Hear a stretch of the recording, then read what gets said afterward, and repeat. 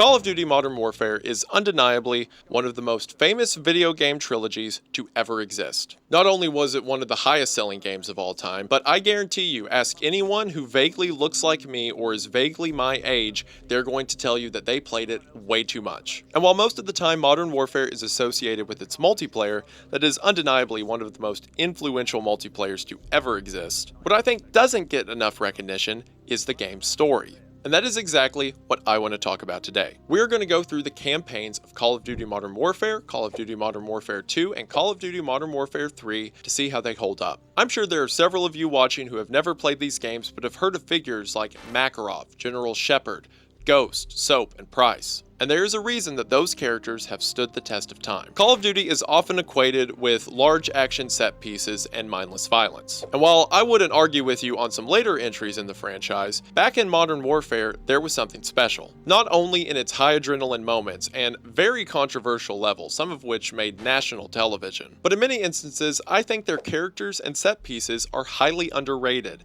so I'm going to talk about them. If you've never played these games, I'm going to summarize and show off their campaign missions. And for those like me who are all too familiar with the series, we're going to take a walk down memory lane, all the while talking about my favorite and least favorite moments from these games, to see what works, what doesn't, and overall, if they hold up. Now originally this video was intended to be twice the length it is now. The original plan was I was going to cover the original Modern Warfare series and then talk about the remake trilogy. But look at the timestamp, so that's not happening right now. And I'm sure some of you all would want to see this madness, but honestly, I feel like the original series, especially after breaking down the details for this video, deserves its own time in the spotlight. So we're going to talk about the OG series now, and then after this video's out, I'm going to get to work on the remakes. And if you just groaned at that because you're tired of hearing me talking about video games, look at what I'm wearing. This is clearly important to me. So if you want to hear about high action violence done both right and wrong, and controversial villains, once again done both right and wrong, then stick around after the ad as we talk about the Call of Duty Modern Warfare trilogy. I'm sure you all know that I've been drinking AG1 pretty consistently for the past couple years, but today I'm here to tell you that I've moved on to something better. And that is AG1 Next Gen. That's right, this video is sponsored by AG1 and their new and improved product. AG1 Next Gen is the latest iteration of AG1 with years of development and research behind it. As you know, AG1 is your one-stop shop for all your daily pre- and probiotics, multivitamins, and multiminerals that allows you to get more energy, gut health, daily nutrients, and immune support supplements out of your day. And now with AG1 Next Gen, they've added 5 clinically studied probiotics with additional vitamins and minerals. And AG1 Next Gen is backed by 4 clinical trials and has been clinically shown to help fill common nutrient gaps and support gut health. But despite this, it's the same easy step at the same easy price. Because as I'm sure most of you know, AG1 just needs 8 to 12 ounces of water and a spoonful of AG1 to start your day off right. Not only is it good for you, but it's a naturally sweet taste that is a great way to start your morning from a health perspective and a enjoyment perspective, I guess. Now to clarify, as always, AG1 is not some kind of miracle drug. You're not going to take it and immediately lose weight and fix all of your problems. But when you're like me and are used to a diet of ramen noodles and leftover pizza every day, then putting the things into your body that your body's been craving does make a huge difference. And if you haven't tried it out before, then now, especially with AG1 Next Gen, there's never been a better time to get in on this offer. That's because if you head to the link in the description at drinkag1.com/Wendigoon or scan the QR code, you will be able to get started with AG1 Next Gen for less than $3 a day when you subscribe. But not only that, you'll also get $76 worth of free extras when you subscribe, including 5 AG1 travel packs, a shaker bottle, a bottle of vitamin D3 and K2, and a metal AG1 canister. They've also updated the design of the travel packs, so they're much more sleek and minimal. And while I never really had a problem with the previous travel packs, I can certainly acknowledge that these are a lot better. So again, to get in on AG1 Next Gen for less than $3 a day and to get all of these free goodies, head to the link in the description at drinkag1.com/Wendigoon or scan the QR code to get in on this incredible offer today. Thank you all so much for watching the ad, and thank you so much to AG1 as always for sponsoring the channel. Their link will be in the description, and we are now back to the video. We are going to go ahead and get into it, but as always, thank you for watching. You know, I didn't realize until this moment that wearing green camouflage in front of a green screen is probably a bad idea. But if I become invisible, then that means the camo is working. It's beating a dead horse to say this, but the impact of Call of Duty 4 Modern Warfare cannot be overstated. Not only did it set the metric for every FPS multiplayer game since, but it was the first game to make modern combat mainstream. COD 4 came out in 2007, and every first-person shooter was either still set in World War II because frankly, it was easier to make, or completely disregarded realism and was just heading in the direction of sci-fi, like Halo. To put it into perspective, in 2007, the same year COD 4 released, Call of Duty's biggest competitor, Medal of Honor, had just released Vanguard and Airborne. Both decent games in their own right, but there's not really a competition as to who became more influential. Now on PC, people who were looking for multiplayer shooters still had some alternatives. 2007 is also the year that Team Fortress 2 released, for example. But in the 2000s, consoles reigned supreme, and growing up when I did, you were either Team Halo or Team Call of Duty. Or both if you had a lot of friends and your parents liked you. I didn't have a lot of friends,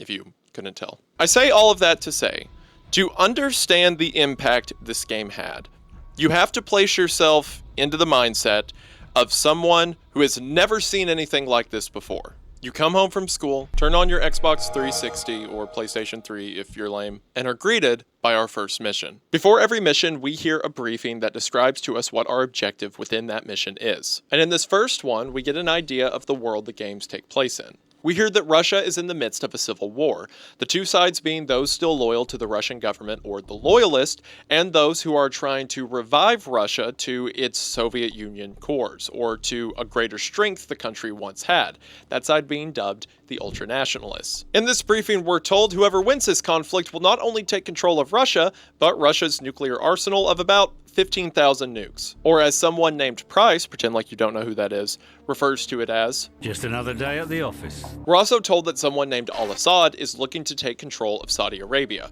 but more on that later. And then finally, the men speaking say they have a new recruit on the team, and our first mission begins in Britain. Our first mission is titled FNG, and stands for, if you grew up in a Christian household, Flippin' New Guy. And true to the title, we are a new recruit for the British SAS. The British SAS, or Special Air Service, is one of Britain's special forces. They're recruited out of other military divisions within Britain. So while our player character may not be new to the military or combat, they are new to this team. Which, playing as the new guy, is a great, if stereotypical, opportunity for us to learn the team as well. At the beginning of every mission, and this will be true throughout the series, digital text appears in the bottom corner to tell us about the mission we'll be playing. Things like the mission's title and location, and it's here that we can see the person we're playing as is Sergeant John Soap McTavish. It's almost weird to say that name out loud considering how influential that character's been, at least to me, because I'm weird. The mission opens in a firing range, and we're told to grab a rifle, and we begin to learn the basics of aiming and shooting. We learn things that have become a meme at this point, like switching to your sidearm is always faster than reloading. All of this is being told to us by another member of the SAS, Gaz. Gaz tells us to knife a watermelon and then remarks, "Nice, your fruit killing skills are remarkable. Captain Price wants to see you." Then after this, we're told to leave the firing range and go to the next hangar over. Funny enough, this outdoor area was originally intended to be part of the mission. There was going to be a segment for throwing grenades, there was going to be a segment for movement, and you can actually see where this area was going to be across from the hangars. But then the devs ran low on development time and decided that what they had was enough. When we make it to the next hangar, we're greeted by who is undoubtedly the most famous character from this series. Right. What the hell kind of name is Soap, eh? How'd a muppet like you pass selection? There will be so much to say about Captain Price as we go on, but for now, he is simply the captain of this team. Price has us rappel down a rope and go through a shoot house that, on retrospect, we'll see as a layout of the location from the second level in the game. This is a fun vignette, with targets popping up and a couple rooms requiring specific directions, like throwing flashbangs. Depending on how fast you get through the course and how many points you've had deducted for missing targets, the game will actually give a recommendation of what difficulty you should play the rest of the campaign on based on your performance. It's also funny because, of course, people have speedran this thing into oblivion, and it's apparent when they do that, the game was not built for people going that fast. So all of Captain Price's lines completely fall in on each other. Go, go, go! Hit the targets! Position 2, go! Hit the targets! Flashback through the door! Position 4, hit the targets! Once a difficulty is selected, we are on to our next mission and our first real campaign mission of the game, Crew Expendable. In the briefing for our second mission, and the first real campaign mission of the game, Price says that the target is a piece of cargo on a ship that is currently in the Bering Strait, and that the information on this cargo came from a Russian informant. There's a security detail on board, but the crew is expendable, hence the title of the mission, Crew Expendable. I know I've already said this once, but you have to, once again, place yourself in the mindset of someone who's only grown up with World War II video games, and then suddenly you're thrown into this. Once again, playing as Soap, we are on board a helicopter preparing to raid the ship. Across from us, Captain Price smokes a cigar amongst the rain and night that we're about to fight in. We rappel onto the first deck and begin taking out the crew, the layout the same as the shoot house from FNG. As we make our way to the lower level, the attack becomes more dynamic. Smaller fire teams break out to cover rooms off the flanks of hallways. A drunk crew member stumbles out of his room before he's shot down. Sleeping crewmates are quietly assassinated. We make our way across the deck of the ship, and as we come into our first firefight of the game, it's apparent that this security detail stands no match to the precision of the SAS. Military might immediately settles the score when a helicopter comes through and lasers down all of the targets on the floor above us. It is hard to explain how well this set the stage for a new era of shooters. And I know for a lot of this I've been speaking in generalization. There were games previously that tackled the modern age, a lot of like the Tom Clancy games, for example. But for the majority of audiences who played COD 4 in 2007, this was the first time they ever experienced anything like this. I mean, sure, they heard stories or saw movies or news footage of helicopters shooting down targets or people rappelling onto ships. But as cheesy as it is to say, this is the first time they ever got to do it. The series will only go up from here, but this is certainly a way to set the standard of spectacle for a modern military shooter. It also sets the standard for a lot of the character moments we'll get throughout the game. When preparing to breach a door, Gaz says, I like to keep this for close encounters. which is a reference to the film Aliens, I believe, but most people probably think it just came from this game. As the team fights through the lower decks, they eventually come across the piece of cargo they've been looking for. The writing inside of the cargo containers in Arabic, another connection to the Saudi Arabian plotline mentioned earlier, and at the same time, the team is told that there are fast-moving jets on the way. So, Soap grabs the manifest, and as they begin to make their way out, the ship is suddenly hit with missiles. Price radios the helicopter to tell them they're on their way up and pulls Soap off the ground. It really is hard to express how many influential or iconic moments from the series come in even the first couple levels. The ensuing escape from the ship also does something that I don't think the game gets enough credit for. This will change the further we get on into the series, but early on, Call of Duty did a great job at creating these big spectacle moments that were also grounded. Like, for example, throughout Crew Expendable, we are a special forces group that have been sent to take out the crew of a ship at night. All of that's cool and really high-level operator stuff, but it's not outside of the realm of possibility. It's not like we're one guy being sent by ourselves to wipe out an entire base, yet.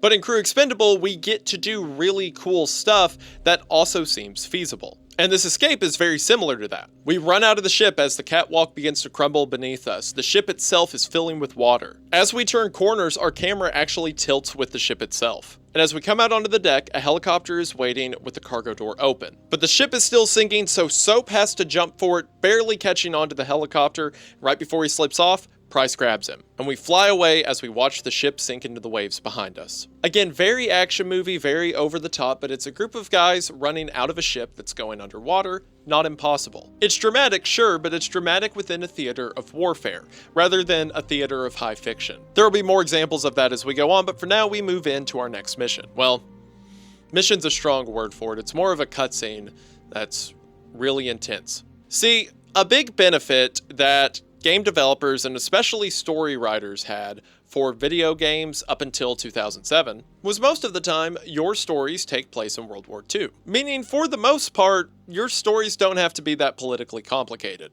Nazis are the bad guys. Shoot those. And every now and then, Imperial Japan, bad guy. Shoot those too. Now, that's not to say they were without politics, but World War II was decisively more black and white than a lot of modern conflicts. See, in 2007, we were right in the hot seat of the War on Terror. And during 2007, the media was constantly filled with stories of bombing campaigns and people that are considered targets around people that aren't considered targets. Proxy wars and disagreements were everywhere. So if you are going to make a game about modern conflict and you're not just going to make up some civil war or a fictional country, then you've kind of got to lean into that controversy, which is what Modern Warfare does in its third mission.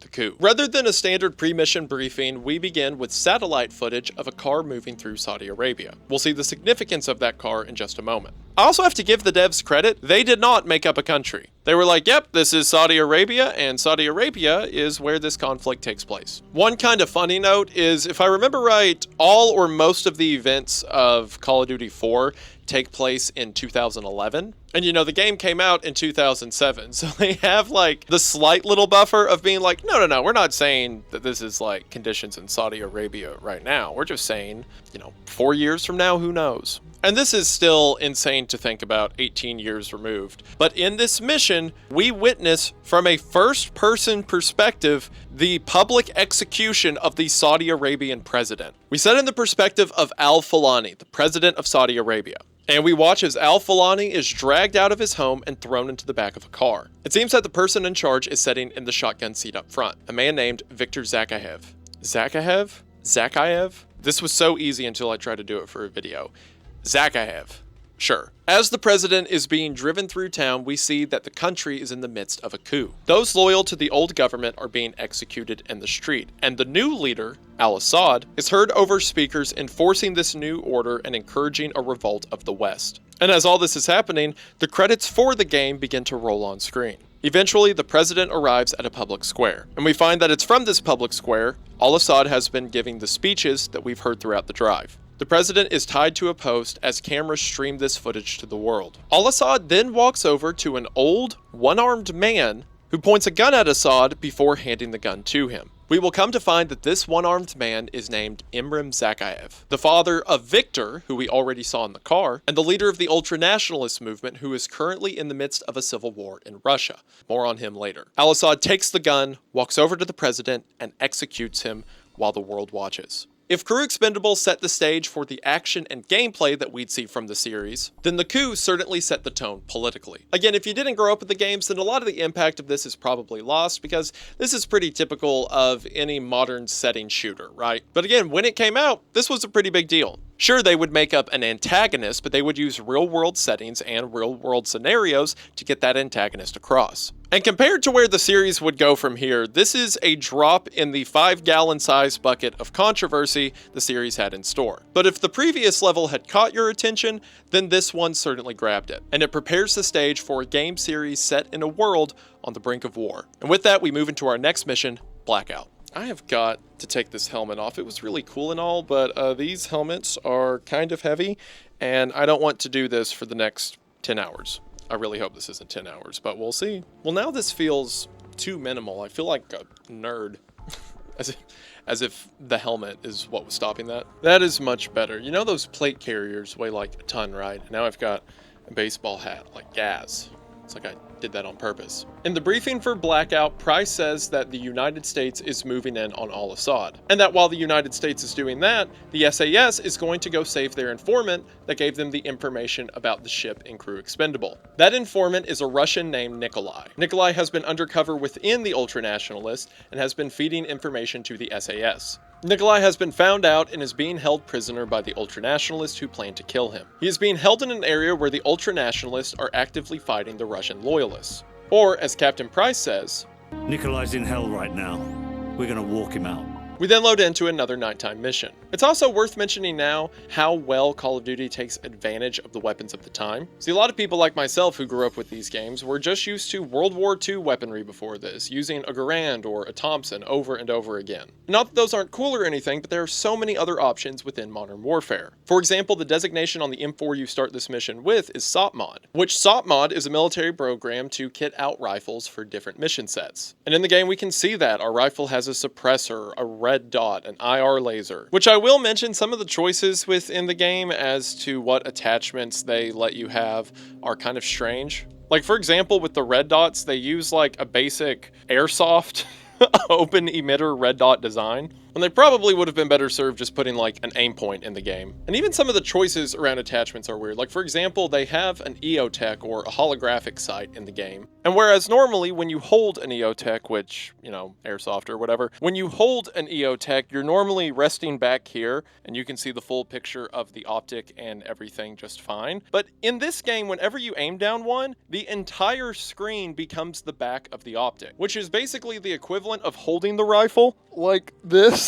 Pretty much like you're setting it over your shoulder and just like shoving it into your eye socket, which I don't know about you, but this seems suboptimal. But even beyond that, some of the choices of when you get to use weapons is weird. Like in this mission, you have claymores, which are essentially motion-activated explosives. And when you encounter your first group of enemies, Price tells you can set down a claymore so that the ultranationalists walk into it. But keep in mind, you are covertly sneaking into the edges of a battle. So maybe don't use explosives? I know it's a thing in video games and movies and stuff like that suppressors are always whisper quiet, and they're not in real life, but I can suspend my disbelief. Sure, I'm using a suppressor, I get to shoot things quietly. That's just a video gameism, whatever. But surely if I'm willing to give you that, you've got to give me that explosives are loud. Even like I mentioned earlier, the M4 you start with has a grenade launcher on it. It's like, okay guys, remember,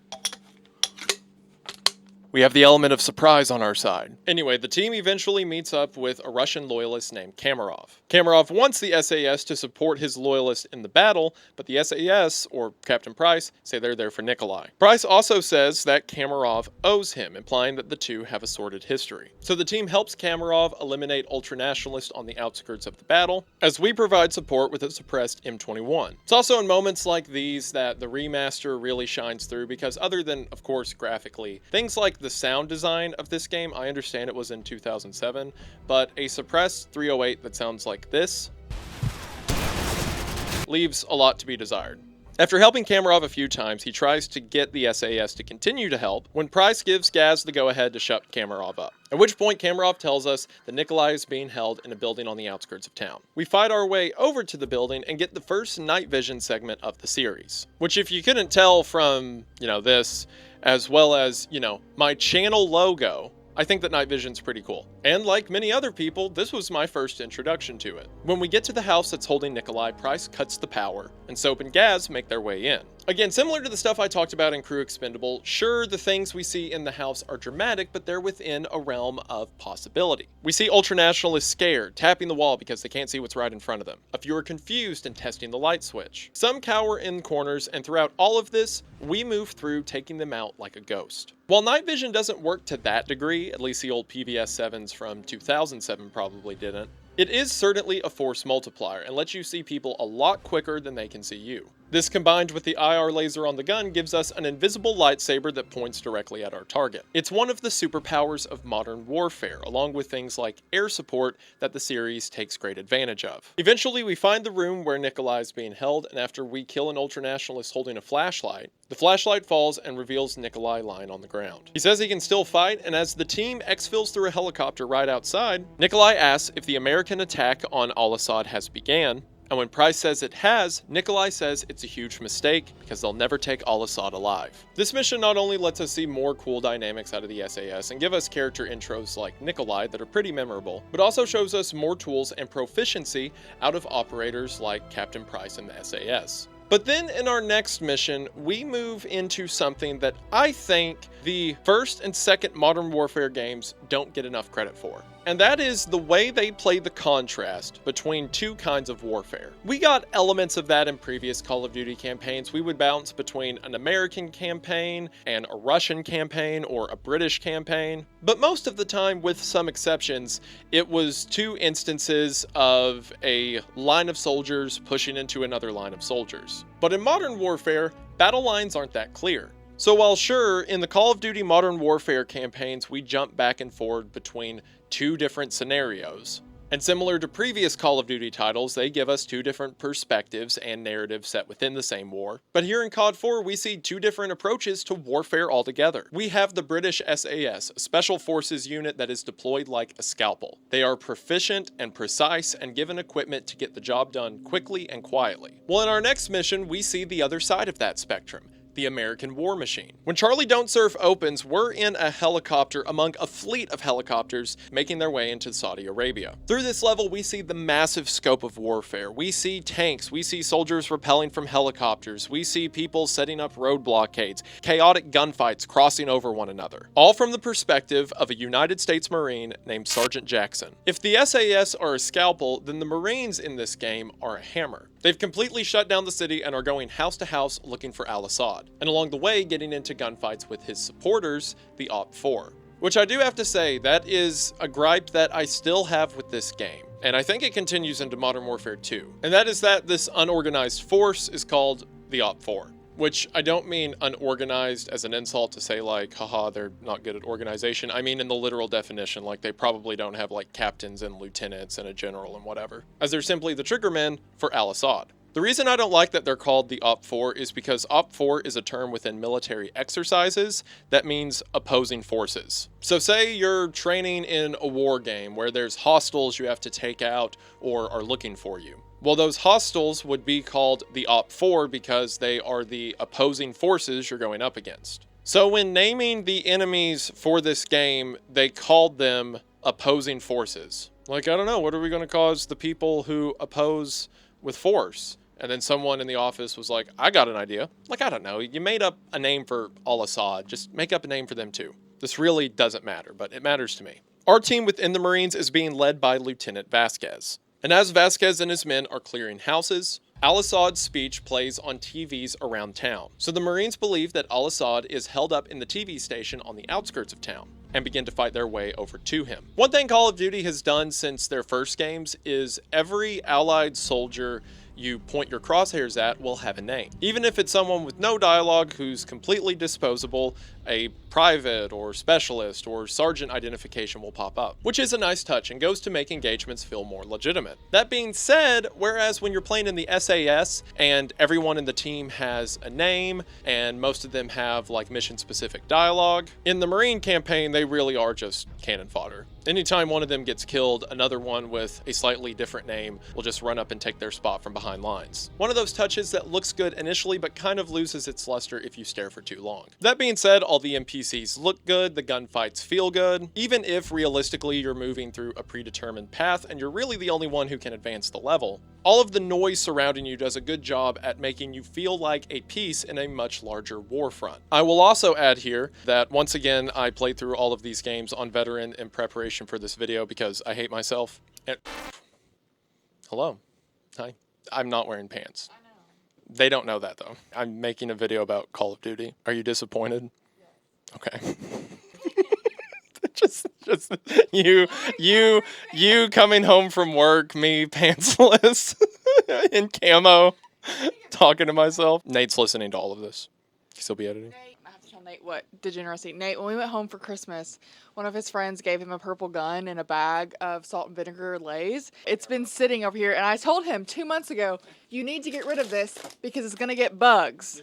He gave him a purple gun as a joke, and he wrapped it in a bag of half-eaten salt and vinegar Lay's. And I told Isaiah 2 months ago, can you please throw those away because it's going to get bugs. It's a Taurus with 2 flashlights. Look at that. It's covered in like chips and stuff. As I was saying, when you're playing this mission on veteran, all of the cars you come across will explode a lot. It probably happens all the time, but you don't notice it until you have to slow down. And it was the bane of my existence. I don't know how many times I died, but it felt like forever. That's because, as most of you probably know, the biggest thing that happens in any Call of Duty campaign when you play on a high difficulty is grenade spam. That's because the higher difficulty you play on, the better the enemy is at knowing where you are, shooting at you, or getting you to change position. And because you die pretty quick, you have to take cover a lot. And if you're in cover, that means the enemy can't directly shoot at you. But what they can do is throw grenades at you. So everything just explodes all of the time. It's really fun and definitely not aneurysm inducing. Also, while I'm dying over and over to grenades, it's probably a good time to mention the Call of Duty death screens. So this is something that I think began here in COD 4, but has continued to my knowledge in every Call of Duty campaign since. Or at least every Modern Warfare campaign since. and that's when you die, a quote appears on screen. Now, sometimes these quotes will just be a fact, like the cost of a single Javelin missile, or the cost of a B-2 bomber. Or sometimes there'll be a sarcastic or humorous quote about warfare from someone like Mark Twain. But other times, they'll throw in quotes that are kind of profound. At least, you know, the quote itself was profound, not necessarily their inclusion in a Call of Duty death screen that you immediately revive from. I mean, maybe if you died and then a quote appeared on screen and you can't play the game anymore, that's kind of profound. But sometimes it'll be a quote about good men dying in war, or about the travesty of war in general. There's even a few I remember that I was first introduced to while playing Call of Duty. Like, for example, the Albert Einstein quote, "I know not what weapons World War III will be fought with, but I know that World War IV will be fought with sticks and stones." Or this quote from Voltaire that says, "It is lamentable that to be a good patriot, one must become the enemy of the rest of mankind." Robert E. Lee's quote, "It is well that war is so terrible, or we should get too fond of it." Or this quote by Bertrand Russell, "War does not determine who is right, only who is left." I feel conflicted about their inclusion in the games. Sometimes you just learn a fun fact, like, wow, I didn't know that a B-2 cost literally billions of dollars. That's real, by the way, look it up. Imagine how that pilot felt when he crashed one, like a year or two ago. More money than any of us will ever see in our life, right there, in pieces, on a runway. And I'm happy they're in the game, if for no other reason than the fact that my first exposure to a lot of these quotes was when I was a kid playing Call of Duty. But sometimes they feel weirdly out of place. Like, maybe if you save some of the more dramatic or heavy quotes for climactic moments in the game, or dramatic deaths that the player can run into. Because a lot of these quotes lose their gravity after you've been blown up by the same car for the 8th time in a row. Again, it's not that I think they're a bad inclusion, I just wish they were implemented with a bit more strategy, rather than just all of them being thrown out in a random selector at any moment. But it is another implementation of the developer's determination, albeit successful or not, to stick with the themes of the game. Hey, we're going to talk about warfare, we're going to talk about coups in Middle Eastern countries, we're going to talk about civil wars in countries that have tenuous relationships with the United States. Here's real quotes from history from themes we are trying to express in this game. And I have to give respect for that regardless of how successful I think it came out. It's certainly something the devs didn't have to put in the game, but overall I'm glad they're there. It's also worth mentioning here, since I kind of brought up the idea of the devs committing to the controversy of these games, that while yes, a lot of the aesthetics they're using are controversial, like Americans raiding homes in the Middle East, they have created a villain and conflict that is much and more black and white compared to the real-world counterparts of that setting. Al-Asad, for example, in the game was the former military leader of Saudi Arabia. He, once again, executes the president on live TV, and then launches into a full dictatorship of the country with the eventual goal of destroying the West, with nuclear weapons that he is trying to procure from the ultranationalists who are trying to take them from Russia, by, you know, taking over Russia. That is a target you're not going to hear a lot of complaints about. Or the ultranationalists, for example. We haven't seen a lot of them or their leaders yet, but they're called the ultranationalists for a reason. They believe in Russian supremacy and dominance overall. And as we're going to see throughout these games, there is no body count too high to stop them from placing Russia over the world. So while yes, we get a lot of the aesthetics of modern conflict, there is some minutia in the teeth of the controversy of modern conflict that gets lost. Every target we run into is a good target. It is a person with a gun that is shooting back at us and ready to die for their beliefs. There's never controversial targets or targets mixed in with non-targets. At least not in the original trilogy. When we talk about the new trilogy, we'll get into that. Which is why I think this came to mind in association with the death quotes that appear on screen. Those quotes are from real, complicated conflicts that took real human lives. So while in the real world a lot of these sayings have gravity or weight attached to them, in the game we're simply good guys who are shooting at bad guys. So when the bad guys shoot at us or throw grenades at us a little too much, and we see a quote from real conflict, it's kind of insulting. Not insulting in a way that I'm offended, but insulting to the nature of warfare. When we see quotes about how warfare is awful and how the winner determines history, it feels weird to compare that to a game where the lines are so black and white and ultimately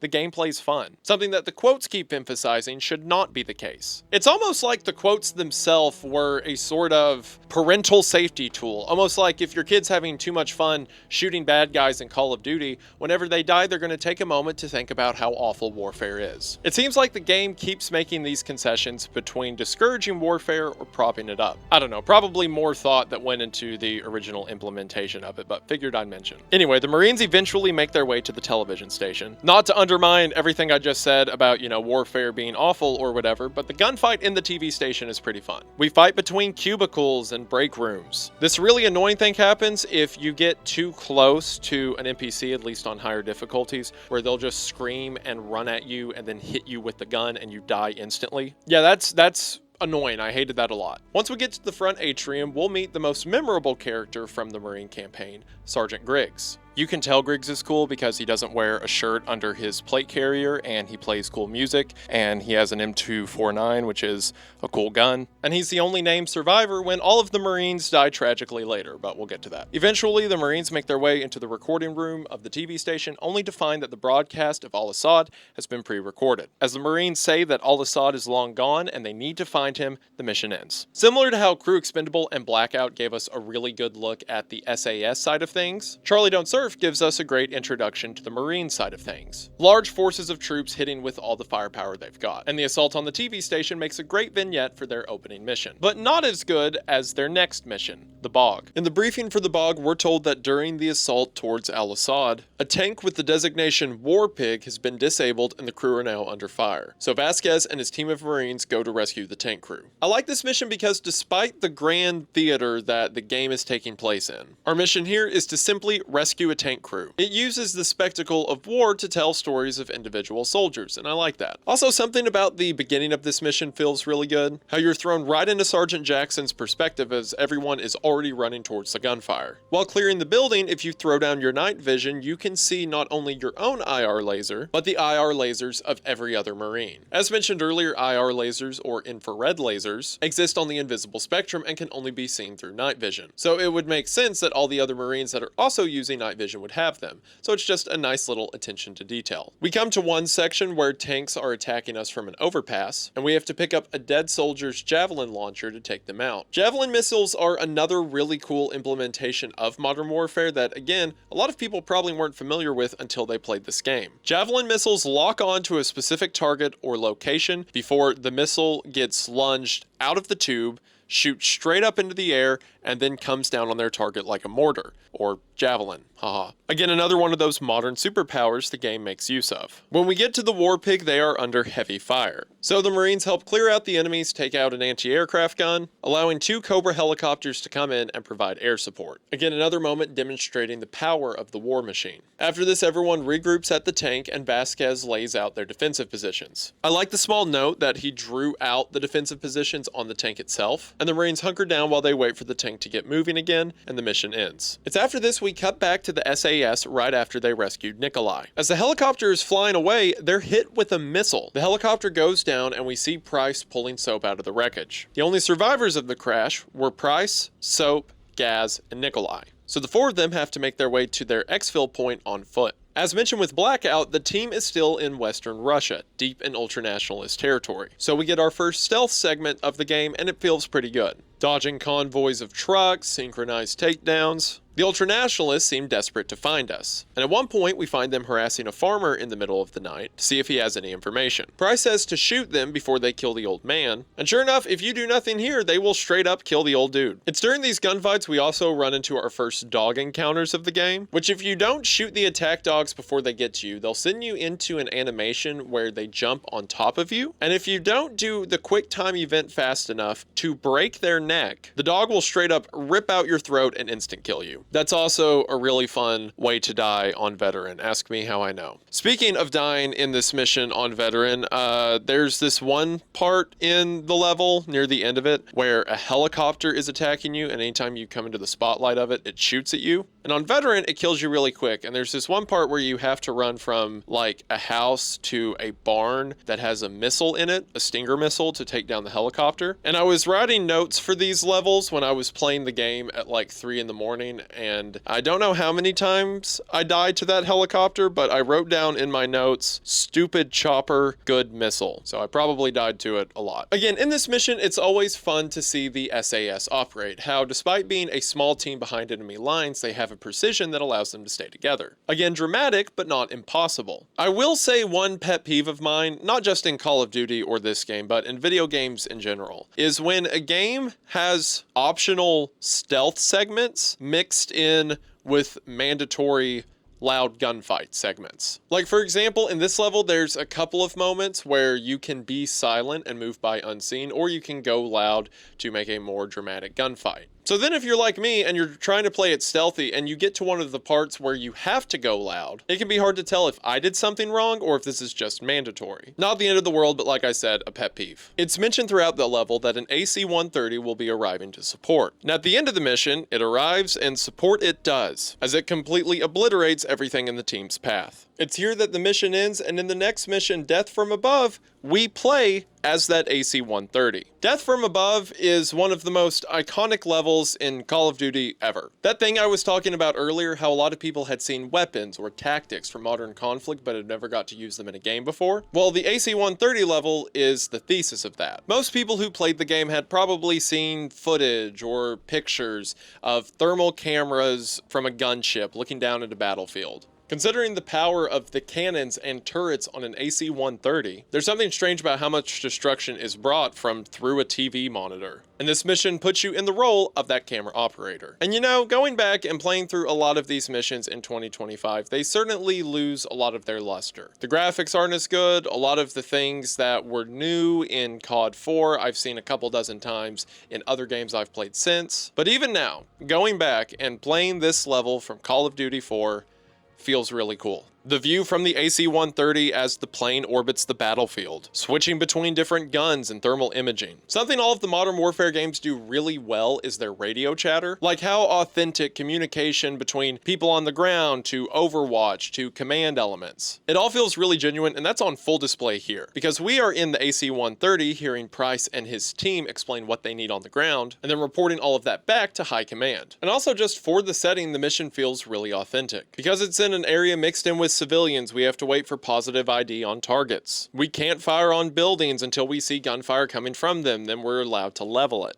The visual aesthetics are great. RPGs that are fired on the ground leave behind smoke trails. We're given different rules of engagement in different areas, like for example being told we're not allowed to fire on a church. And after fighting on the ground for several missions, it is a stark difference to see how invincible we are in the sky. Death from Above truly lets you wield a warhammer of war. As we cover Price and his team, they steal a few cars, and they make it to their extraction point where helicopters take them away. Again, it goes to show just how impactful Modern Warfare was. You could play another World War II game again and shoot people in France or at Normandy again. Not saying there's anything wrong with that, but you know, we've all done it like 12 times at that point. Or you can man an AC-130 gunship. It's up to you. Our next mission, War Pig, takes us back to the Marines. Instead of the normal briefing for this one, we hear a series of newsreels that are explaining the American assault on Al-Asad. It does a good job at portraying how large this war effort is. And it puts the player in the shoes of a single soldier amongst a giant unanimous push to get one guy.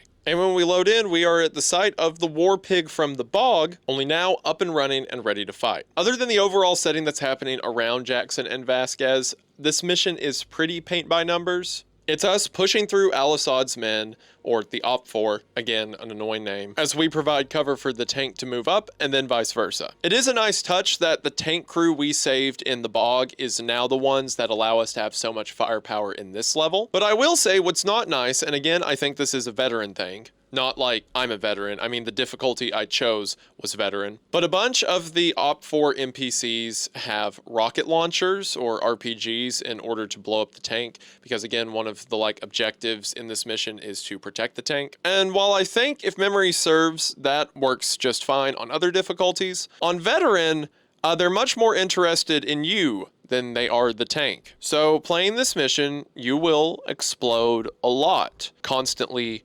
forever, forcing you to mostly stick to interiors so people don't have a line of sight to you, which is a good idea in theory until like 15 people spawn in the same hallway. Near the end of the level, the Marines are taking fire from an upstairs balcony, so Griggs and Vasquez push up a dumpster to provide moving cover, which is neat. Then at the end of the level, we're about to be attacked by one of Al-Asad's tanks, but then the War Pig figures out where they are through a building and fires a round through the building into the tank, instantly destroying it, which was really cool when I was like 11 years old and is still cool now. Our team makes it to their extract, but are told that Al-Asad has been cornered in the capital city and it's all hands on deck to get him. Which leads us into our next mission, Shock and Awe. Again, playing as Sergeant Jackson, it takes place immediately after War Pig. In the briefing, we see the scale of this operation. A total of 30,000 troops are surrounding the city in order to make sure that Al-Asad doesn't make it out. He's reckless, he wants a high body count, and he has the means to make it happen. It's now or never, and the beginning of the mission shows the weight of that. It's like the intro of Charlie Don't Surf, but on steroids. Not only do we see helicopters, but we see tanks and ground detachments and jets, all attacking in different sectors in a coordinated effort to make sure that Al-Asad doesn't escape. In the helicopter we're in, Jackson is manning a Mark 19, or in other words,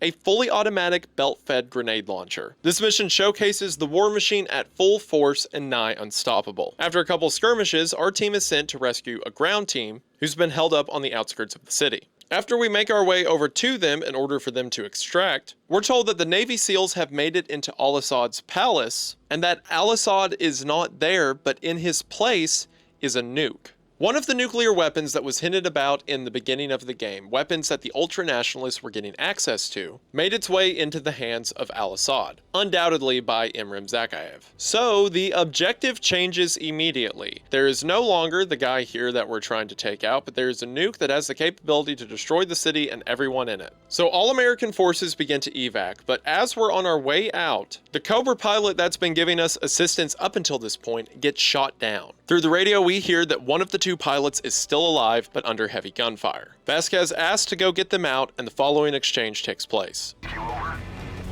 2-5, be advised. You will not be at a safe distance in the event that nuke goes off. Do you understand? Roger that. We know what we're heading into. To me, small vignettes like this, yes, the SAS and Captain Price and Soap and all of that, they're cool, I get it. But little moments like this are what make up the best moments of Call of Duty for me. If you're going to have all this high action and you're going to have our characters fighting from behind the turrets of military might, then the thing that makes me care about them, other than just boots on the ground, is sure showcasing character dynamics and relationships, but especially bravery. It adds weight to a lot of the conflicts we take part in. It makes me care about the characters just a little bit more. Sure enough, Vasquez and his team drop on the ground, and we have a timer to go rescue the downed pilot before it's too late. After we pull the Cobra pilot out of the helicopter and bring them back to our helicopter, we take off and begin to make our way out of the city along with the rest of the American forces. Till suddenly, the unthinkable happens. I repeat. Everyone hang on! Nuclear weapons have been the monster in the closet of every conflict since 1945. For all of human history, only 2 nuclear weapons have ever been used in conflict, yet it has decided the course of history ever since. We have spent this entire mission, the entire Marine campaign up until this point, showcasing how unbeatable a military superpower is, only to watch it be eviscerated in a flash. If you're going to make a game about the beast of war power, then you have to show the monster that the beast is always afraid of. And then if that wasn't enough, the next mission, Aftermath, is like the Coup earlier in the game in that it's mostly a cutscene, but it's a cutscene of Sergeant Jackson dying in the aftermath of the nuke. From our first-person perspective, we see Jackson crawl out of the downed helicopter in the fallout of the nuclear weapon. He lands in the street, the body of Vasquez lying next to him. The buildings around him turn to rubble. A playground nearby literally voices the laughter of now dead children. And in his final moments, Jackson stares at the mushroom cloud as he fades into the light. At the end of Shock and Awe, we saw the list of soldiers that were killed in this explosion, all 30,000 of them. Here at the end of Aftermath, we see that our player character, Sergeant Jackson, is among those killed in action. This, like a lot of other things that have happened in the game up until this point, was unprecedented for the time. Like, not killing your player character, that's happened before, but making a game about the American military and then they lose. Think about it, when we first started playing as the Marines, their mission was to get Al-Asad, and they kept chasing him, and then it turns out Al-Asad tricked them, and now everyone's dead. And it doesn't pull punches either. Similar to the third thing we saw in this game being a first-person public execution, here we get to play as a Marine that dies of a radioactive death. If nothing else, it is gutsy, and one of the reasons that COD 4 remained in people's memories for as long as it has. Well, as you could imagine, the hunt for Al-Asad is now as on as it ever was. So Nikolai gives the SAS a safe house that he believes Al-Asad is hiding in. So we switch back to the SAS as they go in for the kill in the next mission, Safehouse. Price and his team once again link up with Kamarov, who helps them assault the compound. It's a fun dynamic here. Effectively, there's 3 buildings and you can choose to clear them out in any order you wish. Sometimes on harder difficulties, again, ask me how I know, it can be frustrating to take fire from one of these buildings as you're trying to clear out another one. But between the SAS and all of Kamarov's guys, as long as you get far enough into an encounter, normally your friendlies will come up with enough force to take out the enemy. A lot of people probably don't know this, but Al-Asad will always be in the last house you check. Now, 3 of these houses are very close together, and there is a barn way out at the edge of the map. So typically, because you start by the 3 houses, most people just clear those 3 and then go to the barn, and that's always where they find Al-Asad. But if you want to play it differently for whatever reason, you can start at the barn out there, and then again, whichever one is the last one you check out, that's where he'll be. His guards are killed, and Price takes him alive. We then cut to a while later after Al-Asad has been tortured for some time, with the SAS asking again and again where he got the nuke. Until suddenly, Assad's phone rings, Captain Price answers it, and after hearing whoever it is on the other end, executes Al-Asad. Gaz asks who it was, and Price says it was Imran Zakhaev. So I need to give a little context for that move to make sense. We know that Imran Zakhaev is the one who supplied the nuke because we knew that Zakhaev and Al-Asad were working together, and also because I told you to make things less confusing. See, in the coup, when we were playing from the president's perspective, we saw Zakhaev hand Al-Asad the gun. But the rest of the world didn't see that. For all they knew, Al-Asad acted alone, overthrew the government, and was staging a coup on his own volition. Even the player, on their first time playing that mission, they have no context for who Zakhaev or his son Victor is. So the first time you play it, it's just a weird one-armed guy that handed Al-Asad the gun. But when Price picked up that phone and heard Zakhaev on the other end, he put 2 and 2 together and figured out that Al-Asad is just a puppet. As we'll find out in the next mission, Price knows Zakhaev and knows that he's smart. If Zakhaev was to lead the ultra-nationalist in a civil war against the Russian government, well, that wouldn't go over smoothly with world governments. Zakhaev knew that if Russia or any sovereign nation in the world was getting overthrown by a rebel fighting force, well then countries like the United States and Britain would probably step in. That is, unless of course there was a coup in Saudi Arabia and the person running that coup said that America would be next. So Zakhaev needed Al-Asad to start the coup in order to stage a distraction. A distraction that effectively tied up American resources in the Middle East, allowing him to continue his operations in Russia unabated. That's not to say Al-Asad wasn't a willing participant in everything he was doing. He certainly wanted to overthrow the government and did hate the West, but his choice of when and how wasn't really his to make. Also, in hindsight, I really like how in the coup, Zakhaev points the gun at Al-Asad before he hands it to him,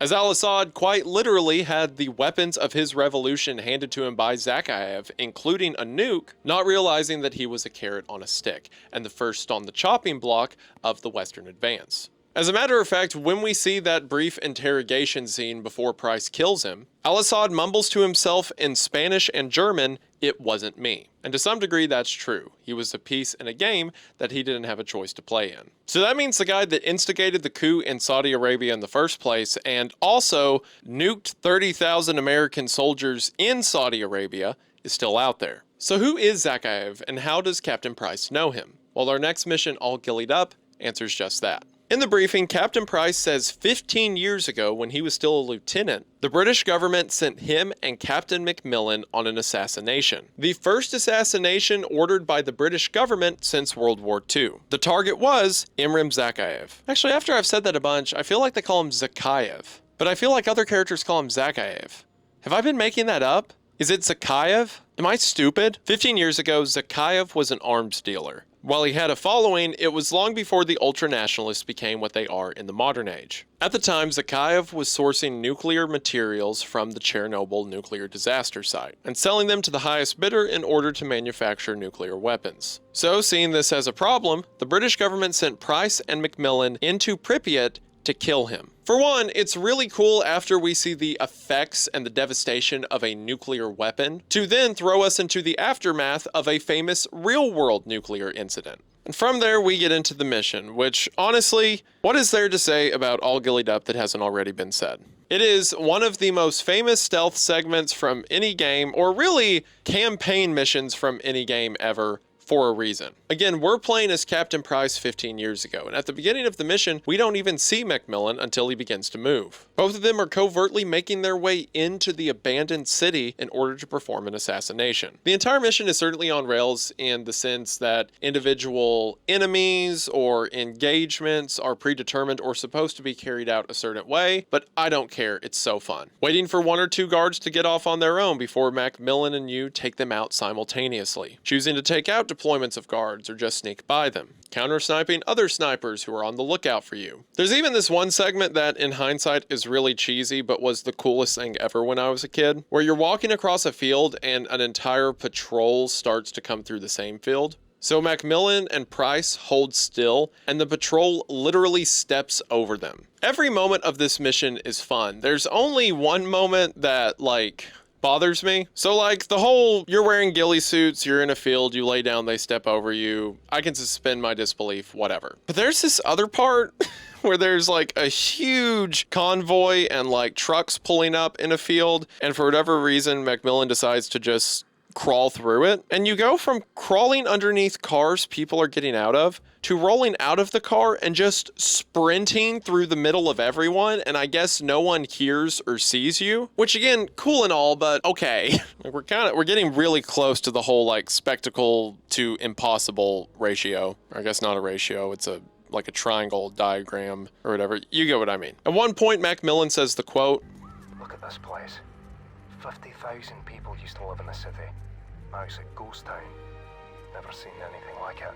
So not only do the characters interact with Chernobyl and Pripyat aesthetically, but they directly call out the horror and the gravity of the setting they're in. I was talking to my buddy Drew, shout out Operator Drewski, the GOAT, but I was talking to Drew about these games in preparation for making this video, and he said something interesting. He said that these games have a great understanding of where the player wants to go. And I never thought about it that way, but that's absolutely true. When you're in a setting like the Middle East, you want to do the large scare war machine efforts, but you also want to do the door-to-door, house-to-house clearing. And in these games, you get to do all of that. And here when you're at Chernobyl, you get to do all the sneaky stuff in the fields, but then you want to walk through the abandoned expo centers and the abandoned apartment complexes and the abandoned city centers. And much the same, you get to do all of that. You leave every setting in this trilogy satisfied that you were there. And it's something to be said that the game uses its locations to its advantage. Also, for a game that up until this point has been very high speed, take out targets, eliminate everyone you see, All Gillied Up is very reserved. Not only in the fact that its stealthy kills over the loud gunfights we're used to, but even in its bullet count. In most previous levels, again, especially on Veteran, I was dumping hundreds of rounds out of the gun the game gave me at the start of the mission and was having to pick up enemy guns by the end of it. But when I was playing through All Gillied Up for this video, I fired a total of 7 shots in the whole level. But those 7 shots are far more memorable than nearly any other shot in the campaign. The game is able to temper itself when it counts, and I appreciate that. Eventually, Macmillan finds a hotel to which he says the top floor will give them a vantage point to an arms deal that Zakhaev is supposed to be at, and with that, the mission ends. Our next mission, One Shot, One Kill, takes place immediately after this. And we see that Price and Macmillan waited in the top floor of that hotel for 3 days. Why the arms deal was shut down after Zakhaev's men, and assumedly the men of whoever he was doing the arms deal with, all of their guys were found dead in the fields outside of Pripyat. Why they didn't shut it down, I don't know, but they did it anyway. We once again assume the role of Price as the arms deal is beginning to take place. We load up on a Barrett 50 cal, which a Barrett 50 cal is an anti-material rifle. It would not be a gun you would use for a long-range precision shot, but it's a cool gun. Whatever. That may be the nerdiest actually I'm going to pull in the whole thing. Probably not, but we'll see. The shot we are going to take is from a considerable distance. So Macmillan tells us to watch the flag that is set up at the arms deal to see the wind's position. Because depending on how strong the wind is blowing and what direction it's blowing, our bullet will curve with the wind. Once the deal begins, Zakhaev steps out, and from here until he walks away and we get a mission failed, we can take the shot at whatever time seems most suitable to us. Regardless of how or when you shoot him, the round will always fly and rip off Zakhaev's arm, with Macmillan remarking it's a good shot and he'll probably die of blood loss. But as we know in the present day, that did not happen, and also explains why Zakhaev only has one arm. Immediately his men are onto us. A helicopter locates our position and we quickly kill the pilot before rappelling out of the hotel and making our escape on ground. A cool detail here is you'll always have the M21 that you had during All Gillied Up. And if you're playing the campaign through and are playing one shot, one kill right after you played All Gillied Up, your other gun will be whatever it was when you finished that mission. But if you're just selecting by individual missions and just play one shot, one kill, then the game will just give you an AK for your second weapon. All of the stealth from All Gillied Up is completely gone, as all of Zakhaev's men are trying to kill you really loud all at once. This is a lot of guys for two people to effectively push their way through and get out, but it's cool, so whatever, I guess. It bothers me, but it probably doesn't bother anyone else, so I'll shut up. We fight our way through the abandoned apartment complexes of Pripyat. It allows for some cool gunfight segments where you can set up claymores on certain doors as you're fighting people in one direction. And when you hear the claymore go off, you know that enemies are starting to pour in from that previous doorway. Again, this is one of the reasons I like playing the games on Veteran, because if you're playing it on a lower difficulty, you can pretty much just shoot people as you see them and keep running. But if the game is difficult, it forces you to use the game's tools to your advantage, and because of that, you get some unique engagements. Eventually, you make it to one passageway between two buildings, and a helicopter begins to target you. Macmillan takes a knee and shoots the pilot, but as the helicopter goes down, it crashes into the ground, and in the wreck, destroys Macmillan's leg and nearly kills him, forcing you to carry Macmillan throughout the rest of the level. I will say this is all fine and dandy, but after you've played the game enough times and you go back and watch the whole animation that gets Macmillan injured, it's really goofy because there is so much distance between him and the helicopter, and he takes so long to respond to it crashing towards him. And as he's starting to run, he just falls. I mean, I don't even care that the helicopter took out his leg. Just could they have made it start a little closer so he didn't have to like throw his arms up and like trip twice trying to get away? Anyway, you carry Macmillan through the rest of the level, and as you're approached by enemies, you set Macmillan down and he provides cover fire while you take out the enemies and then pick him back up and continue on your way. You eventually come to an extraction site beneath a large Ferris wheel. It'll be some times before the helicopters get there, so you set Macmillan up in the grassy area behind the Ferris wheel, and then load up the area in front of you with claymores and C4. And if you're like me, this is really cool for 5 minutes, and then it's 5 minutes of trying to find the most convoluted way to gimmick your way out of the rest of the mission. Because eventually so many people come, you can't keep up with them, so you just have to get in a corner where Macmillan will kill them, and they think they can see you, but they can't really, so they don't move over towards you. They just keep shooting at a wall. And then eventually the helicopter shows up and you can just pick up Macmillan and get on the helicopter. It doesn't help that the higher difficulty you pick, the longer the amount of time it will take for the helicopter to arrive. So yeah, don't judge me. You don't know the things I've been through. And as we fly away, the mission ends, giving us not only history of Price and his former expertise, but why his war with Zakhaev is personal to him. So with this flashback out of the way, we then cut back to the modern day, right after Price put a bullet in Al-Asad's head. We're told in the briefing that it's taking some while for Extract to get there, and that all of the ultranationalists are now closing in to kill the SAS, and that the team is going to have to hold out against them until rescue arrives. This is an interesting dynamic because it's the same map from Safehouse, only now in the day, and instead of being on the attacking side, we're now in the defensive. All the team members have set up explosives and defensive positions throughout the small town, and we get to use all of that firepower to hold out. The mission is called Heat for a reason. It's incredibly fun to wait for the ultranationalists to come up before you set off the explosives, to use the minigun that is in a downed helicopter to hold off waves of enemies. Initially, the team hears that Extract will be at the barn at the back of the map. the same one that most people would have killed Al-Asad in. But after defending their way all the way to the barn, the team is told that that landing zone is too hot and they instead have to go down the hill they were just fighting away from for extract at the river, the same place they infilled during Safehouse. We're getting a lot of enemy radar signatures. Try to land closer to the bottom of the hill to avoid a lockout, over. This entire segment is punishing on Veteran. There are so many people you have to shoot your way through.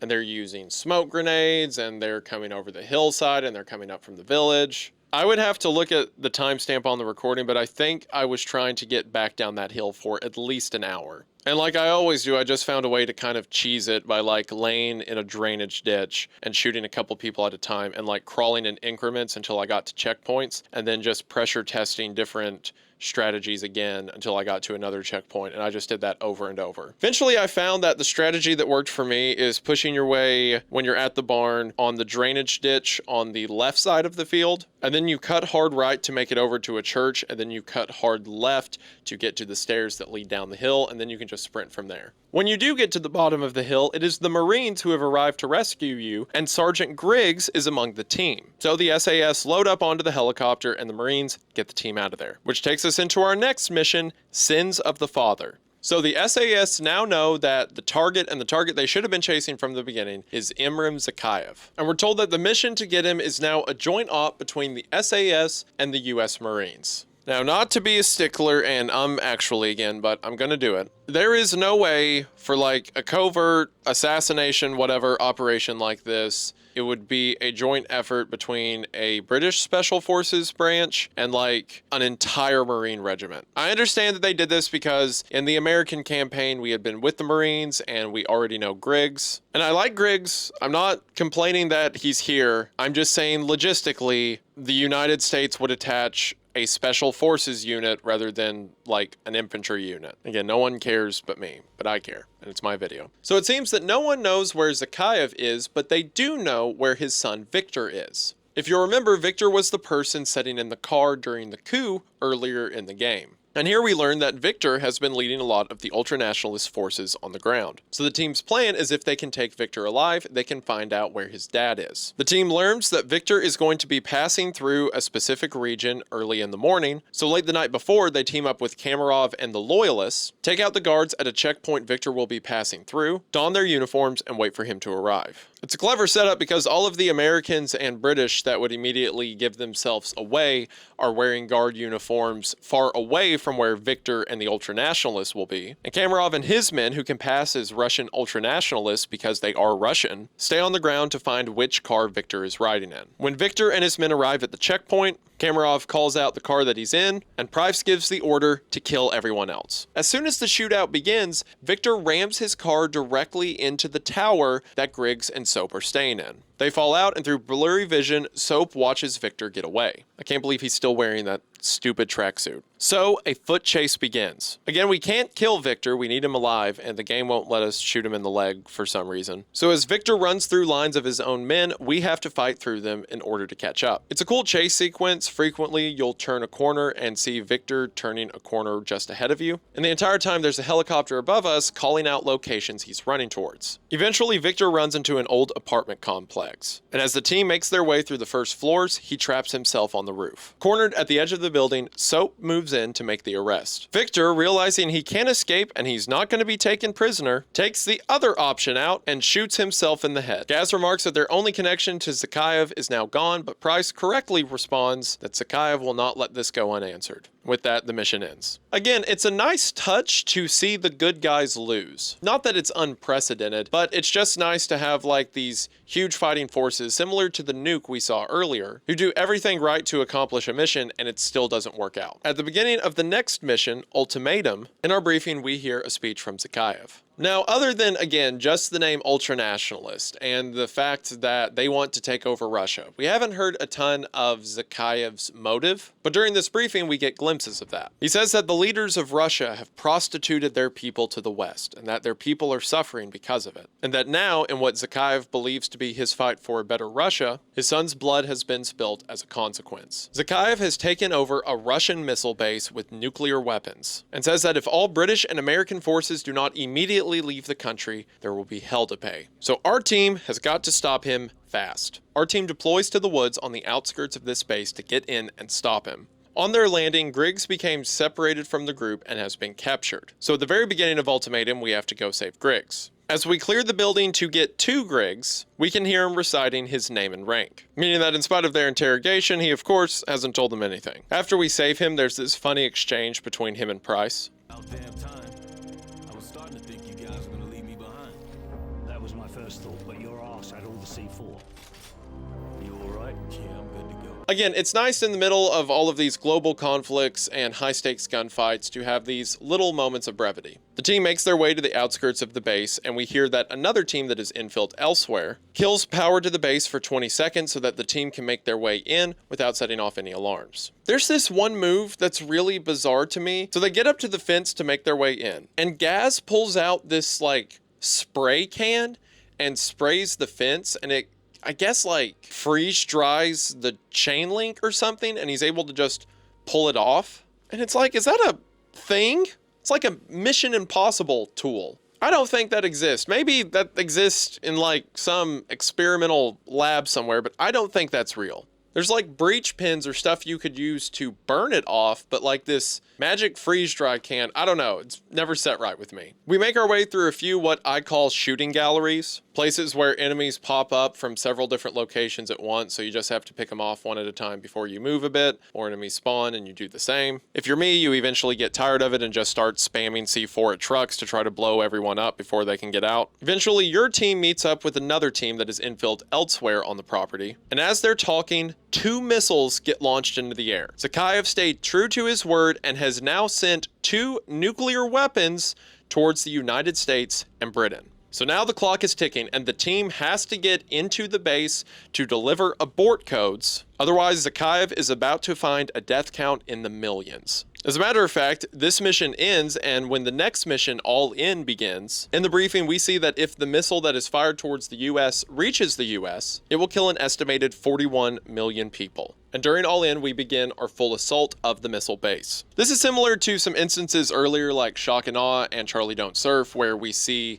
like full-scale warfare or like the war machine working in tandem with each other. Even in small touches, like the sniper team we met at the end of the last level Ultimatum are up in the hills, and you can hear their gunshots and see them giving covering fire for you as you work your way through the base. Otherwise, this mission itself is pretty short. You just clear out the top level of the base, take out some BMPs, before the team cuts holes in the air vents and rappels down into the bowels of the base itself. With that mission ends, and our next mission, No Fighting in the War Room, begins. For one, the title of this next mission, No Fighting in the War Room, is a reference to the movie Dr. Strangelove, and that has nothing to do with anything. I just wanted to bring up Kubrick. Now, for most of the game so far, sure, there's been a lot of action movie set pieces, or there's been a lot of, high stakes, high operator stuff. But for the most part, it has tried to keep itself in a footing of real world engagements versus just, action movie stuff. Well, in this mission it's just action movie stuff. And I'm not even that mad about it. I mean, the game's been good with it up until this point to keep a realistic grounding, so it can be a little zany in its final moments. As we fight our way through the missile base, we see bodies lying on the ground from previous fights of other groups that have already pushed through these hallways before us. Again, every world power that can is sending troops to try to stop Zakhaev.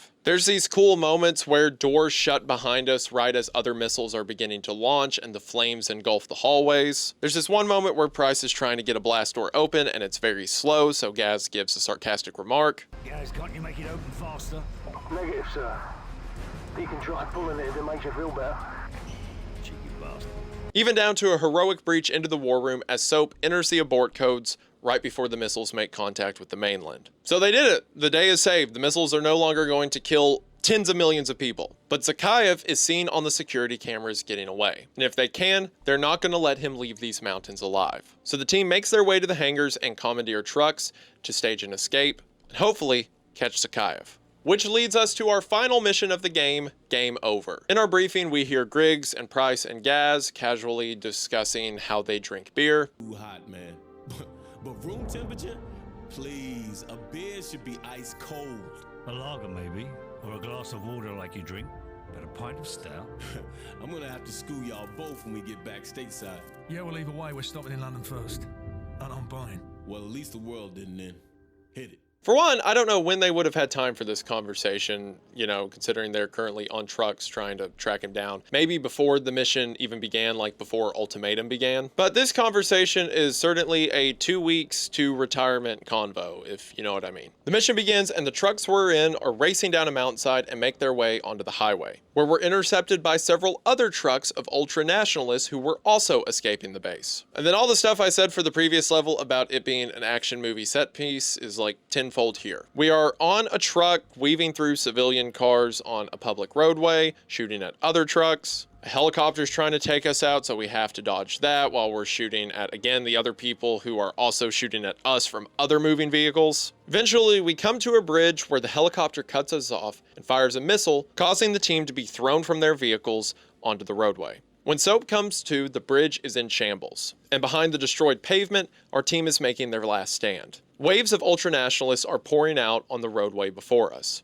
In the midst of the gunfire, a tanker truck on the bridge explodes. Our team around us is being slaughtered. Griggs tries to carry us to safety before he has to stop to fire back, and in the midst of his gunshots, he is cut down and killed. Price is injured, trying to get back onto his feet, but on the verge of collapse. And as Soap looks forward, we see that Zakhaev is now standing at the end of the bridge. Flanked by 2 guards, it seems that just as we couldn't let Zakhaev get away, Zakhaev refused to let Price escape as well, determined to kill the man who took his arm and his son.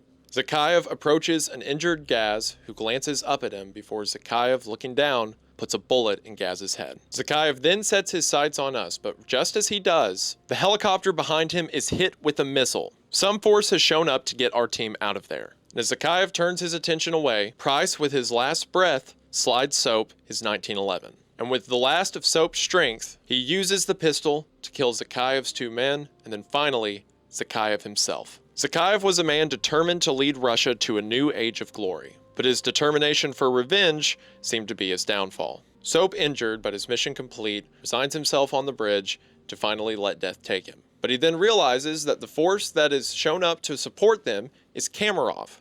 Kamarov and his loyalists descend onto the bridge and begin to provide evac for Soap. We see another loyalist trying to revive Price, seemingly to no avail. And in the final moments of the game, as Soap is being extracted off of the bridge, we hear a news report that shows us how clueless the world truly was to how close they came to death. Because as far as the news report is concerned, there have been rumors of infighting among ultranationalists, and humorously, the search for a boat lost in the Bering Strait has been called off. The boat we watched sink all the way back in Crew Expendable. Also, after beating the campaign, you unlock a bonus mission called the Mile High Club, where you play as an SAS team member who has to rescue a hostage from an airplane while it's in the sky. You have to fight through waves of enemy before you eventually do a breach, save the hostage, and then parachute to safety. For one of the SAS members is Walcroft from earlier in the campaign during Crew Expendable, so that's cool. And this apparently was originally going to be a mission in the campaign, but there wasn't really any place that it would fit, so they just made it a fun challenge mode at the end of the game, which on its own is pretty neat, and beating it on Veteran is so difficult that there's an entire achievement for it. Not really relevant to the story, but a nice touch. And with that, Call of Duty 4 Modern Warfare ends. I've talked about it throughout the video up until this point, but it is once again hard to overstate how impactful this game was. Not even touching the multiplayer, which was a landmark in itself. But this campaign changed the possibilities of dynamics, set pieces, and the era that war stories could take place in. It is a landmark title and always will be for good reason. But if you want to know what I think of it, despite how great it was, despite how cool the characters are that it set up, the best thing COD 4 ever did was allow Modern Warfare 2 to exist. And I'll explain what I mean by that right now. Let me put into perspective how important Call of Duty Modern Warfare 2 is to me. Modern Warfare 2 came out in 2009. This was the beginning of the development cycles between Infinity Ward and Treyarch.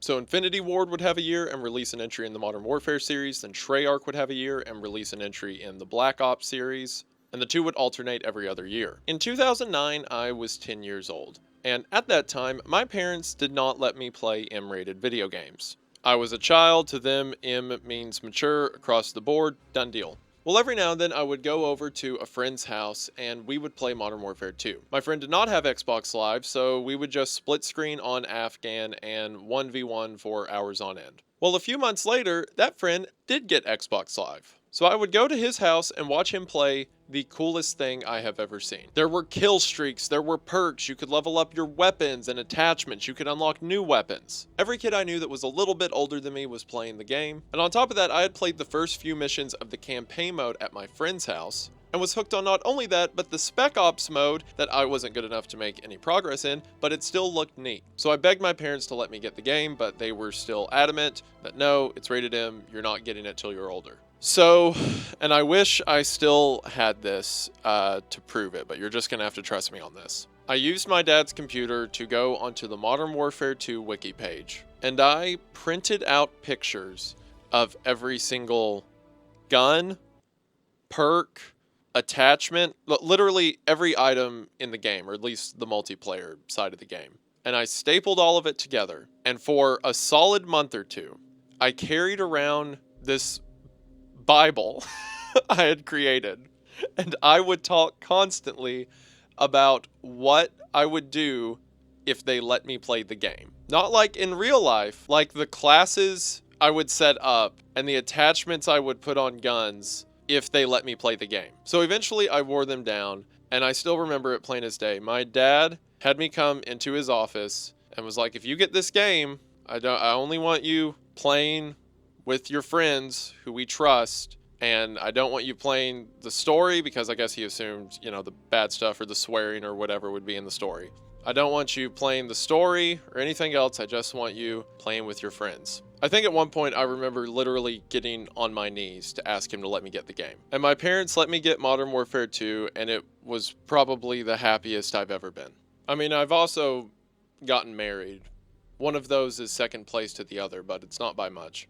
So I played the multiplayer with my friends, learned a lot of new words in game chat that I don't even think they thought of putting in the campaign. But I still never played the campaign because I was a good kid and my dad hadn't approved it yet.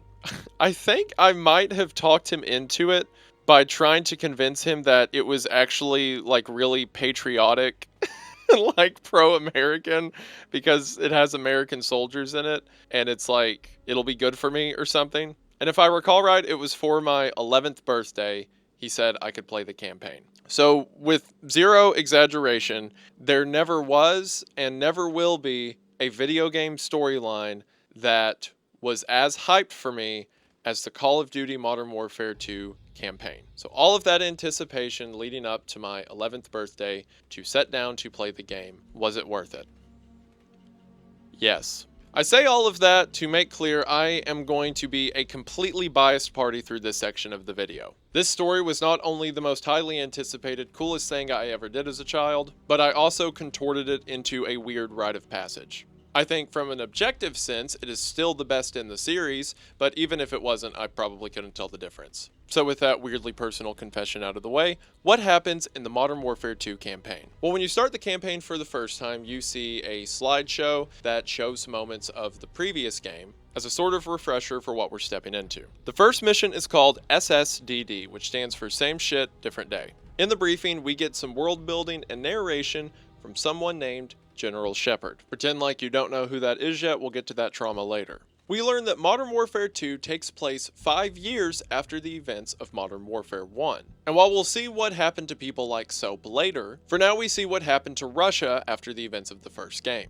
Despite Zakhaev being killed, the ultranationalist party still came to power. It seems that Zakhaev's death maybe ended the conflict, but there was enough support on the ground for the ultranationalists that they became the ruling party. Or at least their influence dramatically changed the government in their favor. We see that in Moscow, a massive statue of Zakhaev has been erected, with the nameplate describing him as the hero of the new Russia.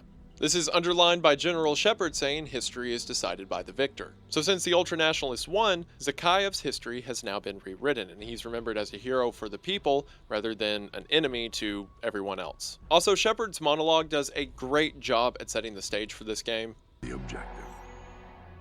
Yesterday's enemies are today's recruits. Train them to fight alongside you, and pray they don't eventually decide to hate you for it too. Shepard then begins to speak to someone named Sergeant Foley, and he tells Sergeant Foley that he's looking for special recruits to join his new team. Also, there will be more instances of this as the game goes on, but the voice acting in this game is still stellar. Not that it wasn't good in COD 4, but it really stands out here. For one, Shepard is voiced by Lance Henriksen, who does an incredible job, but Sergeant Foley is voiced by Keith David, which I've never seen that guy not be great at a role. And that performance will especially shine as we get later into the game. But now, similar to the beginning of the first Modern Warfare, our first mission takes place on a training ground. More specifically, a military base in Afghanistan, which once again, credit where it's due, they didn't make up a country, they're just like, yep, it's Afghanistan. That's where this is happening. We play as Private First Class Joseph Allen, a member of the Army Rangers. This game, by the way, has to be the best propaganda the Army Rangers have ever received. I guarantee you there are several people out there, maybe even some watching this video, who joined the Rangers because they played Modern Warfare 2. Sergeant Foley is teaching the local Afghan fighters how to shoot, and we're demonstrating on the gun range. Of course, at the same time, this allows new players to familiarize themselves with the controls. We're then told to walk over to the pit,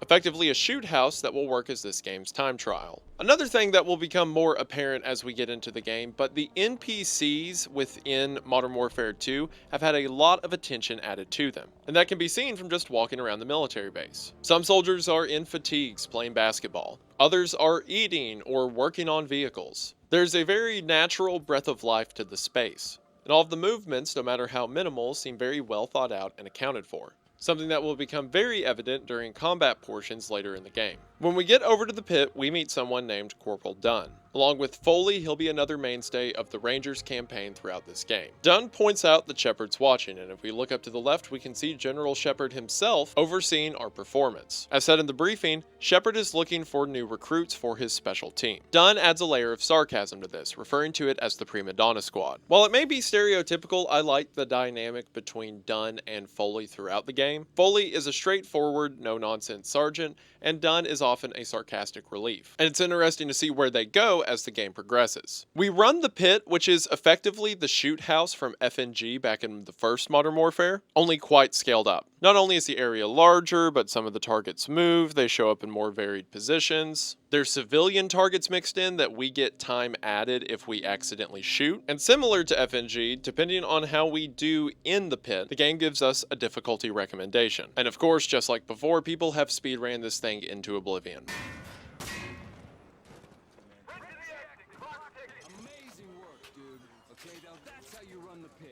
As we make our way out of the pit, Humvees show up to base, having just retreated from the front line. Men shot and injured make their way out of vehicles, as our group of Rangers then suits up to fill their place. Which leads us into our next mission, Team Player. In the briefing for Team Player, Shepard continues to muse on the importance of warfare, and how what the soldiers do here matters back home. And when the mission begins, once again with us playing as Private Allen, we're coming out of a haze in the midst of a gunfight as General Shepard stands before us, reloading his .44 Magnum. Tells us to get up, pulls us off the ground, and says Rangers lead the way before kicking us into the fight. This does a great job of setting up General Shepard. As a matter of fact, he's one of the strongest elements in a game made up of strong elements. For one, his aesthetic is cool. He has a revolver, he wears a beret, he's got a neat mustache. But it is not typical for a general to be in the midst of gunfire. Yet here he is standing tall while everyone else takes cover around him. Between that and his speeches of warfare and the need to win, you get the impression that he really believes what he says, and that he's willing to win no matter the cost, even his own life. In this initial combat encounter, we also see a lot of new updates from Modern Warfare 2 from Modern Warfare. For one, the guns look a lot better. They still have the EO tech that was in Modern Warfare, but you no longer shove the entire thing directly into your skull to use it. The reticle looks weirdly small, but whatever, it's a step in the right direction. But one of the biggest changes is the dynamics and animations we see of the soldiers around us. No more are they on basic NPC scripts to shoot at the enemy, then return to cover, then shoot at the enemy. A lot of them have unique animations for how they take cover, how they reload. If you go to the stairs over to the left, you can see a soldier eating food. All the while, we are taking fire from enemy forces across a river. While who we're fighting doesn't matter much to the rest of the campaign, I believe this is supposed to be remnants of Al-Asad's forces, or the OP4. But for now, you can just picture it in your mind as generic resistance force that the United States wants to stop resisting. During the gunfight, one of the military trucks deploys an extendable bridge across the destroyed overpass. We make our way up to the overpass and get into a Humvee to then make our way into the city. The Rangers are standing by for air support, and again, a lot of the NPCs here feel so authentic. They're waiting for jets to destroy a target building up ahead, and none of the Rangers know which building is the actual target. Which building is it, sir? It's that tall one at 1 o'clock. Hey, which building? The one at 1 o'clock. Hey, Dave, which one is it? Is it the one on the left or the right? The one on the left. Also, yes, that Ranger was voiced by BoJack Horseman, not the voice actor, BoJack Horseman himself. There's even one Ranger off to the side who pulls out his phone to record what's about to happen. One Ranger remarks, "Isn't this danger close?" To which another replies, Since when does Shepard care about danger close?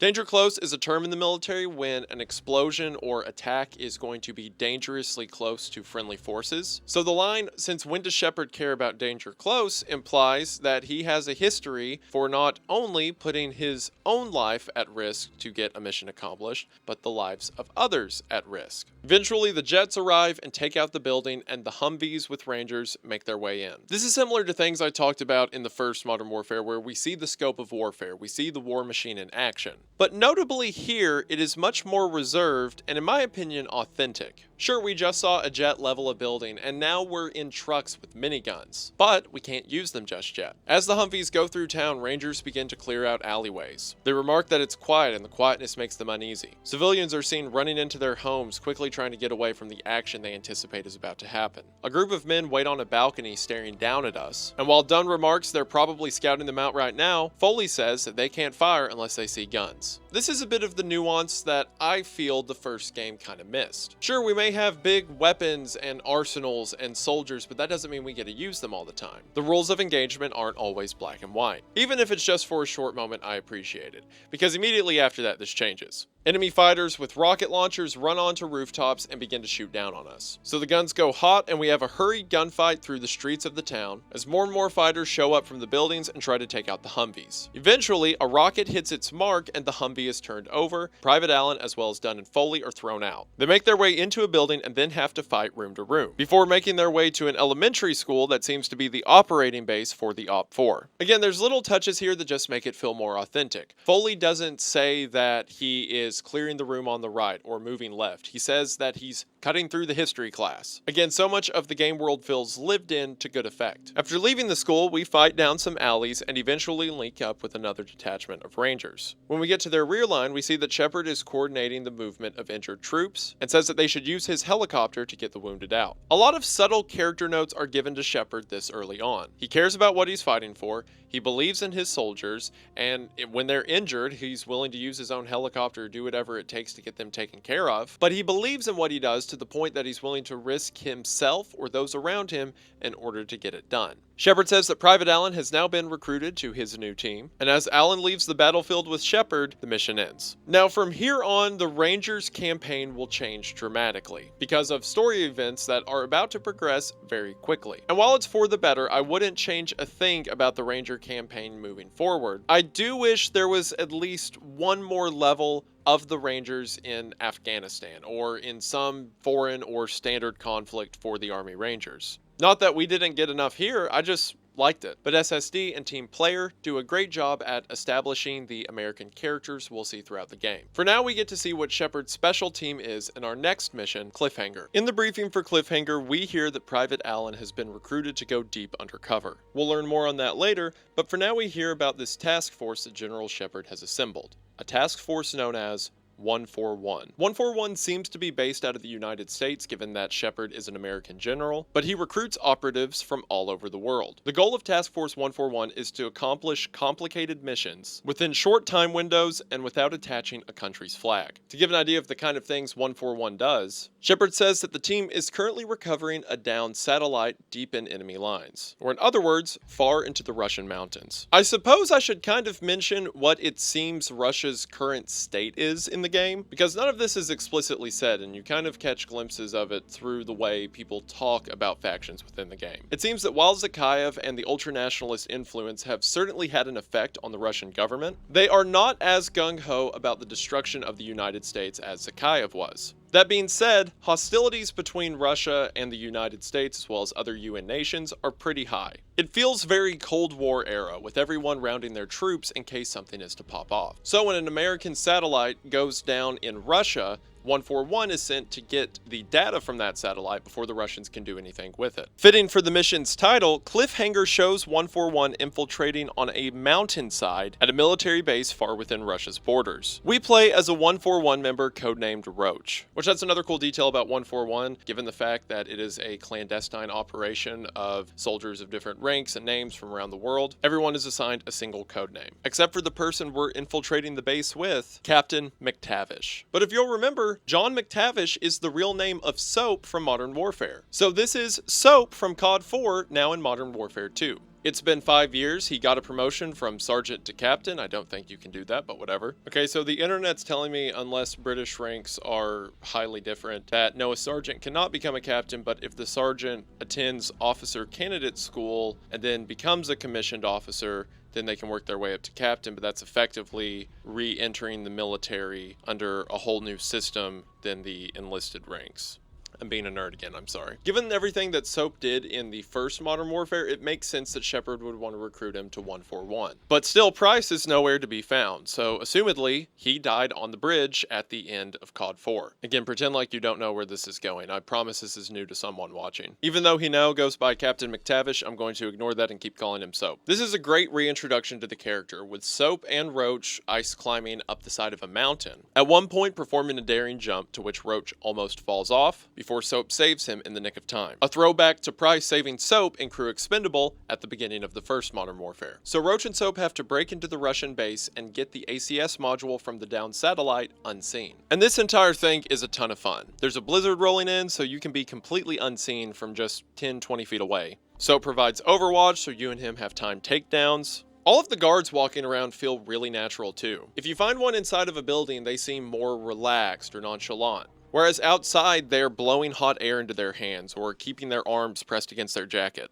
Again, the attention to detail in the AI goes a long way. It's so fun, I'm not even going to call out all of my nitpicks with it. I'm not going to call out, once again, the fact that you can be a foot from someone and fire a suppressed gun and they don't hear it. Or the fact that Soap starts out with 600 rounds for his ACR, which is like the combat load of 3 people. Not even going to talk about how much that would weigh or how difficult that would be to climb up a mountainside with, not to mention all the other equipment he has on him. I'm not even going to mention the absurdity of a heartbeat suppressor attached to a gun that gives you a perfect radar of where everyone is in the thick snow. I'm not going to do that because it's fun, and I can have fun without needing to correct it. There's this part where you meet back up with Soap, and Soap kills a guard by throwing them into a locker and then cutting their throat. And again, playing this game for the first time when I was a child and watching Soap do that and then the blood pull out on the ground, I thought it was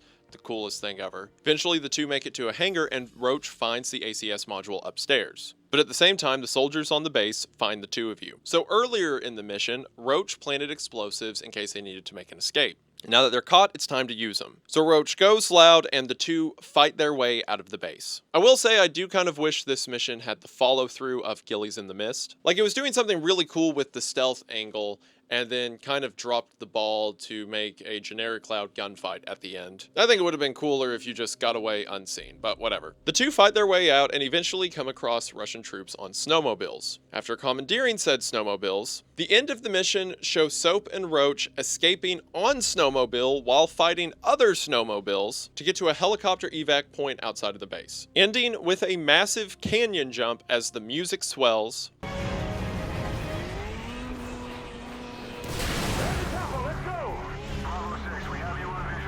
As Roach and Soap make it to Extract. Now, if you enjoy this, if you think it's cool, that's perfectly fine. Again, I was 11. This was, once again, the coolest thing ever. But in hindsight, I think the games are strongest, again, when they keep a grounding in reality, or at least with semi-realistic operations. In hindsight, a cliff jump and gunfight on a snowmobile is a bit too much for me to really buy into what's happening. But granted, moments like this are few and far between in this game, so whatever. I just hate fun, I guess. So after that, we get into the level. And you know what level I'm talking about. The level everyone talked about. If you were not around or paying attention in 2009 when this game released, this level was on every news station. It was in every political discussion around video games and violence in media. I think it's safe to say this level is the most famous Call of Duty has ever been, for good reason. So, let's give some setup. In the briefing for this mission, we are back to General Shepard and Private Allen. And General Shepard is explaining to Allen what his undercover assignment will be. Allen is to get near a new target, a target named Vladimir Makarov. It's almost cathartic for me to be saying these names out loud for a YouTube video, like General Shepard, Task Force 141, Makarov. Remember how I said it seems that while Russia has taken influence from the ultranationalist and developed animosity for Western countries, that despite that they aren't as gung-ho to destroy other nations as Zakhaev was? Well, this new guy, Makarov, is Zakhaev turned up to 11. He has started his own military force called the Inner Circle. And while in the first Modern Warfare, you can kind of see the ultranationalists as like a radical rebel group or something like that, the Inner Circle is outright a terrorist organization. As General Shepard is explaining Makarov to Private Allen, we see a list of things Makarov has done. Among these things include taking a cruise ship hostage in order to demand a ransom, selling women into prostitution in order to finance his war efforts, and a ton of assassinations. Honestly, Shepard probably describes him best. He has no rules, no boundaries. He doesn't flinch at torture, human trafficking, or genocide.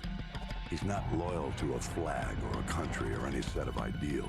He trades blood for money. Makarov has spent the past couple decades amassing wealth in order to wage his own war. It seems that he's inherited the hate for the West that Zakhaev had, and Makarov is willing to do whatever it takes to make that war happen, regardless of the bloodshed. So, Private Allen has been sent undercover to become a top member of the Inner Circle. Shepard remarking that Allen couldn't understand the price that has already been paid in order to put Allen in this position, and that to gain Makarov's trust, Allen would have to sacrifice a piece of himself. We're going to find out what that means in just a moment. Now, you're probably asking yourself, how did a random American get placed as a high-up member in the Inner Circle? And that will be answered later, but just roll with it for now. So, we play as Private Allen undercover amongst Makarov's inner ranks. So what is Makarov willing to do in order to get his war? Whatever it takes. And that is where our mission, No Russian, takes us. The mission begins and we see we're at the Zakhaev International Airport. Fitting that what we're about to see would be a place that carries Zakhaev's namesake. We hear weapons being loaded, and when the camera comes to, we see that we're on an elevator with Makarov and other Inner Circle members loaded out with body armor and rifles. Makarov simply says, Remember, no Russian. And Allen steps out of the elevator to reveal to us what Makarov's plan is.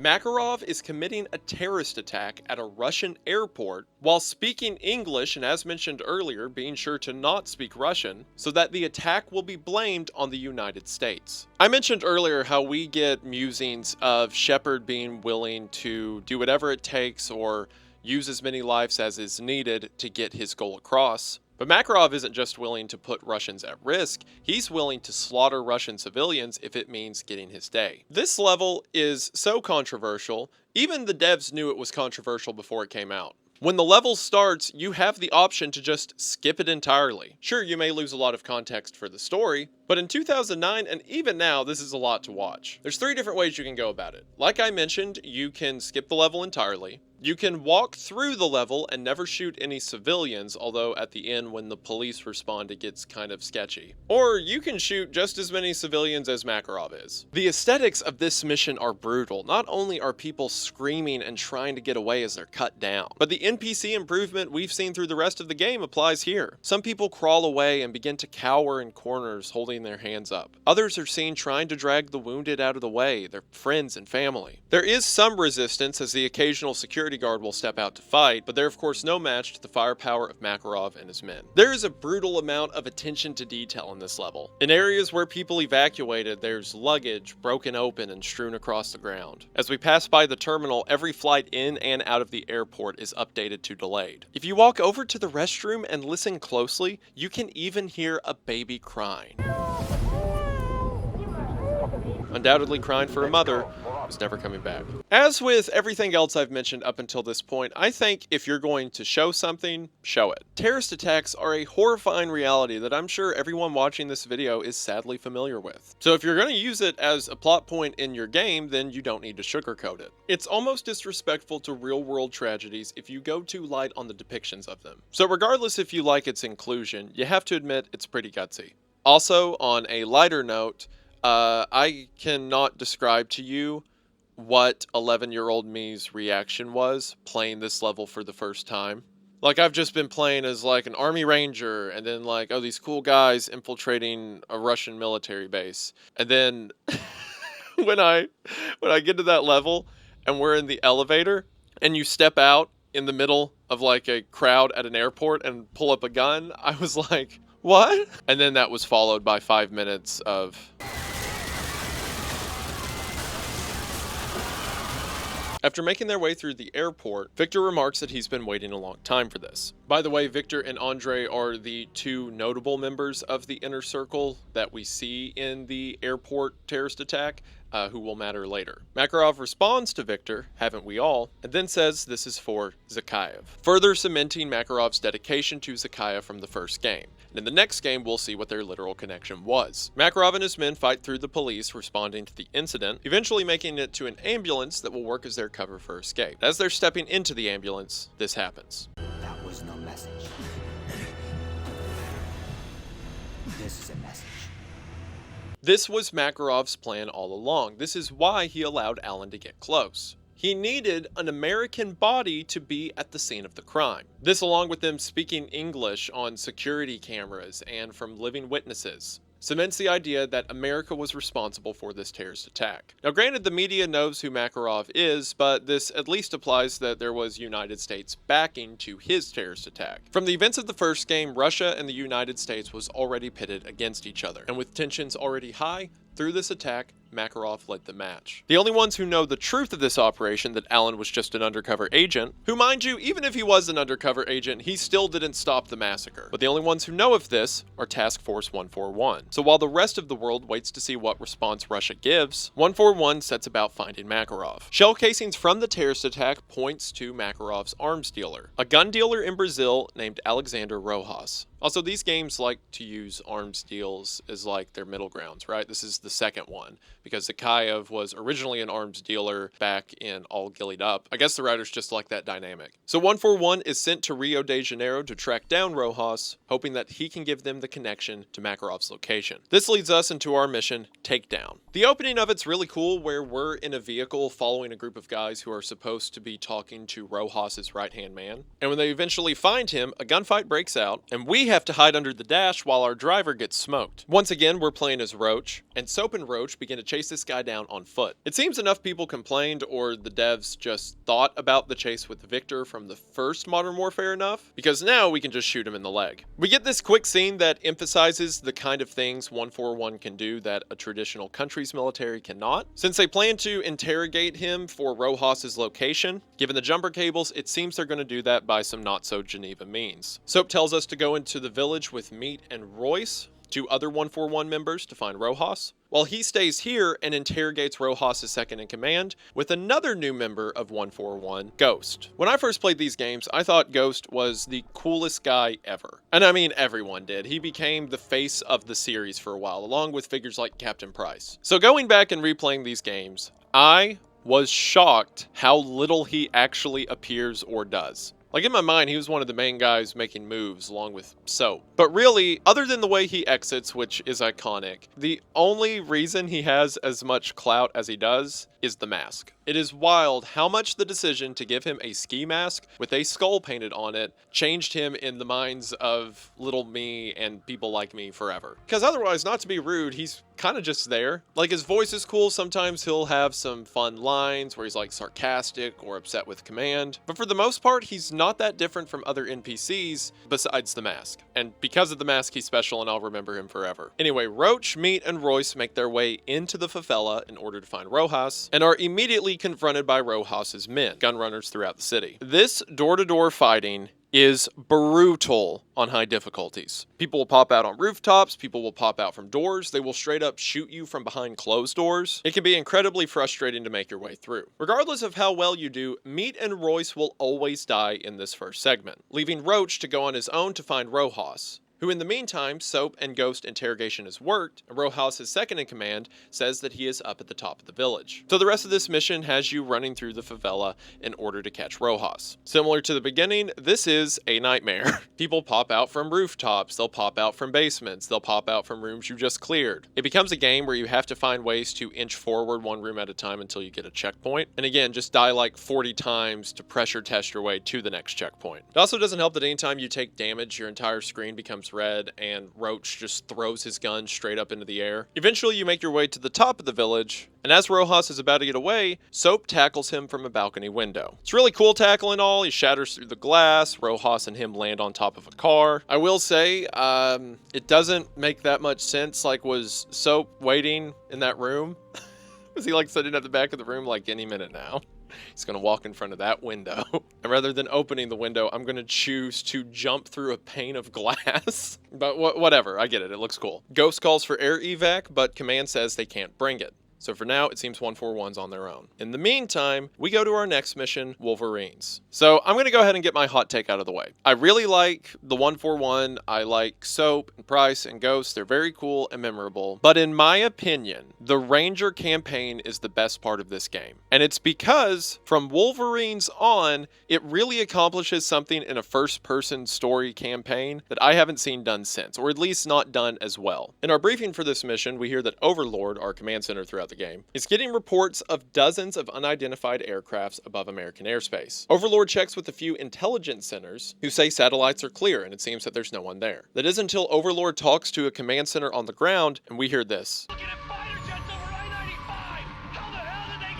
It seems that the downed satellite Soap and Roach were working their way to in Cliffhanger wasn't retrieved in time, and the Russians managed to crack it and get through the American satellite surveillance system. There's something so insane about hearing that there are Russian fighter jets over I-95. Overlord tries to contact the closest available unit on the ground, and that unit is, of course, Sergeant Foley's Ranger team. I'm not sure how Foley and the Rangers went straight from Afghanistan to back in the States. If I had to theorize, I would say after Makarov's terrorist attack in Russia and Russia began to blame the United States, resources in foreign lands were probably called back in case something went down, which sure enough, it has. So now because our previous player character within the Rangers, Private First Class Allen, got assigned to 141 and is now, dead, we have a new player character with the Rangers, Private First Class Ramirez. So in this mission, Wolverines begins, we see firsthand from Ramirez's perspective, the Russian invasion of the United States. And to be completely honest, it is simply so cool. I mean, look at this. We're sitting in a Humvee watching Russian paratroopers fall on neighborhoods in Virginia. See people landing on roofs and then getting lit up by miniguns. We take contact and have to break away from the vehicles and start making our way through people's backyards. We passed abandoned grills and dog houses. All the while, the music does an incredible job at delivering the gravity of the moment. Sarge, did HQ just tell us to go F ourselves? You can even tell subtle changes in the Rangers. Now no one's acting nonchalant, no one is casual about this battle. Dunn may have the occasional snide remark or angry reaction, but his sarcasm is all but gone. And Foley has got to be one of the coolest characters from all of these games. His constant lines of reassurance, or when they're fighting and he doesn't take a moment of hesitation when he's told he has to do something else or they have to push harder. Because for him, this is no longer a war in a foreign land. He's home. As far as he's concerned, it's do or die, and he gets that across to the other Rangers and the player. The aesthetic of this mission works so well. The title of the mission, Wolverines, is a reference to the movie Red Dawn, a film about a Russian invasion invasion of the United States. As a matter of fact, this Gorka top I'm wearing is the fictional camouflage that the Russians wear in that movie. I got it through Commando Store, by the way, and this isn't sponsored. I bought this with my own money. I just think they're neat. Speaking they're neat, and I have to emphasize once again that this is not a sponsorship. I am just saying this because I want to. End of this year, they're doing another drop of these Gorka suits, but it's going to be the red urban camo that the Russian army wears in this game. A completely useless camouflage that I'm going to buy like 12 of. As the Rangers make their way forward, they eventually push through a gas station and find themselves in a public area similar to any interstate exit in the United States. Something I appreciated about this level is how well it makes you feel like you're having a gunfight in the United States. Like with a lot of shooters, and even like the first Modern Warfare, for example, we're moving through a lot of generic or nameless buildings, and while cool, it can feel kind of the same after a while. But during this gunfight, Foley calls out specific locations. He says to go to the diner, he says to go to Nate's, which seems to be a sort of sports bar. We have to defend Burger Town, which is now like a meme thing in the community. As of course, if you're going to have a gunfight in the United States, we're going to have to defend a burger place at some point. Russian waves come from different directions. We could use a series of different weapons, from Stinger missiles to Predator missiles. There's a high value target that we have to move to a safe area, so we put him in the walk-in refrigerator within the Burger Town. All of this feels great. Similar to what I talked about in the first Modern Warfare, whenever I leave a setting in this game, I feel satisfied. I feel like I got everything out of the setting that I wanted to get. It's fun to be at a place that is indistinguishable from roadside destinations I'm sure a lot of us are familiar with, and then turning that location into a fortress. Eventually, mobile transport arrives and the Rangers hop on board. There's a one-off line from Sergeant Foley at the end of the mission that I think is so underrated. Squad, we still got 2,000 cities in Arcadia. If you got a family there, it's your lucky day. We're gonna go save their lives. I mean, talk about a way to drive home how dire the situation is. It's no longer just civilians we're getting out of the hot zone, that could be your family. It's easy to forget that the series is called Call of Duty. Like, you know, in reference to the Call of Duty that soldiers feel to go defend their country or defend their people or whatever. They started that name back when they were just doing World War II stuff, but in the modern stuff, that kind of loses a lot of its luster. But when I was like 11 years old playing this game and Foley said that, I got a little bit of that, like, that pump up, like, yeah, let's go get them. Oorah, save the day. Rangers are cool. Man, it is a miracle I didn't enlist. As a matter of fact, I think this level is so cool, I'm not even going to mention the fact that when you pick up a thermal rifle, the thermal scope can see through windows, which is not how thermals work in real life, because thermals pick up on heat signatures. And a window, even though we can see through it, is a thing in the way of detecting heat signatures. So if you look at a window with a thermal, it looks like a wall. Not even going to mention that. So with that, the mission ends and we go back to the 141. Still unable to get air support in Brazil, our next mission, Hornet's Nest, picks up right after they're done interrogating Rojas. Soap says the only thing they could get out of Rojas is that Makarov's arch enemy, or at least someone who Makarov is obsessed with hating, is being held in a Russian gulag under the identification Prisoner 627. So that's their next objective. First, they need to get out of the city. And since their command isn't helping, Soap calls an old helicopter pilot he knows, Nikolai from the first Modern Warfare. It's cool to reuse characters like that and have them show up for moments of assistance in future games, which they'll continue to do that with other characters, but I just really appreciate that over making up new characters to fill in roles. So when Hornet's Nest starts, the 141 need to get to their evac point. Also, if we look at Rojas over to the side, he's been chained up to a metal grate that they have a car battery hooked up to. Ghost really like that car battery. And we have the option to shoot him, or as Soap says, let the locals take care of him. So the 141 fight their way through the favela. They make it to an initial evac point, but Nikolai can't land because it's too hot. And as everyone is running to a second evac point, Roach makes a jump, but the ceiling gives way on him. And this time, unlike earlier, Soap is too late to catch him and Roach falls to the ground. Roach then, without a weapon, has to run on foot to meet the helicopter as it's flying out of town. This whole segment, again, even if a little bit action movie, is a lot of fun. Sliding down rooftops, ducking through windows, running up and down staircases. Like, if you want to have these big climactic action movie moments, just do this where there's still like a level of tangibility. We don't have to jump a snowmobile off a cliff. Eventually, Roach makes it to a balcony where he jumps over the ledge to catch the dangling ladder of Nikolai's helicopter. This series really likes jumping for helicopters, don't they? So the 141 fly away, and Soap tells Nikolai to take them to their submarine operating base as they move to their new objective, Prisoner 627. We then pick back up with the Rangers, who are being commandeered by General Shepard. Shepard needs a team on the ground in the US, and 141 is busy doing things in other countries, as we've seen. Shepard is giving us a striker in order to hold off Russian forces at a strategic location in Virginia. And this level is also a ton of fun because it is a massive gunfight through a Virginia suburb. We move house to house, room to room, fighting Russians. We have a laser designator that we can paint on certain buildings, and the striker will attack all of the enemies in that vicinity. And again, the dialogue feeds into this really well. Foley calls out specific things like the red house, or the yellow house, or the apartment complex, or the office space. This mission works so well because it's the same elements of the mighty war machine we've seen before in the series, but now it's happening back home. There's no separation from the level of devastation it brings. Weirdly enough, it's during scenes like this that I feel the death quotes are the most fitting. You know, the thing I talked about earlier when you die and you get an inspirational quote or a quote about how war's terrible. We've been shooting and using cool weapons throughout the series. Now that we have to use it back home, those quotes that emphasize that war is hell hit a bit harder. There's one quote Foley says, I think it's in this mission, but I can't find it for some reason. But it's a quote when they need to either rescue civilians or secure a neighborhood or something like that. And he asks if anyone's backing out before he pauses. No one answers, and he says, that's what I thought.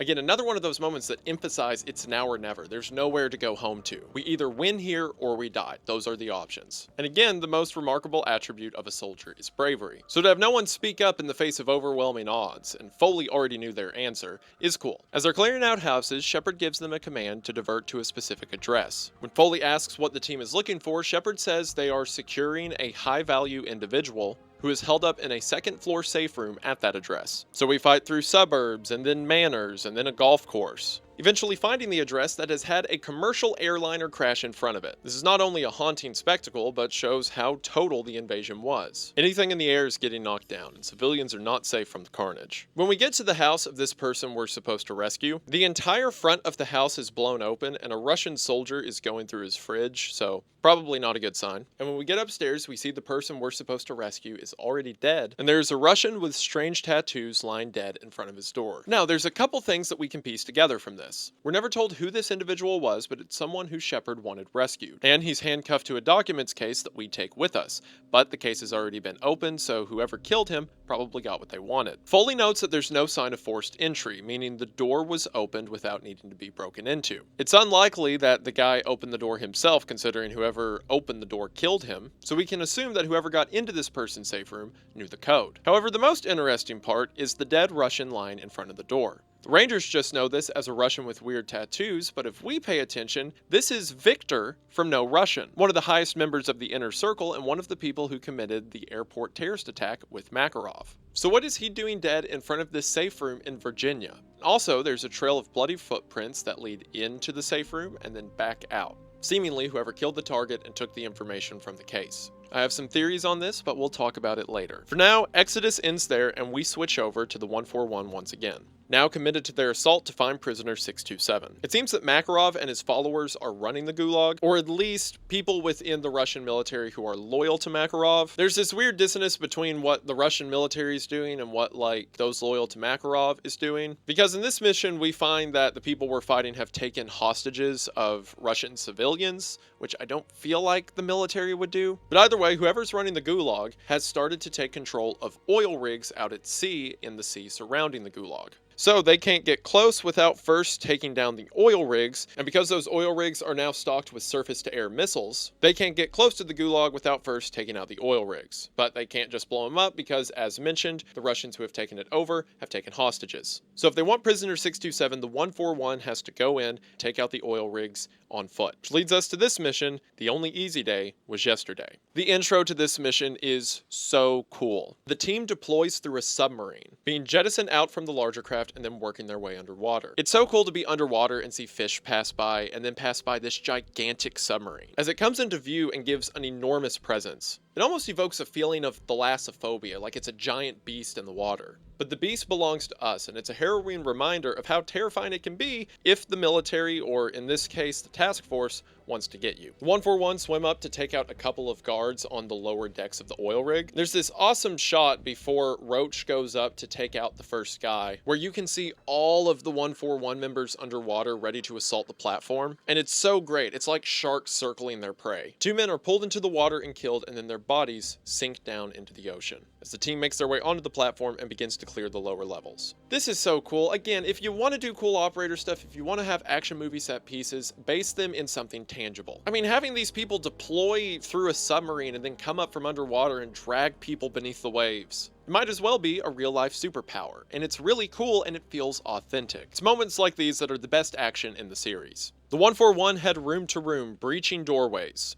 I understand these breaches are in slow motion, and I should probably complain about that, but it's also a ton of fun to slow motion take out everyone with precise shots, leaving the hostages untouched. Remember, if something is cool enough, I will allow it. There's this part where we take out a room, and then we rig the bodies to explode for when the next patrol shows up. We fart our way through the oil rig, take down helicopters. It's high-stakes action in a conceivable way that I can't get enough of. Eventually, the oil rig's secured, and we load up on helicopters, ready to make our way to the Gulag and get 627, which leads us into our next mission, the Gulag. We're told in the briefing by Soap that this Gulag used to be a castle, and that now the Russians use it to imprison anyone that they hate a lot, but don't want to kill. So this mission opens with a full-scale castle siege, and it's great. Jets blow up the outer defenses, our helicopters get near the towers and allow us to snipe the enemies that are trying to fire back. The American Navy is bombarding the Gulag, to the point that it's causing problems for the 141 on the ground, and Shepard remarks that the Navy doesn't care much about one guy in the Gulag at this point. Which I get that because, you know, the United States is being invaded. That's probably at the front of the military's mind. But if that's the case, then why are they here? If they're not concerned about getting prisoner 627 out, then do they think in the middle of a homeland invasion in the United States, the Navy's been sent to just blow up a random castle in Russia? Either way, the 141 make entry, Soap, Roach, and Ghost fight their way into the prison, and this entire gunfight is so fun. Ghost gets on the computers to open up doors for us. Roach and Soap go cell to cell, layer to layer, working their way down into the bowels of this castle. There's this fun sequence when Ghost can't get a door open, so they're about to be shot at, so Soap and Roach grab riot shields. Then they literally push their way through the gunfire and start to beat people to death. They rappel into the lowest parts of the prison and use night vision to get around. Again, you leave this area feeling satisfied because you got to do everything you want to do. There's even this cool slow-mo breach where they fight their way into these showers, and Russian soldiers with riot shields show up and there's people shooting at us from the top levels. It's so fun, I don't even care that this entire sequence was stolen from The Rock. Not the actor, the old action movie with Sean Connery and Nicolas Cage. It's great, and eventually Soap and Roach work their way all the way down to the lowest layer of the prison. Ghost tells them that prisoner 627 should be on the other side of this wall, and the two men breach.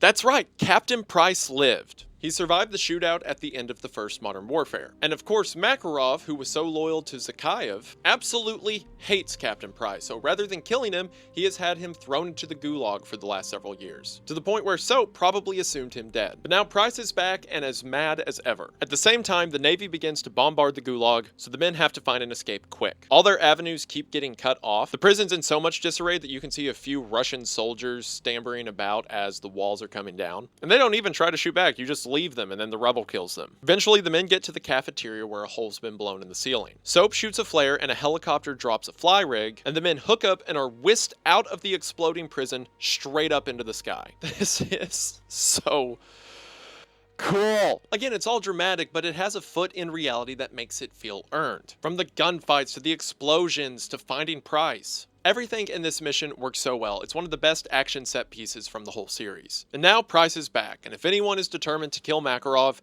it's that guy. So we leave the 141 for a moment and head back to the Rangers. And I've got to be honest with you. I think the next 3 missions from the Rangers, let me think about this before I say it. Yeah, is probably the best run of campaign missions I have ever played.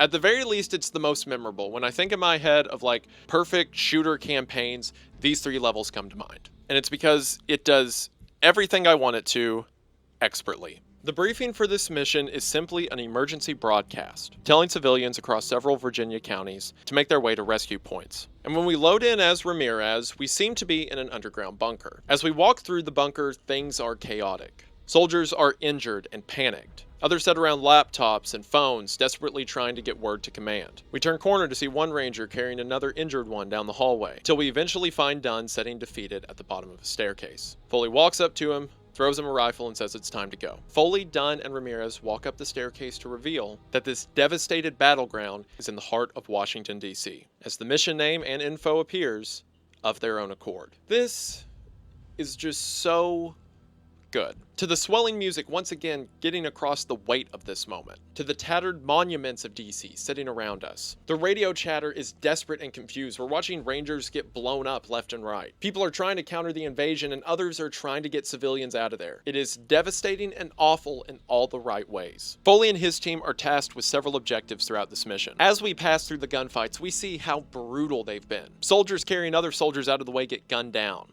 Everywhere we go, there are remnants of previous gunfights with bodies stacked on top of each other. This one visual that stuck out to me so specifically when I was younger, of a body lying in an open elevator with the doors unable to close. It's clear that the Rangers are on the back foot, but they're fighting regardless. As we clear dark corners only lit by flares, we see shadows across the hallways in front of us. We're told the military is trying to evacuate civilians at the World War II memorial, but they're getting hit hard. So we clear out a crow's nest and use the Russians' weapons against them. We get cool segments of using javelin missiles to take out enemy aircraft and tanks, sniper rifles to take out Russian invaders across the fields of DC, all the while witnessing the utter turmoil the city and country are in. Eventually, the Rangers make it to the roof and board helicopters, flying over to provide air support for the ground forces trying to get civilians out. Something that works so well about the radio chatter in this game, again, is how authentic it is. Not only in the technicals of how the communications are delivered or who says what, but here in the ferocity and determination. It goes from air support saying, you know, we're providing covering fire or we'll be there shortly, to telling us to lay on the trigger until they quit moving, telling us to give them a little more time as they're trying to get another helicopter of civilians out. The desperation is tangible in every drop of the gameplay. There's never a moment you're not hooked in as to how important this fight is. And I mean, just look at these visuals. Hanging out of a helicopter shooting a minigun down at Russian targets at the World War II memorial. It is one of the most memorable set pieces I've ever experienced in a video game. As the helicopters are flying away, they start to take fire, causing us to divert and have to fight enemy forces until eventually our helicopter is shot down as well. Which leads to this about 50-second scene that honestly, you could make an entire video about this scene alone. The Rangers are at their end, but they're not going down without a fight. Ramirez awakens inside the helicopter to see his hands scratched and bloodied. A Ranger hands him a rifle and tells Ramirez to stay down before he's cut to pieces. Ramirez and Foley fight back against wave upon wave of invading soldiers. Quickly, Ramirez's gun runs empty and Foley yells to him. They can't win, but they're not going down easy. Dunset's curled against the wall, back to the enemy, shaking and jittery, not sure of his moment to shoot back. Finally, Dunn yells he has 3 rounds left, stands up and fires them, and is quickly shot down back behind cover. As Foley tends to him, a Russian helicopter flies overhead, placing its spotlight on the Rangers, who seemingly meet their end. People talk about the male fantasy a lot of dying in a conflict, you know, like bleeding out or dying to save people or whatever. This is the most male fantasy thing I think I've ever seen. Being part of a larger conflict you fought with allies with in battle after battle up until this point. Defending the homeland from foreign invasion. Holding on the trigger and staying in the hot zone for a little too long because you were trying to save just a few more civilians. And ultimately bleeding out and fighting back to the last bullet. It's great. Every part of this is great. No notes. The invasion of DC in Modern Warfare 2 is one of the best set pieces I've ever played in a video game. Or at the very least, it's one of the most memorable. And it's not over yet, but for now we cut back to the 141, which leads us into our next mission, Insurgency. In the intro for this, we see that Price is already butting heads with General Shepard. It's funny for one, so Price was a member of the SAS, right? And then in some of the lore outside of the game, it seems that the 141 started before Price was apprehended. So he was made a part of the team before he got thrown in the Gulag. But that's never explicitly stated in the game. So I choose to believe that Price showed up and was like, oh, this is a cool team you have. I guess I'm on it now. He wasn't looking for permission. Wherever Soap was, that's where he was going to be. Price tells Shepard that his idea is to steal a Russian nuke and use it to shoot at the Russians that are invading the United States. Shepard says that is absolutely insane, because yes, it is. And Price hangs up the phone call and decides to just go do that anyway, which is even funnier. Not only to think that Price was like, I'm on your team now, but that he was like, okay, this is my team now. So the 141 parachute into the woods outside of a military base where a Russian submarine is held. This Russian submarine has ICBMs, and Price intends to use them. We get cool stealth here. There's some fun lines of Soap and Price being reunited again. Soap's character is interesting because while we played as him in the first Modern Warfare, he didn't really have dialogue, or actually didn't have dialogue at all, I don't think, because, you know, the whole silent protagonist thing. But we know the two have had a long history, so they talk to each other like old friends. 141 infiltrates the base through the snow. We get some cool stealth segments. I'm not even going to complain that in several of these iterations, there's not even a blizzard or anything, so Price and Roach would definitely be spotted. There's no way they would not be, but I'm not going to talk about that.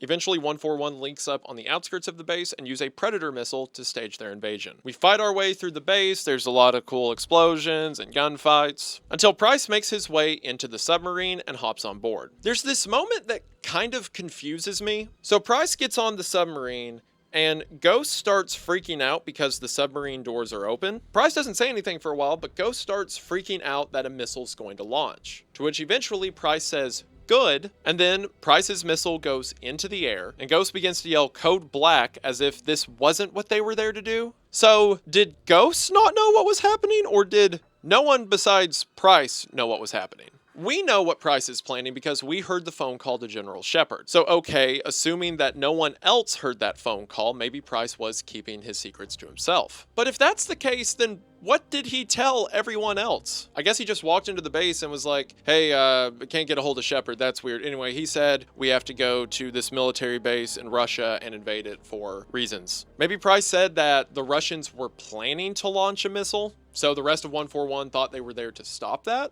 But regardless, after this mission, everyone is just cool with it. Price may have lied to everyone and once again launched a missile at the United States without informing anyone of his plan, except for, again, Shepard, who he hung up on. And everyone was just like, understandable. Part of me is kind of with Shepard on this one. Price has been in a gulag for the past several years, and as soon as he gets out, he's like, we have to nuke the United States. I assure you, it's the only way. But regardless, in our next mission, we see that plan in action. Second Son, our next mission, begins once again with the final standoff of the Rangers at the end of their own accord. After replaying this segment, we are then sent to the ISS.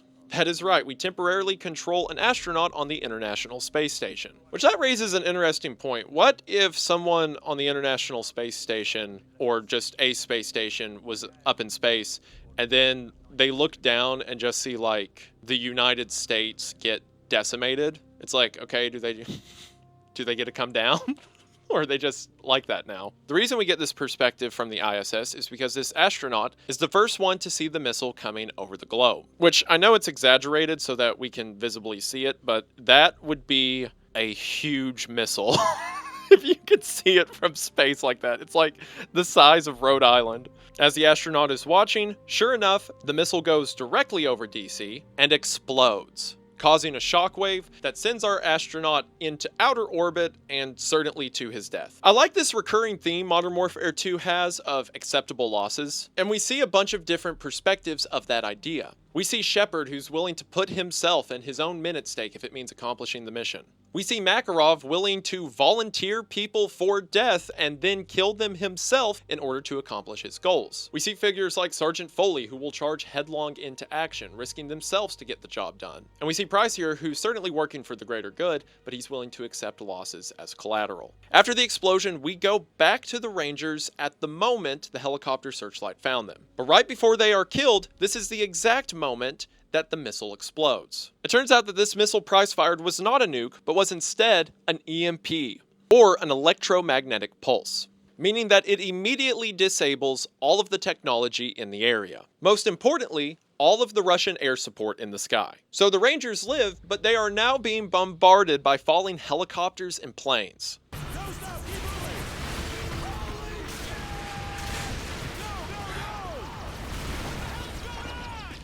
In the confusion, we get this great exchange. Russians got us outnumbered. Shit's falling from the sky. We're screwed, man. We're totally hooked. Get it, Pip Corporal. Our weapons still work, which means we can still kick some ass.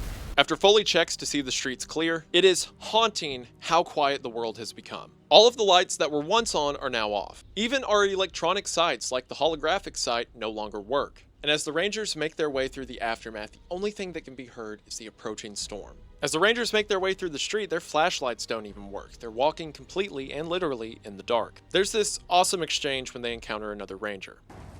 Star! Or we will fire on you! I don't remember the damn countersign, alright? I'm just a runner. Don't shoot! The proper response is Texas, soldier. What do you got? Colonel Marshall's assembling a task force at Whiskey Hotel. You guys need to keep heading north. So where are you going then? Tell everyone else. Get to Whiskey Hotel. Go! Gosh, it is so great. Just like in the aftermath of the EMP, everyone's confused. No one knows what they're doing. There's a runner who is running off into who knows what, but trying to put together a fighting force. The Rangers continue to make their way forward, and the tension begins to build. Eventually, one Ranger checks a door and is immediately gunned down. The Russian forces are probably as confused as we are. All of their stuff fell out of the sky, and now they're desperate for survival as well. We have a short fight with them as the storm continues to build outside. There's this great moment I love where, in the strikes of lightning, the Rangers see silhouettes of somebody off on the other side of the street, and despite yelling out the call sign, whoever it is won't give them the counter. Dunn begs for them to just say it, hoping to not be in a fight yet again. Till eventually, a Ranger throws a flare across the road to reveal they're Russians, and yet another gunfight takes place. It's tangible how tired everyone is, how brutal the fight was. But regardless, they have to keep pushing forward because what else can they do? Eventually, the Rangers make it to the president's bunker right outside of the White House. And as the Rangers push in, this bunker has been bombarded. We're never told that the president was killed, and there is a president of the United States in Modern Warfare 3, so we can assume that he survived. But regardless, the Rangers don't know it at the time. It only goes to show how dire their straits really are. We get a level transition here, where as soon as we drop into the bunker, the level ends, and then the next level starts without a cutscene or briefing, and just picks right back up after Ramirez and the Rangers dropped into the bunker. If I had to guess, originally there wasn't a level split here, but then they decided that if it was one continuous level, it would be too long. So they just threw in a mission break. So our next mission, picking up right where that one left off, is Whiskey Hotel, the designation for the White House. When the Rangers make it topside, the officer tells them that the White House still has power. So if they can get through to the White House, they can get word up to command. So Foley, Ramirez, and Dunn work their way along the left flank and begin to fight into the White House itself. Again, this is what I mean by the game is fully satisfying in everything you get to do. If I'm at an American invasion in DC, I want to fight at the White House. And sure enough, we go room to room through offices, press rooms. Eventually, we hear communication that the United States military is planning to level the city. They have no idea what happened. They have no idea that a dude who just broke out of prison dropped an EMP on the East Coast. So to prevent the Russians from further taking ground, they plan to level DC. So Ramirez and their team fight their way to the roof, sprinting against the clock, and at the last second, light a flare to let the pilots know they're still alive. The battle hasn't been lost. And the Rangers light a green flare on the rooftop as several other rooftops do the same, and at the last second, the pilots call off the bombardment. Once again, this is cool, it feels earned, it's realistic, there's weight, all of the stuff we've seen about how desperate the Rangers are, how much they need to win this battle, this final rush to the top to light the flare to let the pilots know we're still alive feels awesome. So awesome, I'm not going to mention that this is once again something ripped directly from The Rock. Again, not the actor, but the movie. Sitting in the remnants of the White House, the Rangers say, So, when we going to Moscow? Not soon enough, man. I know we're gonna burn it down when we get there. When the time is right, Cole. When the time is right. And with that, the Ranger campaign ends. I'm not even mad that it ends there. It feels so perfect, I wouldn't add a thing to it. Except, of course, the thing I mentioned earlier, that another level in Afghanistan would have been cool, but I am wholly satisfied. We got to fight through suburbs and restaurants. We got to fight through DC and the White House. All of the dialogue, from the soldiers on the ground to the radio chatter to command centers. It all felt real, it all felt tangible, it all felt earned. The invasion of DC is one of the most memorable experiences I've ever had with a video game, and for good reason. To me, this is Call of Duty at its peak. And it's not that there aren't high moments in the series left, we're about to get to another couple bangers very soon, but when I think of Call of Duty Modern Warfare, I think of this. I think of the Rangers, I think of the fight through the DC, I think of the EMP and its fallout. It is a set piece that I believe has stood the test of time. But with that at its end, we now go back to our remaining story, the 141 and the hunt for Makarov. I didn't mention it then because I was kind of fired up about, the whole Rangers fighting off Russians thing.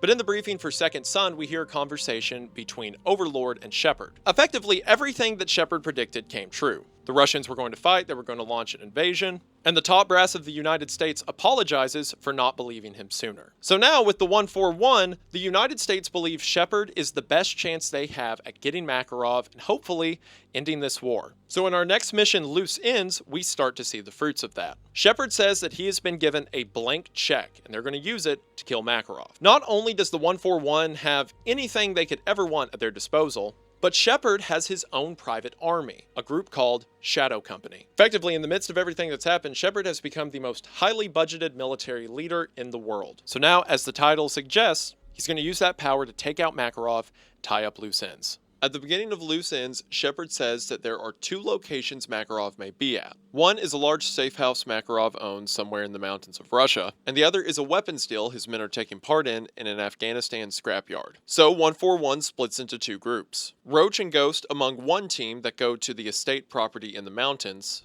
and Soap and Price heading to Afghanistan to oversee the deal. In both cases, Shepard is sending members of his new Shadow Company to assist them. There's a sense of finality given by Shepard's address, pushing the idea that no matter what, by the end of the day, this hunt will be over. So in Loose Ends, we play as Roach as him and part of 141 go to check out Makarov's estate. At the beginning of the mission, as the 141 is making their way up to the property, they are hit by an ambush of landmines and gunfire. I love how quickly it goes from like a slow reconnaissance to super chaotic. From the slow motion bounding mines jumping up into the air that Roach has to lay underneath to avoid, to smoke grenades and RPGs and machine guns. It's apparent that Makarov and his men are not going down without raising hell on their way out. We push forward, and as we get to the estate, we see 2 Suburbans leaving. We get an idea of the scope of Shepard's new budget, as instantaneously both of these Suburbans are hit by Predator missiles. Pushes home the idea that no one's making it off this mountain that Shepard doesn't want to. Once we get to the estate, we have the option to search the different rooms in any order we want. By the time we're done, it's apparent that Makarov was here at some point,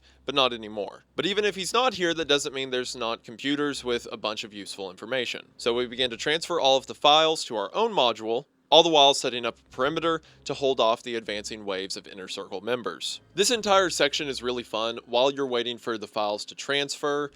Most people, before the battle begins, will throw C4 or claymores around the property. And again, on higher difficulties, typically you'll run out of lines of defense and have to push further and further back into the house. And it strikes a good balance between being a holdout section that is both tense and enjoyable. Once the transfer is done, the 141 start making their way down the mountain to a designated extraction point. But as they're getting down the hillside, Roach is hit with an explosion and becomes injured. Ghost gives Roach a gun and begins to drag him to safety. Rockets fly by, and Ghost and Roach barely make their way out of the tree line before Shadow Company arrives to give support. Finally, when the Ghost is clear, Ghost, get it? Finally, when the Ghost is clear, Ghost picks up Roach and the 2 of them begin to make it to their helicopter for extract. Shepard is even waiting on the helicopter to bring us in. Ghost tells Roach he'll be okay and to just hold out for a little longer when suddenly,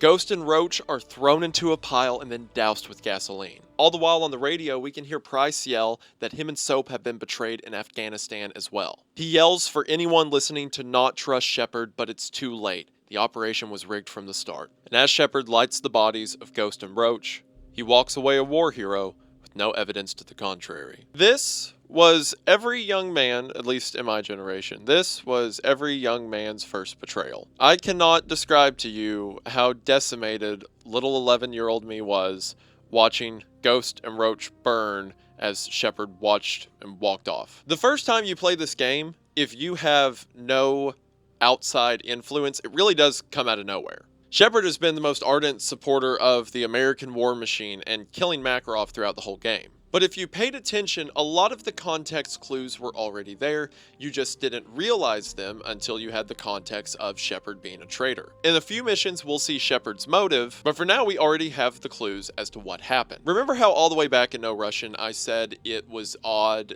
that this new American recruit would be so trusted by Makarov that he would take him in under his wing and then let him participate in the airport massacre? Well, we know by the end of the mission, it's so that Makarov can kill Alan and leave an American at the crime scene. But this now explains why Makarov brought him in the first place. Shepard always intended for Alan to be the fall guy. Some people think maybe Alan naturally worked his way into Makarov's group, and then Shepard tipped off Makarov that Alan was an agent. But I don't think so. I don't think Makarov would bring an American in on his own accord. But he would if it was a setup from the beginning between Makarov and Shepard to blame the terrorist attack on America.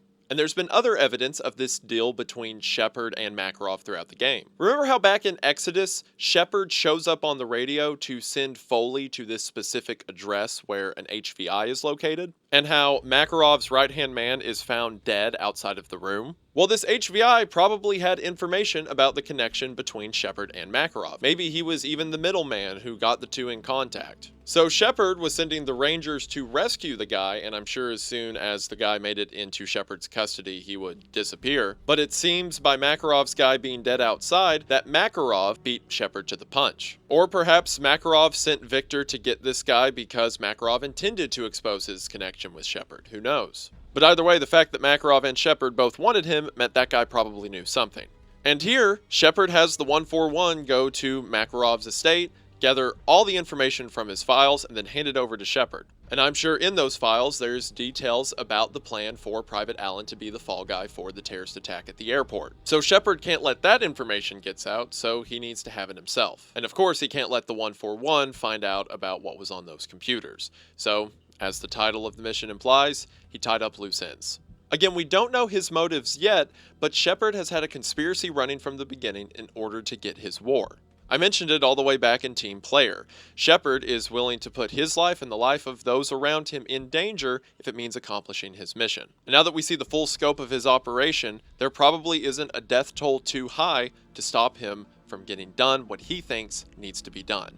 And it makes sense that Makarov would have went along with this plan. This guy has wanted a war from the West since the beginning. Despite how evil Makarov is, I almost feel that Shepard is more sinister because at least Makarov was always upfront with his motives. But Shepard will do whatever it takes to win, even if it means betraying everything he's built. Also, I fully think that the reason Ghost is as remembered in people's minds as he is because of that shot of the skull mask rolling lifeless into the burn pit next to Roach, seared into the minds of many a confused and sad teenage boys. So Roach, Ghost, and assumedly the rest of the 141 are killed at Makarov's estate. Except, of course, for Price and Soap, who have also been betrayed by Shadow Company, but last we heard on the radio are still alive, fighting for their lives in Afghanistan.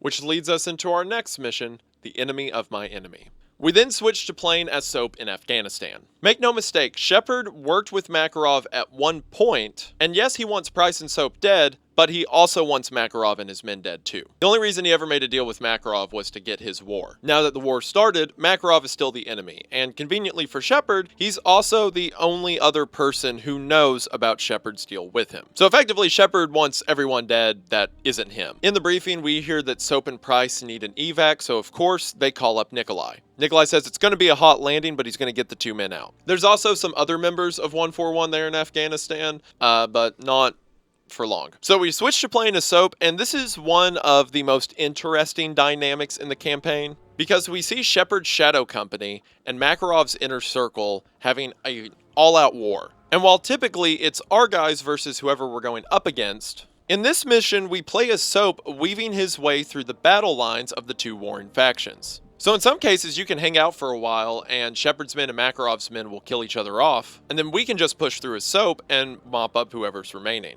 A very effective strategy on higher difficulties. It also just creates a great set piece where we are like semi-stealth trying to hang out on the outskirts of a battle, and we weave our way through the scrapyard as chaos unfolds around us. There is a short conversation in this mission that is one of the highlights of the series to me. So it was actually set up in loose ends. In the radio chatter for that mission, we hear Price say while he's in Afghanistan that he's going to kill one of Makarov's men so that he can tap into their radios. So during Enemy of My Enemy, Price has communication directly with Makarov. And using that, this conversation takes place. This is Price. Shepard's a war hero now. He's got your operations playbook and he's got a blank check. What you got on Shepard, and I'll take care of the rest. I know you can hear me on this channel, Makarov. You and I both know you won't last a week. And neither will you. Makarov, you ever hear the old saying, the enemy of my enemy is my friend? Price, one day you're going to find that cuts both ways. Shepard is using Site Hotel Bravo. You know where it is. I'll see you now. Looking forward to it. Give my regards to Sakayev if you get there first. It's just so cool. I know it's just a minute and it's short, but there are so many character dynamics baked into this short little conversation. And I know compared to other narratives, like, it's kind of shallow, but for this campaign, for this mode, it works so well. All three of these people hate each other so much. Price hates Makarov and Shepard. Shepard hates both of them, and Makarov hates everyone. But right now, Shepard's the biggest threat. He's a war hero and can use the entirety of the United States defense budget to kill both of these guys. And also, like I said, Makarov is unforgivably evil, but Shepard's a traitor. Either if Shepard betrayed Makarov at some point, or if the deal was always, once the war starts, we're trying to kill each other. But either way, Makarov realizes the threat and gives Price the information of where Shepard is staying. And that line, Price says, "Oh, it's so good. Give my regards to Sakayev if you get there first." Leading back to where this all started, the person that Makarov has followed after being killed by Soap and Price. And Makarov has had Price living in a prison for the past several years. But also, both of them know they need Shepard dead, but also Price gives the vitriol that he's still gunning for Makarov as soon as he can. It's great. I love it. Eventually, Nikolai gets to us, but it's too hot for him to land anywhere. So he is going to get low on the runway and allow Price and Soap to drive a vehicle into the cargo door of the C-130 he's flying. So Price and Soap hop in a Jeep. As they're making it down the runway, their driver, probably the only other living 141 member, gets killed. And at the last moment, Soap rams the truck into the back of the plane. And with that, the mission ends. Soap and Price are alive, but are the only people left living, and I guess Nikolai, who know the truth about Shepard. So now it is these two guys pretty much against the world. We see in the briefing for the next mission that immediately Shepard has branded the two as traitors to the country, which that makes sense as how he got Shadow Company to go in line with all of this. I mean, think about it. Shepard's effectively leading the war effort for the entire United States. So if that guy says that his task force has defected and are now allies to Makarov or traitors to the country or whatever, the whole country is probably going to believe him. And now the only two who know the truth are war criminals. This dynamic also does a really good job at playing into some of the themes Shepard talked about at the beginning of the game. Both in the game's opening intro and the briefing for team players, Shepard talks about the importance of winning a war because you get to write history. And back then, it seemed he was talking about Sakayev. He was talking about how since the ultra-nationalists gained power, they're able to change history from what it's true and brand Sakayev as a hero. But in reality, Shepard had been planning this betrayal from the start. At the very first chance we see him, he is looking for someone to join his secret team, which ends up being Private Allen, so that he can hand them into the jaws of Makarov. But all of that talk in the beginning about rewriting history was because that's what Shepard planned to do. He planned to get his war, he planned to get his hands dirty, and then win so he can write the books to whatever he says happened. But sadly for him, he betrayed the only two men who were willing to do something about it. The briefing for the next mission, just like old times, and I've said this a few times in this video, so forgive me, but truly, this is one of the most memorable moments I've ever had in a video game. Think about it, it is two men up against a near infinite arsenal, and their conversation about it goes like this. We got one good UMP. They've got 1,000. We don't even know if Makarov's intel's any good. Price? Price? The healthy human mind doesn't wake up in the morning thinking this is its last day on Earth. But I think that's a luxury, not a curse. To know you're close to the end is a kind of freedom. Good time to take inventory. Outgunned, outnumbered, out of our minds on a suicide mission. But the sand and rocks here, stained with thousands of years of warfare, they will remember us for this. Because out of all our vast array of nightmares, this is the one we choose for ourselves. We go forward like a breath exhaled from the earth, with vigor in our hearts and one goal in sight.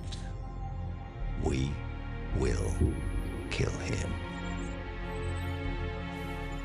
It's just so cool. I understand if this is your first time seeing it, or maybe if you came to this game as an adult after hearing about it for so long, it may not hit as hard and you probably will think of it as cheesy, to be honest. Some of the things like, you know, out of our vast array of nightmares and stuff like that, it may not mean as much to you now, but it meant so much to me back then. One of the things that I've talked about a few times up until this video is the emotional moments that hit the hardest for me are moments of bravery or moments of character or valor in battle. And here we kind of hear Price lay bare the essence of his character. The entire game has this recurring theme of people doing whatever it takes to win. Makarov is determined for Russia to win and rule the world, even if that means killing thousands and hundreds of thousands, and if we count the war, millions of Russians in the process. While a lot of it with Makarov we can attribute to his own personal ego wanting himself to become powerful, his praxis is so murky that it makes us question his motives in the first place. And then we have characters like Shepard, people who want to win and are great war fighters, but they're willing to lie to the world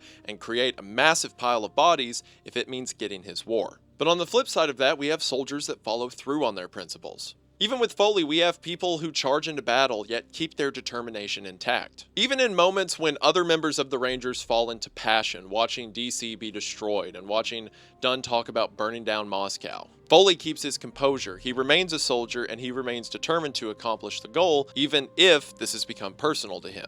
Even if the enemy's in his country now. But with this speech, we see that Price is the ultimate counter to what Shepard and Makarov is. Sure, Price is willing to do dangerous things if it means winning. See the EMP he launched over the continental United States. But as we saw on the ground with the Rangers, if it wasn't for that, Russia would have won the first scale of the invasion. It was a heavy choice, sure, but Price never lost sight of what his objective was, and everything he did was in accordance with that. And here, he's at a point where he realistically can't do anything. He doesn't have any evidence to take to the press, and even if he did, no one would believe him. It's two guys against, again, pretty much the entire military. But he is always determined to keep fighting until there's no one left to fight. He is a dog as addicted to war as Shepard and Makarov, but he doesn't let that addiction drive him into wars that don't count. Even if it means getting killed, even if the odds are impossible, he is going to hunt down and kill Shepard. And even if no one's left alive to write history and say he was the good guy after all, as he says,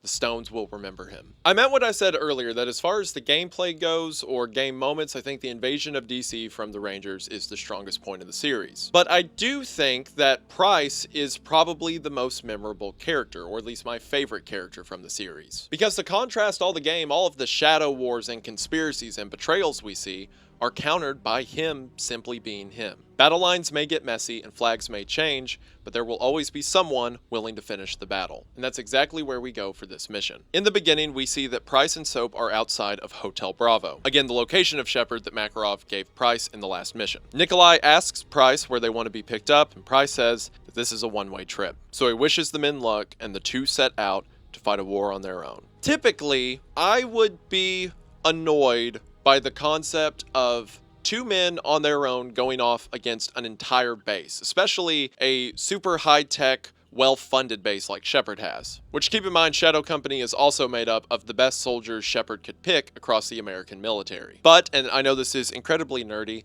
the fact that it is gameplay tying in so well to the themes the story has been pushing up until this point, and then kind of building up to with this final set of missions, I'm fine with it. I mean, like I said, the entire principle with Price and Soap is that they are men willing to fight the world if it means fighting for what they believe in, and staying true to what they stand for. And we see that quite literally carried out in this mission. And again, I want to emphasize that, I know I'm talking about this in like a nerdy sense of like thematics tying into gameplay and stuff like that, but what's really cool about this is the game never sets you down and tells you this. There's never character moments that are like, we fight this war much like we fight against blah, blah, blah. The best example I can make is, even when I was a kid, all the way back playing Cliffhanger, I remember thinking to myself, wow, it's really wild that these two guys are able to take out a whole base. But then when I got to this mission, that thought never crossed my mind. As a matter of fact, that thought never crossed my mind with this mission until I started thinking about it for this video.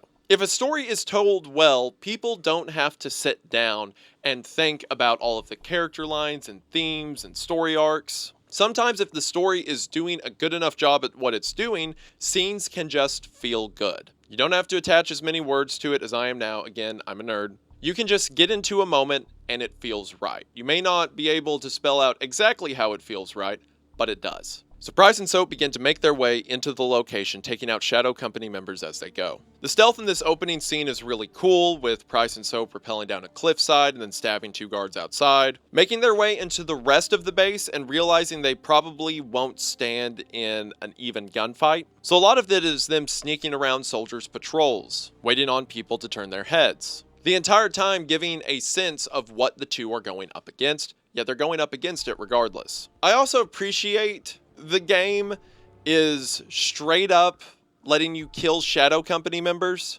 Because think about it, all the enemies we fought up until this point are Makarov's men, or Russian soldiers invading the United States, and then like the OP4 militia in the first mission of the game. But Shadow Company is made up of American soldiers who have joined Shepard's ranks. They all probably also think that Shepard is a war hero and that they're doing the right thing. But despite that, the game never has a moment where it's like, well, actually everyone in Shadow Company is bad, and actually all of these guys are just soldiers of fortune or something like that. It's like, no, these are soldiers who probably have good intentions, but they're standing with Shepard, so we gotta kill them. It's just rare to see dynamics like that played out in video games, especially Call of Duty. It's straight up 2 men setting out on a warpath and killing guys who are probably good intentioned, but in a bad uniform. There's just something mature about that. I appreciate it. Eventually, Price and Soap get detected on sensors, and Shadow Company makes their way in to take them down, so the two have to go loud. After you take out this first group of guys, there's this cool moment where Shadow Company asks who is taking out their dudes, and then Shepard quickly remarks that it's Price. Again, dialogue like this is just so much fun. Shepard has the world behind him, but now his base is getting taken out, and he knows the only guy who could be capable of this is the dude he probably should have left in the Gulag. So Shepard begins to make his evac. He tells his team to send more soldiers, but knows that it will only slow them down. At the same time Shepard's making his way out, he rigs the entire site to blow. There's a quick conversation where one of the Shadow Company members says that it will take a while for them to get to a safe distance with the explosives, but another member remarks that Shepard wants the explosives up now. Soap and Price continue to fight their way through guys. There's this great parts in the gunfight where we go in and out of these small caves, we go out on these beautiful cliff sides along the mountains. We grab riot shields and push up through the bullets. It may just be 2 men facing off against an entire army, but the game does a great job at portraying how difficult that fight is and how multi-layered it is between the different tools and tactics the two have to use. Eventually, while Price and Soap are in a gunfight with a lot of Shadow Company members, Shepard orders for the entire site to be bombarded. Someone quickly remarks that their men are still down there. Shepard says he doesn't care to do it anyway. So Shepard launches a bombardment that destroys his own men, leading Price and Soap to work their way through the rubble, seeing Shadow Company members burning and dying. To which Price remarks, Since when does Shepard care about danger close? Gosh, this is so cool. There's so many just cool character moments throughout this game. I may be using the word cool a lot, but I was 11 and this is Call of Duty, so yeah. It's a callback to the line Corporal Dunn said all the way back in Team Player, right before the Jets took down a building across the river. All the way back then, the Shepards knew, since when does Shepard care about danger close? He's willing to do whatever it takes to get the job done. And here we see that belief carried out to its fullest extent. He bombed his own men's position. Men who are laying down their life in front of Price and Soap to ensure Shepard's escape. But to Shepard, it's just pieces on a chessboard. Price and Soap fight their way through the caves and eventually get to a command center. When they get to the command center, Shepard announces over the radio that he is going to blow up the entire location and that if any of his men are still there, their service will be remembered. Shepard will do whatever it takes to win, even if that means he's the only one left standing. Price and Soap barely make it out of the room before it explodes, and hear over the radio that Shepard is going to escape via Zodiac boat. So as they make their way to a boat to chase him down, the mission ends. Which leads us to the final mission of the game, Endgame. The briefing for this mission is almost as cool as the mission before it. We hear a recording that seemingly Price left behind before he set out on this mission, and in it, he ties the major themes of the game together. History is written by the victor. History is filled with liars. If he lives and we die, his truth becomes written and ours is lost. Shepard will be a hero, because all you need to change the world is one good lie and a river of blood. In a game so composed of people changing sides and people willing to betray their own people if it means getting what they want, Price effectively says he doesn't care. History is full of liars. If we base ourselves off of the words of others, then we'll have nothing to base ourselves on. He's going to fight his war until the war is over because it's the only truth he knows. And whatever it takes this time, he's not going to let the bad guy win. Endgame begins and Soap and Price quickly make their way into a Zodiac boat. The two are hot on the tracks of Shepard, and most of the gameplay from this mission switches between Soap driving the Zodiac boat and him and Price shooting at Shadow Company members trying to cover Shepard's escape. Again, a lot of these moments are bombastic, action movie stuff, but similar to what I said at the end of the first game, I feel like the game's earned it at this point. The music throughout this entire mission is great as well, with these swelling choruses that get across the finality of what we're doing. Eventually, the two men find that Shepard's boat has driven into a helicopter and he's about to fly away, which Price takes some well-aimed shots at the helicopter, and the helicopter eventually goes down. Price and Soap are quick to follow. In their desperation to catch Shepard, they didn't realize that they were driving towards a waterfall. So as the helicopter goes down, so does the boat they're on, and the two men are sent over the falls. Soap awakes on the riverbank in a haze, with Price nowhere to be found. He's injured and without a weapon other than his knife. We find Shepard's wreckage, two Shadow Company members injured, one crawling away, the other firing an empty gun at us. Soap makes his way around the back of the plane to see that Shepard is still alive. The two men lurch away from the wreckage. The slow pursuit ends when Shepard finds himself resting on an abandoned car. Soap closes in for the kill but overestimates his own condition compared to Shepard's. Shepard quickly disarms Soap and stabs him in the gut. Soap falls to the ground and Shepard says these lines, which finally explain his motive for all the carnage he's caused. 5 years ago, I lost 30,000 men in the blink of an eye. And the world just fucking watched. Tomorrow, there will be no shortage of volunteers, no shortage of patriots. I know you understand. And here we're not only given a fitting reason for Shepard's betrayal, but a callback that ties it so well into the events of the first game. Shepard was a general overseeing the 30,000 men who were killed in the Nuke at the end of Shock and Awe. Shepard sent those soldiers there, it was his war to fight, and all of his men were killed, and nothing happened. I mean, think about it. To the outside world, the United States was trying to take down Al-Asad, and then Al-Asad launched a nuke that killed all of them. And then while we got to see all of the stuff the SAS was doing over the following week, where they killed Al-Asad, and then they hunted down Zakhaev and killed him, the way it looked to everyone else is that the United States Army was defeated, and no one did anything. Shepard was a general fighting a war, and when his men were wiped off the face of the earth, the war was just over. And that didn't set well for a man who was determined to fight.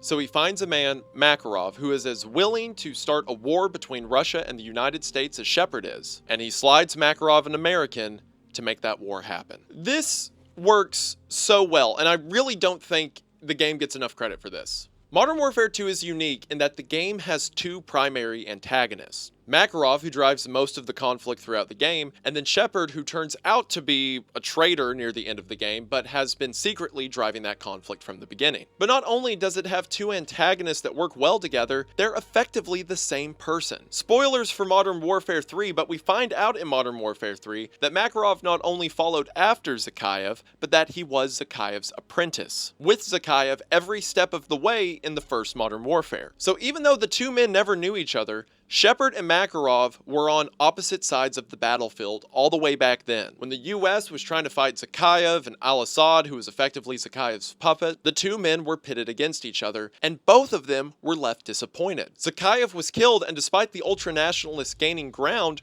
Russia did nothing. A more soft government came in, a government that wasn't as eager for war as Makarov wanted them to be. So Makarov watched his men die, and his country did nothing. And Shepard was a general leading a war effort, and when all of his men were slaughtered, the war was over. He watched his men die, and his country did nothing. So both of these men made the decision to betray their own country to get their war, to get their own personal justice. Shepard used his own people and killed them in order to accomplish it, and Makarov used his own people and killed them in order to accomplish it. They're not just similar, they're the same man under two different flags, who made a deal with each other to throw the world into turmoil so that they could be on opposite sides of a battlefield once again. It is wholly, when you view the Modern Warfare series as a whole, one of the coolest twin antagonist dynamics I've ever seen pulled off in a video game. Like, not even for a Call of Duty or for Modern Warfare, just in general, it is great character writing. It is a great way to write a set of villains. Especially because while we were always pitted against Makarov, Shepard was our ally. He's the one who put 141 together. And we see because of him how much that betrayal hurts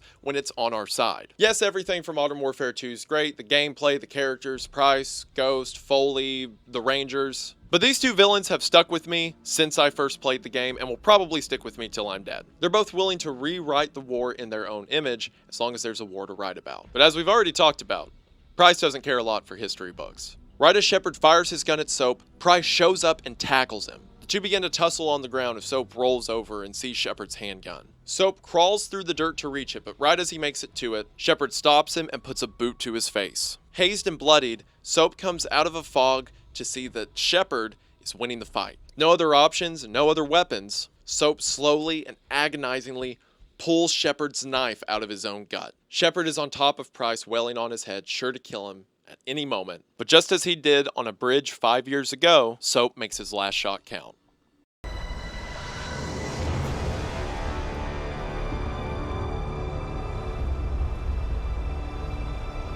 The two men have completed their objective. Shepard's dead. And even if the two men die here in the desert, and the world remembers them as traitors, at least Shepard won't be there to see it. But of course, Price isn't done. His war's not over. Makarov's still out there. So as long as he can, he rolls back over and keeps fighting. He crawls over to Soap and tries to administer aid.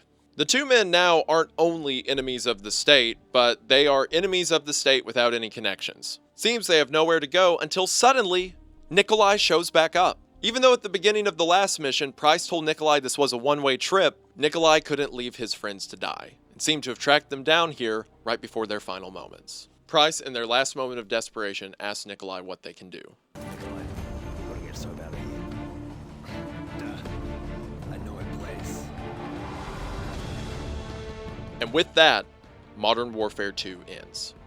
All around, one of the best experiences I've ever had with a video game, and for good reason. Like I said at the beginning of this video, I am completely biased. This game was a huge deal for me when I first played it, but even trying to be objective and looking back, I think it's for good reason. The game takes everything that the first Modern Warfare did and doubles it. The NPCs feel better, the guns feel better, the altercations feel better.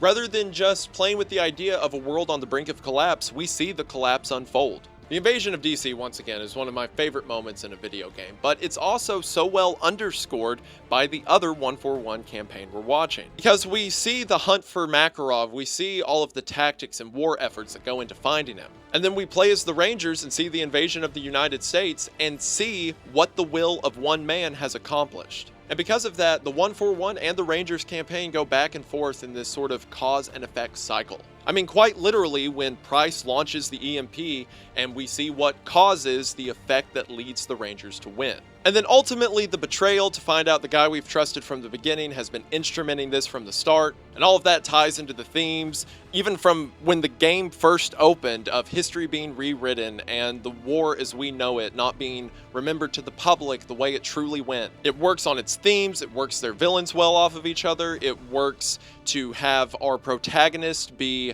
a antithesis to what the villains are doing, that both of them on either side are determined to get the job done, but only one of them is willing to stick by their principles to make it happen, instead of clouding them to a point they don't even know what they're fighting for. And because of that, it ties into themes of bravery and character that we see in literal senses through the Rangers campaign and the bravery they show. Then it ties back to the roots of the characters in 141, and it also works so well because everything with the Rangers is huge war effort and big military pushes, and everything with 141 is more precise, momentary settings. And at the same time, themes of valor are pronounced and over the top with the Rangers, but more personally driven with the 141. It just works so well. To the point that I don't know how much of it was thought out and how much of it was accidental. But I know that Modern Warfare 2 works to a degree that it's almost unbelievable. It is truly lightning in a bottle. It's something special, and I don't know if we're ever going to get a game like that again, at least out of the Call of Duty series, but I'm glad I got to be there when it happened. I should also mention that after you finish the campaign, you unlock this little bonus mode called Museum, where you can walk through these little dioramas of all the previous missions from the games. And myself, I'm sure like everyone else, spent time shooting Makarov and Shepard over and over, and you can also press a button to activate all the enemies and have these big gunfights. Use any of the weapons in the game. It's just a really neat sandbox. And similar to the Mile High Club in the first Modern Warfare, a fun bonus for completing the story. So, after everything I've talked about, the characters, the story, the settings, the themes, all of those things I love from Modern Warfare 2, does Modern Warfare 3 beat it, or at least hold up?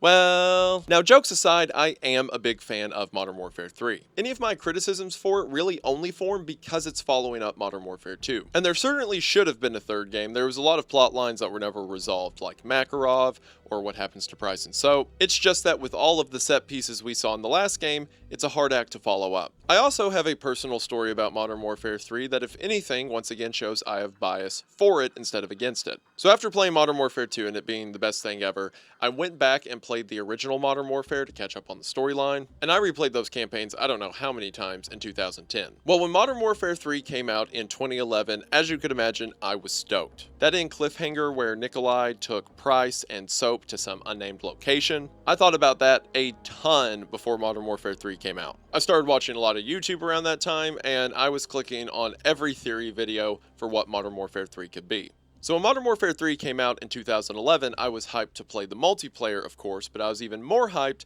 to play the campaign. And I'll never forget the day it came out. After school, my dad drove me to GameStop, and I paid for it with my own money that I had saved up from chores. But my mom didn't want me to play it that day because, if I recall right, I had a test the next day. And keep in mind, I was 12. So I'm pretty sure I said I would wash her car for free or do some chore around the house if I got to play Modern Warfare 3 that night. And she said yes, but I could only play it for a couple hours, then I had to go to bed. So I washed the car probably in record time, play the campaign for a couple hours, and then mom's like, all right, TV off, go to bed. So I go to bed, and then as soon as everyone's asleep, I get back up and I played it till sunrise. I didn't beat the campaign that night, but the next day when I went to school, I was telling my friends about it. It was all I could think about. Probably failed the test. And then as soon as I got home, I finished the rest of the game same day. So maybe not as hyped as I was because I built up so much personal hype for myself when Modern Warfare 2 came out, but I still fully wanted Modern Warfare 3 to be great. And when I played it, I loved it. But looking back, I'm certainly more critical of it than I am the second entry in the series. But Modern Warfare 3 is still certainly worth talking about.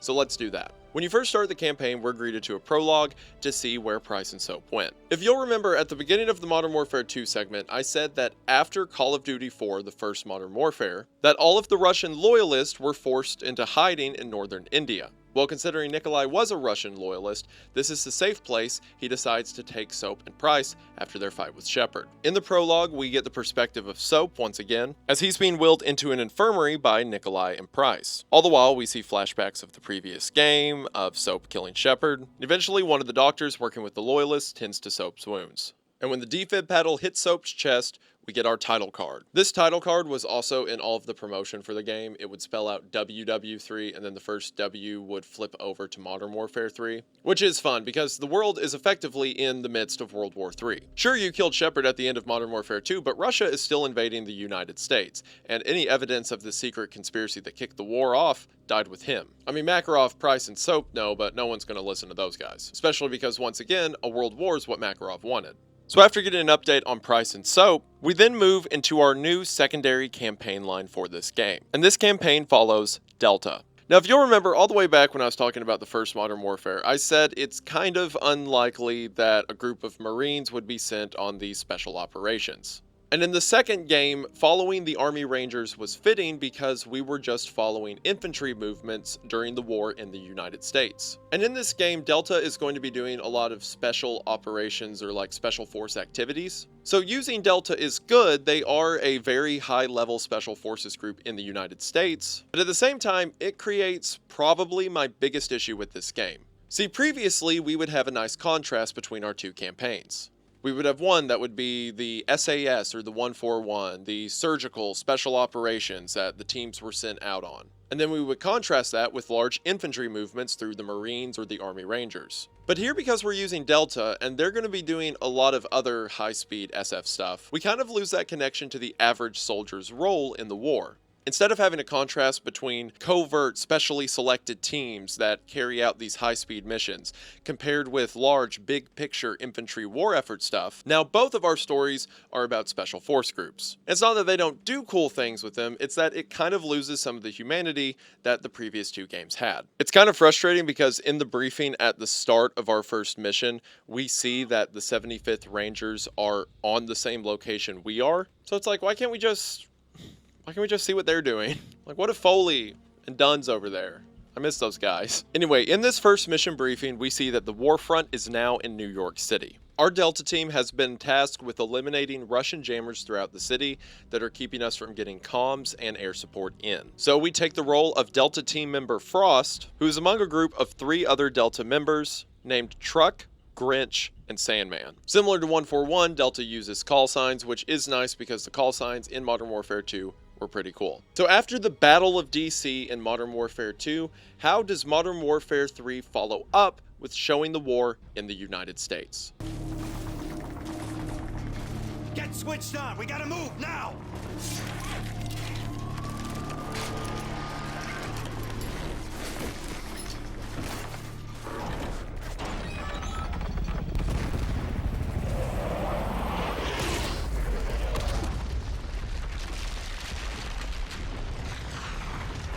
Which I gotta admit is a pretty good way to keep up. Being in the financial district of New York City, watching jets fly overhead and famous monuments from the town be destroyed is pretty cool. We see that the battle is just as chaotic as it was when we left DC in Modern Warfare 2. Helicopters, tanks, and rocket launchers fly everywhere. Again, we get to see the war effort on full display, and there's still that sense of desperation that America has to win this fight. You only have to look around to see the damage that this war has already extracted. You get the unified sense of effort, you get the importance of what you're doing by the setting alone. It works pretty good for an intro. It's also a cool touch that the level is called Black Tuesday, considering we're fighting in front of the New York Stock Exchange. I will say a more minor nitpick is that because this is our first level, we don't get a training mission for our first level. So because of that, there's no shoot house for Modern Warfare 1 or pit for Modern Warfare 2, which I enjoyed those and kind of miss it a little bit. There is a shoot house course you can do in the Spec Ops mode of Modern Warfare 3, but one doesn't show up in the campaign, and that's kind of sad. And similar to the previous entries, once again, the game has a good idea of where the player wants to go. We fight through apartment buildings, we fight through several storefronts, we even fight through the stock exchange itself, and eventually make our way up to the rooftops of New York City. There's this nice touch when we blow up the Russian jammer where we hear everyone's radio lines coming back on at once. Now that we have communications, we're able to use a Predator missile, we're able to get air support as we're sniping enemies on rooftops across the city. We eventually get a helicopter extract where we man a minigun and get to have helicopter fights through the skylines of Manhattan. There's a good level of rising action in this first level. We start off on soldiers on the ground who can't talk to command, we come out of a destroyed vehicle, we work our way up from gunfights in the street to sniping on top of the city to Predator missile support, eventually ending with communications being fully restored, and now we're part of the air support, bringing the fight back to the Russians. It does a really good job at showing the war machine waking up, which is a fitting motif for the first level of the game. There is this one moment at the end of the level that bothers me a little bit. As we're having our fight with the helicopters, one of them gives us a lot of trouble, and we end up having like this choreographed flight up the sides of a building under construction. And when the other helicopter is destroyed, it flies into the building and explodes, which causes our helicopter to spin out, and Frost almost falls out for barely pulling himself back in. And it's very action movie, it's very neat, but I would argue a little too neat. Don't get me wrong, Modern Warfare has had these Mission Impossible moments before. I mean, in the very first combat mission in the first Modern Warfare Crew Expendable, it ends with us running out of a sinking ship and jumping onto a helicopter. Like, that's all very tense, over the top, I get it. But again, that's dramatic in the realm of reality. There's something about this helicopter sequence at the end of the level that feels very boss battle to me. Like, we leave the realm of reality for a moment to get like a video game-ism. Call of Duty gets panned all the time for having these huge moments where buildings are falling down on us and explosions are happening and everyone survives at the last second. But there really hasn't been that many moments of that in Modern Warfare, at least so far. Like, we had the helicopter jump in Crew Expendable, and we had the helicopter jump in the favela in Modern Warfare 2. And then between those and the snowmobile jump in Cliffhanger in Modern Warfare 2, I can't think of that many super over-the-top moments. Sure, there's a lot of the times where it's implausible that something happens, like 2 guys wipe out an entire base at the end of Modern Warfare 2. But as long as those moments are sparing and earned, I can wrap those into my suspension of disbelief. Similar to things like suppressed weapons being completely unheard. But something about putting this set piece in the first mission feels like a bad omen. Anyways, Black Tuesday ends there and we move into the next mission, Hunter Killer. Since the US is having trouble moving their equipment past the Russians' line of defense, our objective in this mission is to commandeer several Russian submarines in the Hudson Bay and then use their missile capabilities against the Russian fleet. There's this cool moment in the briefing when we're told that we'll be infiltrating on a bridge. And when someone asks, didn't the bridge get destroyed? They're given the confirmation, yes, it did. So at the beginning of our mission, we infill through the now underwater and collapsed Brooklyn Battery Tunnel. This intro sequence is great. It's very reminiscent of The Only Easy Day Was Yesterday from Modern Warfare 2, in that we're doing an underwater infiltration. But in this infiltration, instead of being in the middle of the open sea, we're now going through the remnants of a destroyed civilian tunnel. And as we do, we see the body count that the Battle of New York has acquired. Several people who were trying to get out of the city in the midst of the war now float dead in their vehicles. If it wasn't clear before, the terror of the war is made evident now. We come out of a tunnel and meet up with the SEAL team as we make our way towards the submarines. There's several underwater mines we have to avoid as we swim around. Maybe I'm being a bit nitpicky and am a little paranoid from the helicopter at the end of the last level, but again, something about swimming around underwater mines feels like I'm playing Mario instead of Call of Duty, at least a little bit. However, any doubts about this setting are quickly put aside when the submarine goes overhead, and just like in The Only Easy Day Was Yesterday, it's great. Everyone goes quiet so they're not picked up by radar. The submarine is massive, floating overhead with a demanding presence. We swim up next to the sub, plant charges, and then detonate them, causing the sub to surface. And then the team makes their way on top of the sub in order to get in. This entire visual is great. The men running up out of the water on top of the submarine, the burning New York skyline in the background. We make our way into the submarine and engage in incredibly claustrophobic gunfights. Eventually, the team makes their way to the sub's control room. We have a fun breach in, and then Sandman and Frost launch the submarine's missiles against the Russians' fleet. We climb out the top of the sub and get into Zodiac boats to make our escape. As we get to our exfil, we watch the missiles hit the Russian ships. And once again, this is a great set piece. Seeing the missiles fall down, the ships explode, the waves hit the boat, and the setting of the Hudson Bay, of course, adds to the flavor. There is this one quick moment that, once again, makes me upset. A Russian boat runs into us that has a bunch of mines on the back of it. So Frost shoots the mines, causing the whole boat to blow up, and then we keep moving on. And I know it's just like a few seconds, and I'm sure if you think it's cool, that's perfectly fine. But again, similar to swimming around mines and the helicopter thing, it feels very video game. And again, oh, you're playing a video game, haha, I get it. But it's like a military equivalent to shoot the glowing weak spot on the enemy. It just feels like a forced moment. I could have done without it. Anyway, our boat makes it into the drop door of a helicopter and we fly away as the war in New York is finally over. And from here, we're told this was the last leg to send the Russians out of the United States, meaning that effectively, the war in the United States is over. And these first 2 missions are all that we get of the war in the US. And they're fun and cool and all, but I don't think it's comparable to the war in DC. And again, I feel like a big reason for that is because we're following a special forces team. Like during the Battle of DC, there was all of the communication on the radios about getting civilians out of there. There was a lot of weight given to how many people were dying trying to win the battle because there's nowhere left to run. And here it's kind of like, yeah, you play as a Delta group, this team of 4 who completes these 2 objectives, and now the Russians are gone. Which, for where the game goes from here, you kind of need to get the war out of the United States so you can focus on stuff that happens in mostly Europe for the rest of the game. So it's fine that the game doesn't want to spend a lot of time there, but for the time it does spend there, it doesn't have the same bite. Honestly, the most impactful moment was seeing the bodies in the Brooklyn Battery Tunnel. That's the only moment in these 2 missions that make me feel like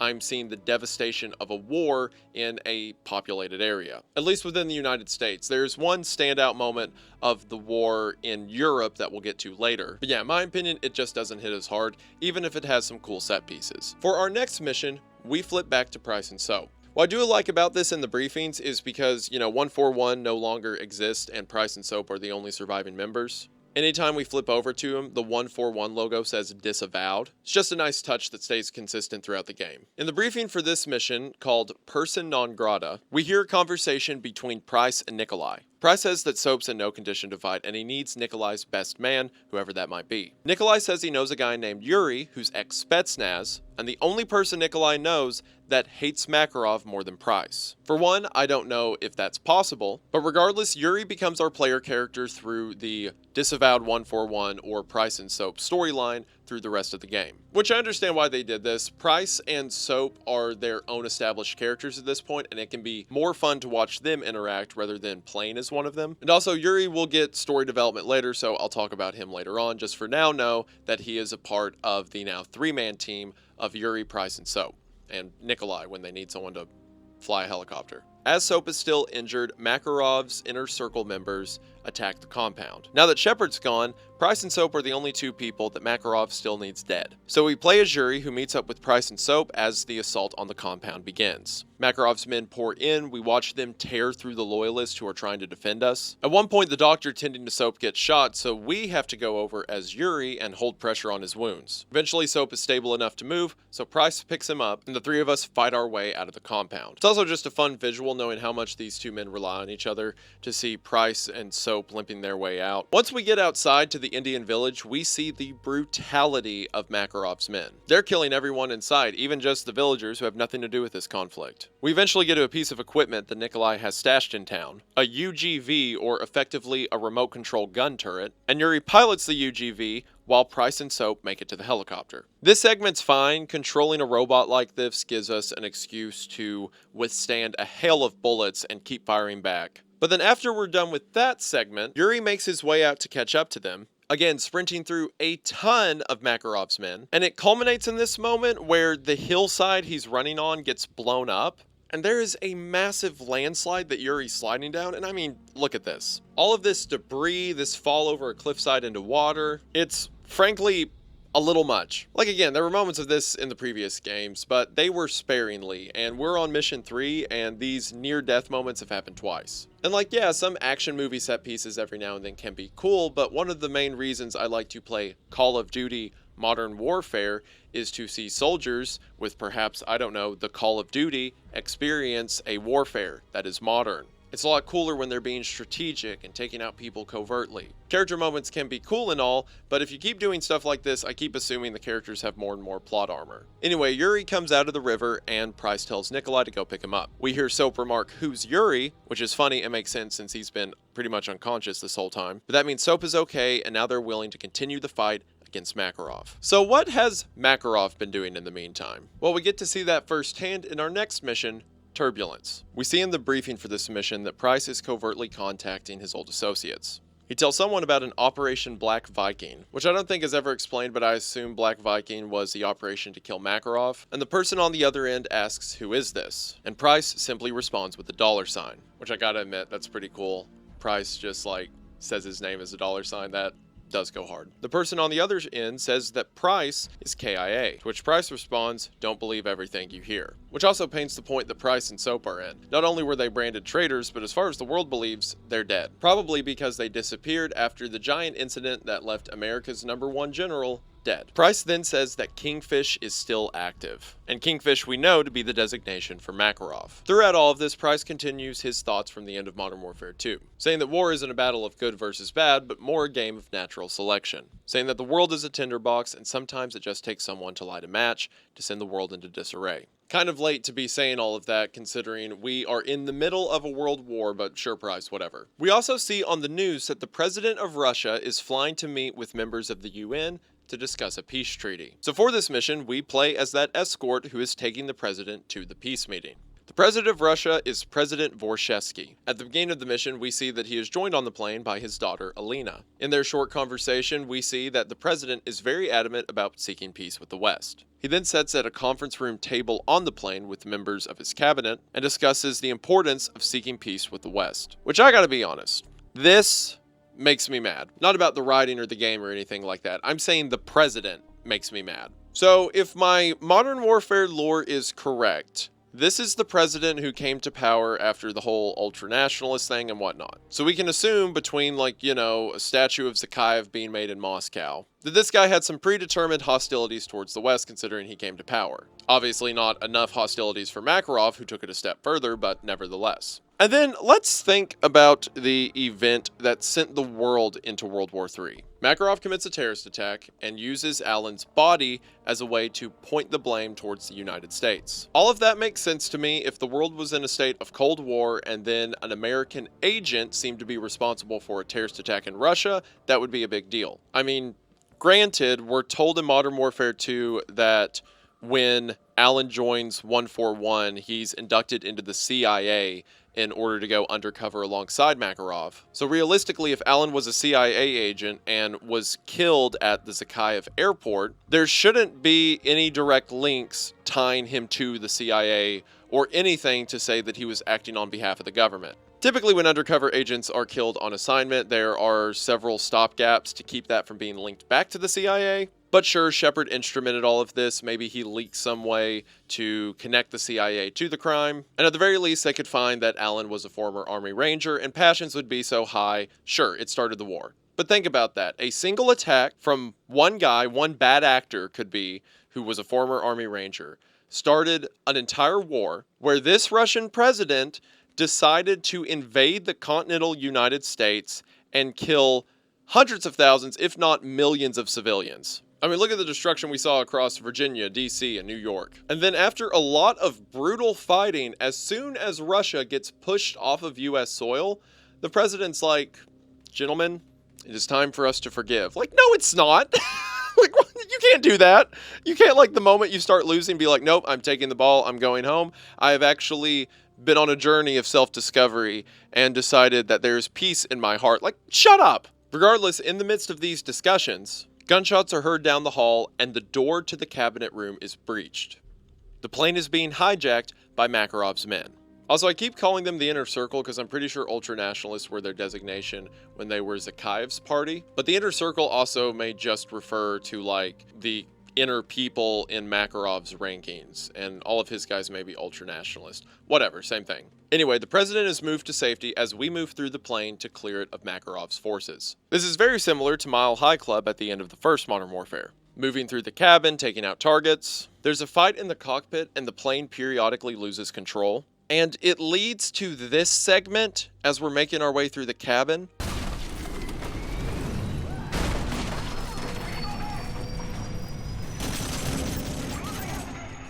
Which, like,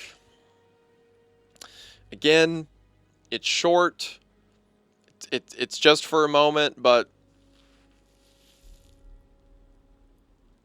whatever. I don't even have to say anything. You get it. Eventually, we find the president and his daughter Alina, securing them in the storage room of the airplane. And we continue to fight our way through the rest of the plane, when eventually, the plane crashes into the ground, and this happens.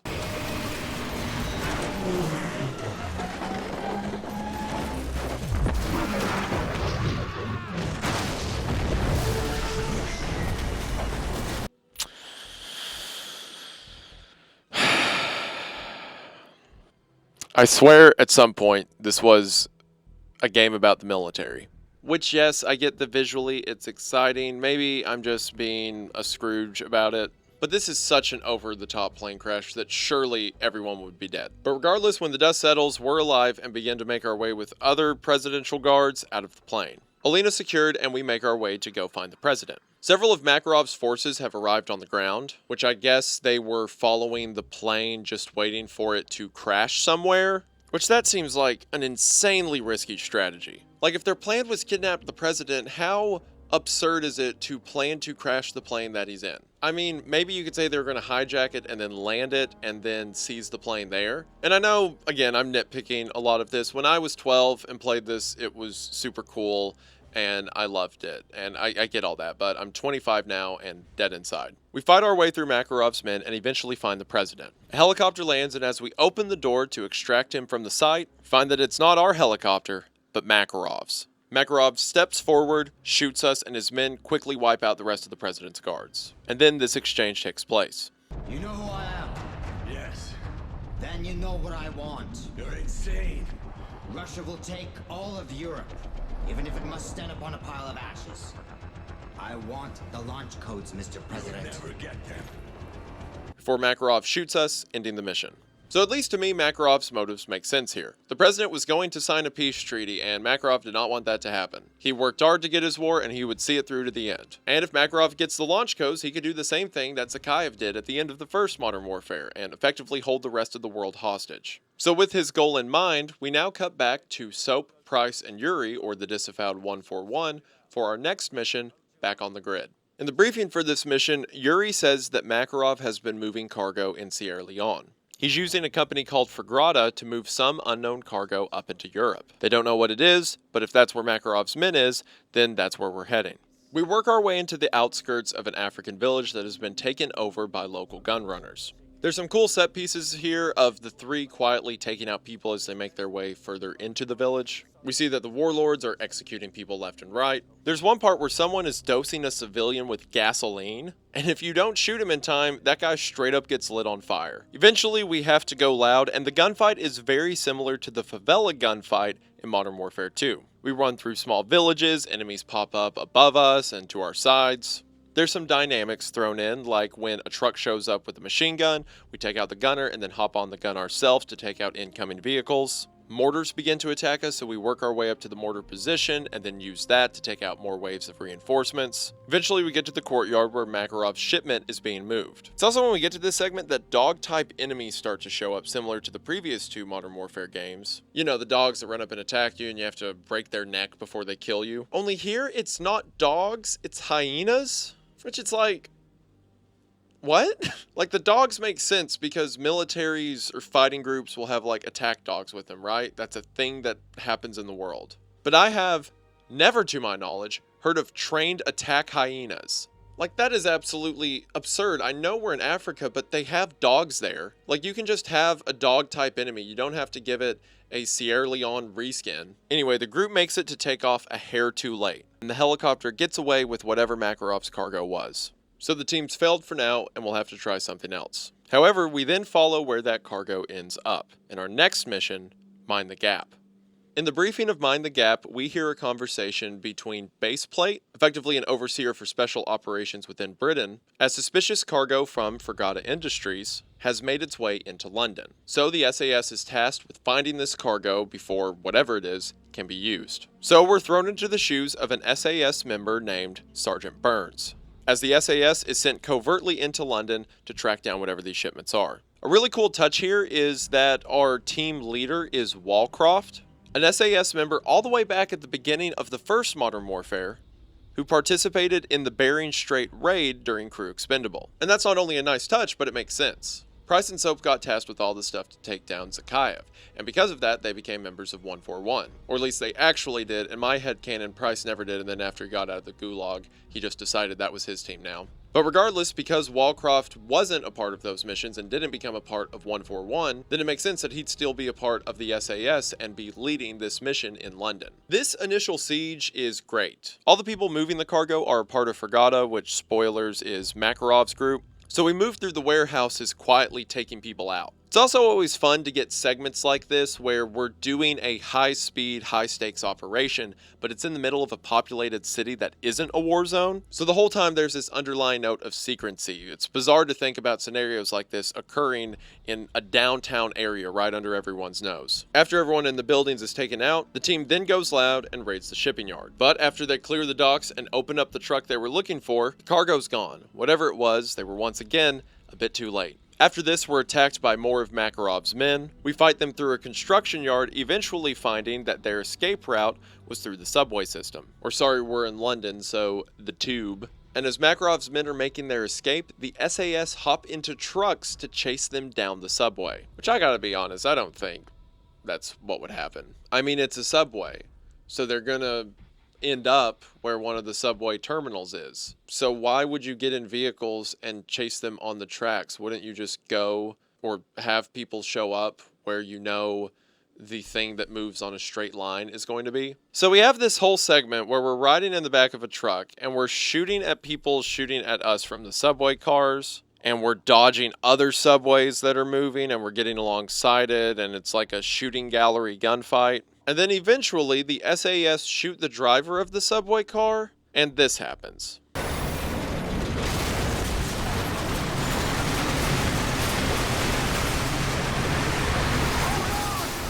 Okay, I'm not crazy. I know for a fact there was not this many huge explosion things happening everywhere at once moments in the previous two games. I've been gaslit before.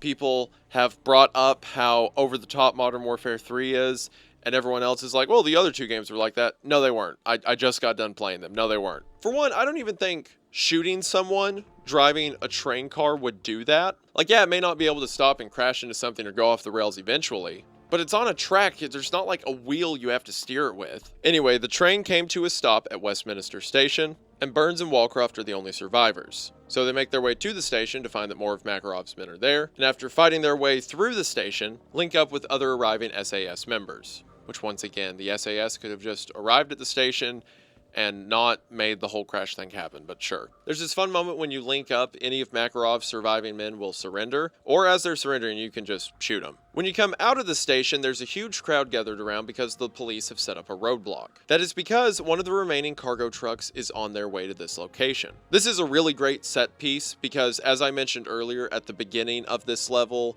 there's this feeling of uneasiness that all this is happening with a public populace around. And now they look on with concern as what we were trying to do in secret is now impossible to hide. We line up with the local police, and when the truck turns the corner, along with everyone else, we light it up. The truck flips over, but there's still more out there. And as Walcroft yells into the radio where the others are, we then cut to a tape known as Davis Family Vacation. I feel like after No Russian, Modern Warfare had kind of set a precedent of going there or doing the thing that you're not supposed to do. And the Davis Family Vacation seems to be Modern Warfare 3's entry in that line of thought. From this home video, we see a father recording his wife and daughter on vacation in London. The daughter's incited to go see Big Ben. For all intents and purposes, they're just building a happy memory. That is until, as the family is talking, a box truck pulls up, a charity logo painted on its side, and unseen by anyone else, two men in gas masks get out and leave the truck at the corner. Then, as the little girl is playing next to it, suddenly,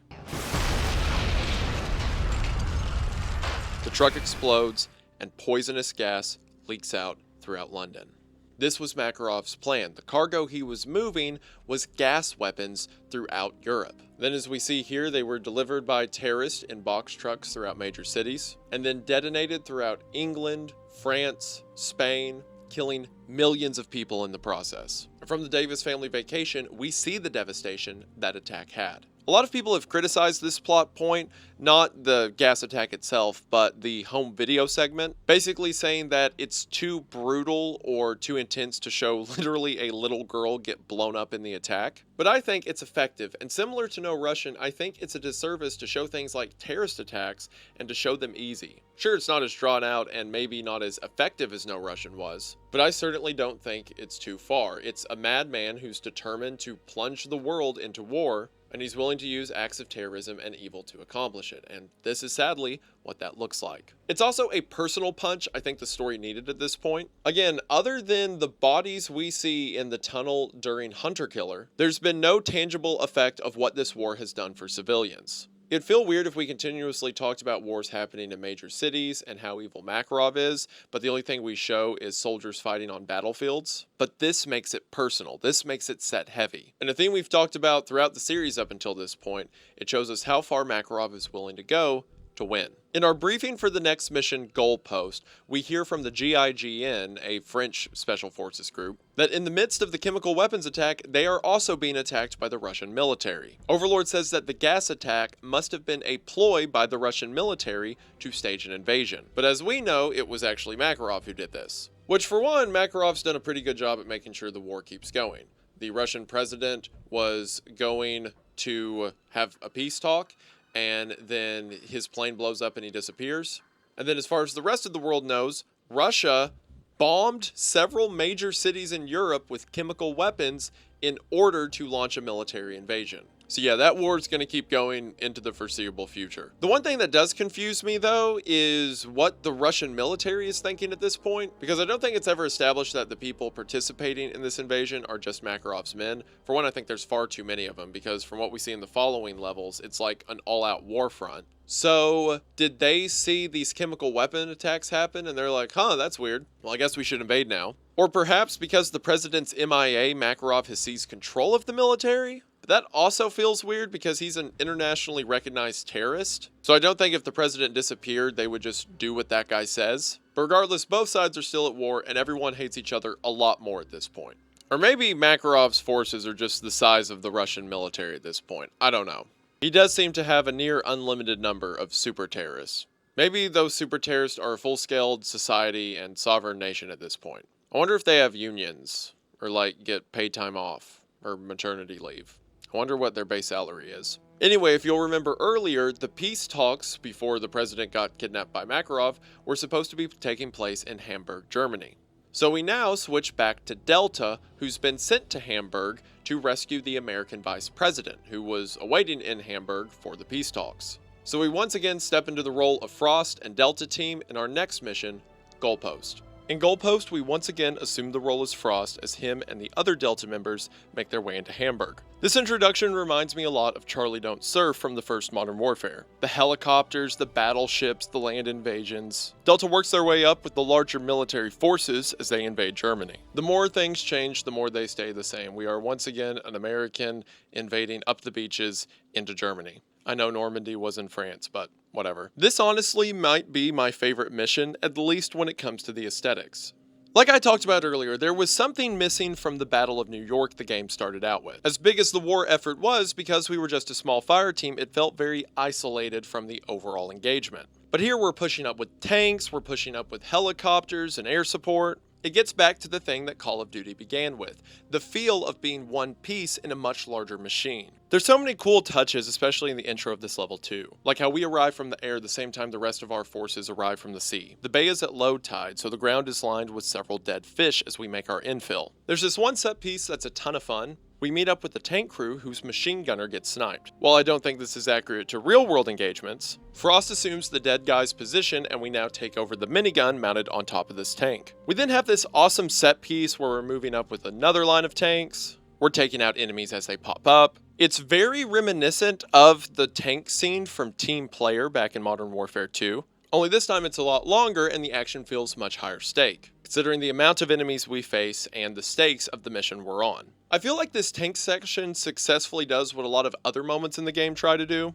like making you feel that you're a part of a much larger war effort, or giving you the tools to be near indestructible and take on hordes of enemies. Eventually, while moving through a parking garage, the floor collapses beneath us. We get a set piece that is certainly over the top, but feels earned because of the tank section leading up to it, where the tank keeps dropping floor to floor, eventually coming to a stop, at which Frost crawls out. Also, everything about that segment worked too, the camaraderie between the tank crew, the way they talk to each other, the way they talk to Frost, checking that he's okay. The segment is certainly one of the highlights of the game to me. We then eventually make it to the embassy where the vice president's been captured. We have another slow motion breach to clear the room. And after we're done, Sandman confirms that it's the vice president, and the mission ends as the team awaits extract. I don't mean to downplay a lot of the story elements that are happening through Modern Warfare 3, like the stuff with Makarov's cool, the stuff with Price is cool, of course. But again, similar to Modern Warfare 2, these are the moments that make Call of Duty for me. Soldiers on the ground, the overall war effort. All of the operator stuff is neat, but when it's done well, it works to further emphasize the point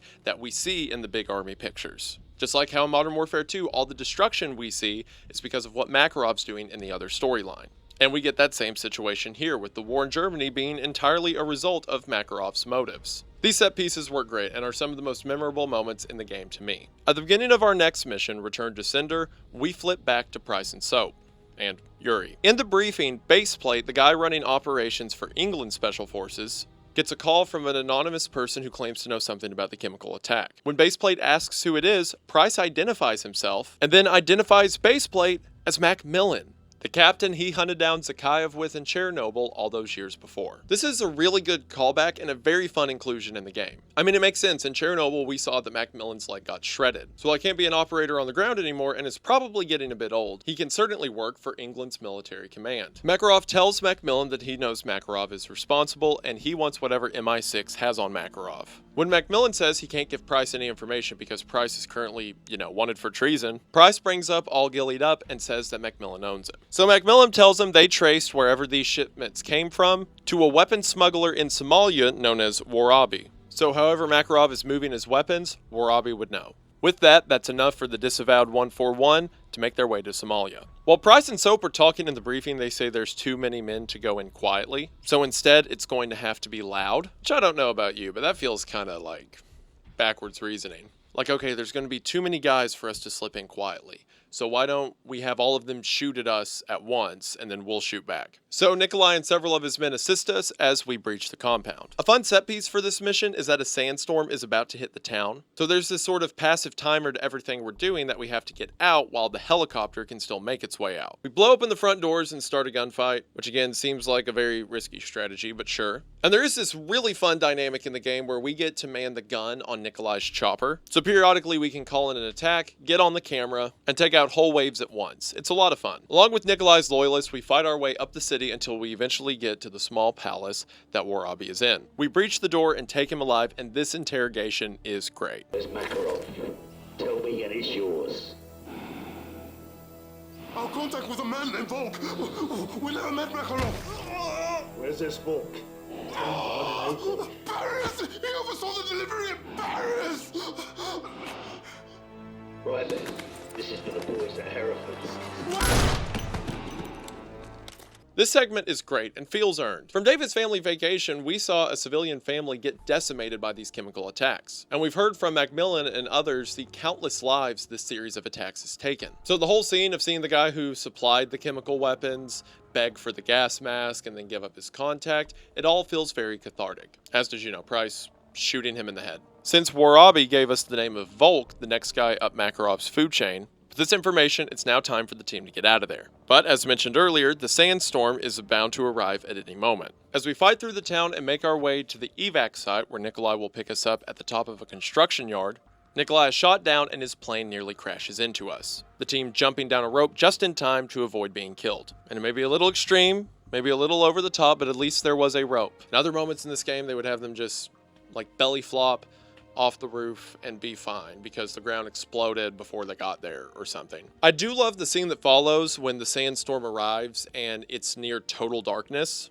and the team uses the sandstorm as cover to get to Nikolai's down chopper and get him out of there. Then the whole set piece where you run up to the wreckage and throw Nikolai over your back and get him out all feels great, and it all shares that camaraderie that the disavowed 141 needs to have. As the team makes their way out in vehicles, Soap says they won't be able to make it in Paris since Paris is in the middle of a war zone, not that that's ever stopped these guys before, and Price says they can't, but they know someone who can, and the mission ends. And of course, as we see in the next mission, that someone is Sandman from Delta. In pictures that are shown at the end of the game, we see that Sandman worked with 141 before, 141 got brutally murdered outside of Makarov's house by Shepard, and also some in Afghanistan. So in the beginning of our next mission, Bag and Drag, we hear Price use his code Black Viking once again. It seems this code gets him in communication with pretty much whoever he wants because he gets a direct line to Sandman. Sandman says that the United States has a kill-capture order on Price's head, which makes sense again because they think he killed their best general, and Price tells him to get in line. Since Price and Sandman worked together before Shepard's betrayal, it's safe to assume that Sandman would have known when it was announced that Price was an enemy of the state, that Sandman would have known something fishy has gone on, explaining why here he still trusts Price despite his designation. There's also this little Easter egg in the Spec Ops mode of Modern Warfare 3. In the Shoot House mission in the Spec Ops that I mentioned earlier, the one that's a stand-in for the training mission in previous entries, well, at the end of that shoot house, we make it to a room that Sandman's standing inside of. And across from Sandman on the wall is a picture of General Shepard with several knives thrown into it. This Easter egg tells me that Sandman probably knew of Shepard's betrayal. So even though officially they're enemies of the state, there's people like Sandman or Macmillan who seem to know the truth. Even if, no one can prove it yet. So since Price can't get there, Price gives Sandman Volk's location in Paris. Meanwhile, Price follows the other lead and goes to the headquarters of Fragata Industries, the company that seems to be distributing Makarov's weapons. After Sandman passes along the info about Volk, the GIGN and Paris locate him but get pinned down. So he once again assumed the role of Frost as Delta goes in to help. This mission, Bag and Drag and Iron Lady are probably my two favorite campaign missions. The only one that gives these two a run for their money is Eye of the Storm, which is actually right after Iron Lady. So it's definitely my favorite 3-mission run in the game. And that's because all of my complaints earlier about missions missing out on the devastation that the war has had are on full display across these 3. And because of that, it drives an importance to what we're doing. The mission opens as Delta is deployed onto the rooftops of Paris. We see that Paris has been absolutely decimated. The remnants of the gas attack are still present, and as we look down in the streets, we see piles of civilian bodies. It, along with the Davis family vacation, are two of the most memorable moments in the game that display the real victims of this war. I will say one criticism that I think is pretty fair is showing brutality like this in the same series where there's explosions and cars flipping and last-second saves. And while I don't feel like that criticism should exist in Modern Warfare 2, like no Russian felt fitting there because the game is pretty straight-barreled when it comes to the devastation of war. In Modern Warfare 3, I get it a little bit. Like the same mission where we're underwater and see people drowning in their cars in a destroyed bridge in New York City is the same mission where we're on a boat and we shoot the giant bombs that the Russian boat has,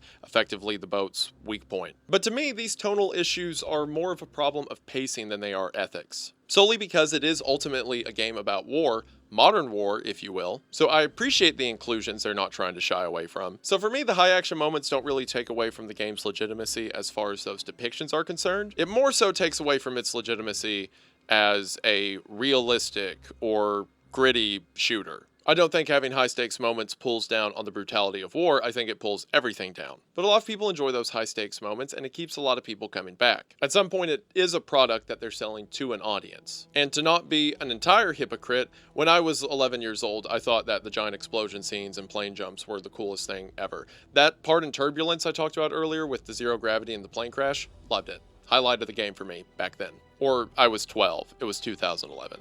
You get it. It's also here that we get some of my favorite dialogue from Delta. I haven't really talked about the characterization of Grinch and Truck, really because there's not a ton. It may just be biased because I loved Modern Warfare 2 so much, but I feel that these characters are far more paint by numbers than the Rangers were in that game. They feel much more similar to the Marines, aside from Sergeant Griggs, in Modern Warfare 1. But here there's good moments, like when Grinch is walking through the rubble of the houses, talking about how a lot of units have got hit hard, especially one unit that's composed of rookies. To which Sandman responds, A lot of rooks in that unit. No one's a rook today. Moments like that are brief, but establish a deeper connection with the characters we're playing with. After fighting through some Russian forces, we eventually meet up with the French GIGN to see there's not a lot of them left. As a matter of fact, their commander Saber tells us that only 7 are left standing. Saber tells Sandman that Volk is hiding out in a command center within the French catacombs. So we begin to fight our ways through the street to make it to the entry point. As we fight, we have fire support from an AC-130, and there's this really cool game dynamic where we can throw out purple smoke grenades and the AC-130 will decimate that location. If you can time it for when reinforcements show up on helicopters, you can throw the purple smoke underneath the helicopter and watch the AC-130 obliterate it. This is one of the reasons that this is among the best levels in this campaign. There's a purpose in what we're fighting for. We see the devastation of the bodies in our wake. Our crew of 4 men links up with the larger fire team of only 7. The desperation is tangible, but the war machine is still operating on every gear to ensure our mission is complete. And that mission matters to us because of all the right steps the game has taken to get its point across. Someone has to pay for this. Makarov has to go down, and the guy standing in the catacombs is the quickest way to him. Not to mention that the guy in the catacombs was responsible for moving the chemical weapons that caused all this damage in the first place. Eventually, we find the manhole that leads to the catacombs, and the team goes down.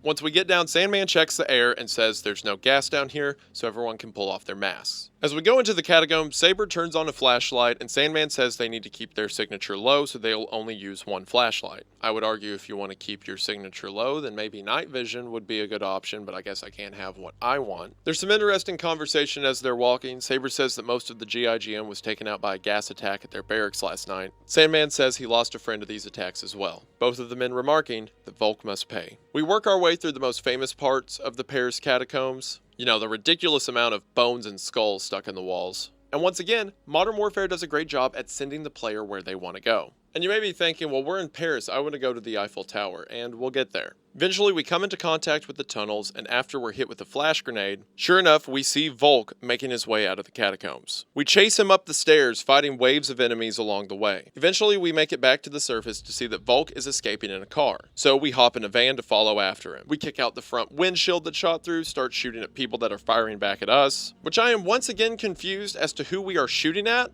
Like, I know they're Russian, but more specifically. Like, if Makarov was the one who did the gas attacks, and everyone else just thinks it's the Russian army, and if the Russian army was still invading regardless, then are these Russian soldiers defending the bomb maker hiding out underneath Paris? Or are these Makarov's men implanted within the Russian army? Or again, is everyone we're fighting Russian army? I don't know. Anyway, I assume this is one of Volk's vehicles, given the fact that there's a light machine gun in the back of it. So we get into the back of the car, throw the doors open, and start fighting enemies that are chasing us. It is absurd the level of people that we hold off in a van, from tanks to cars to a helicopter, but you know, it's cool, so whatever. When we finally catch up to Volk's car, Sandman rams it, and after a slow-mo shot where we hit his guards in the car, we send the car spinning through a marketplace. Then I absolutely love when the car comes to a stop, we ram it, Sandman gets out and just beats the brakes off of Volk. Like, look at this, the guy's already been in an extreme car wreck and he's just getting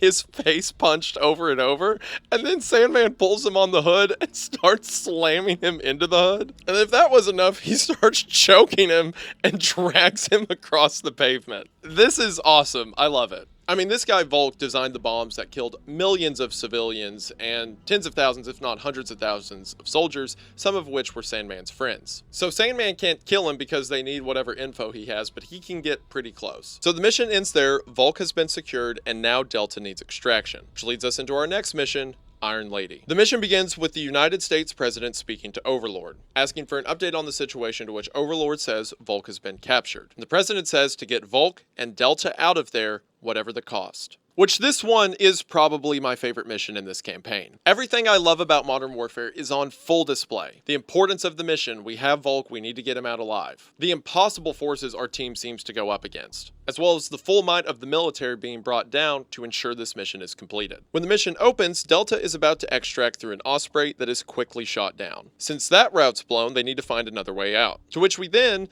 assume the role of the AC-130 that's providing cover fire. This is such a great dynamic because in the last mission we were just throwing smoke to let the AC-130 do its thing. But now we see the smoke on the ground that otherwise we would have been throwing, that Delta's putting out, and then we step into the role of Big Brother and provide cover support for ourselves on the ground. All the best parts about the AC-130 segment from COD 4 are on display here as well. Cycling through weapons, rotating around the battlefield. We get callouts about who to target first. We shoot helicopters as they fly and we hit tanks on the ground. We're given specific orders not to fire on a building unless otherwise stated. There's this awesome shot where we're told to put a missile in the specific building where fire's coming from. And when we fire, we track the camera of the missile to the ground and then cut back to Frost's position on the ground with Delta. It's like an entire orchestra of warfare, and we're jumping back and forth between the strings and the brass, all in a unified effort that is so satisfying to watch on display. At one point, Truck and Frost flank the machine gun position and provide cover fire. We switch back to the AC-130 and cover Delta as they move into vehicles to make it to extract. But as they make their way there, they're cut down by Russian forces beneath the Eiffel Tower. We switch back to Delta, who is facing overwhelming odds at the base of the tower. We grab javelins to hold off tanks. We push our way up in increments. Grinch continues to guard Volk hiding behind a barricade. We get light air support for a time, but air teams are resistant to fire because the enemy forces are under the Eiffel Tower. Until eventually Overlord says, as the President said at the beginning of the mission, do whatever it takes to bring those boys home. So air teams light up the Russian forces beneath the Eiffel Tower, and with it,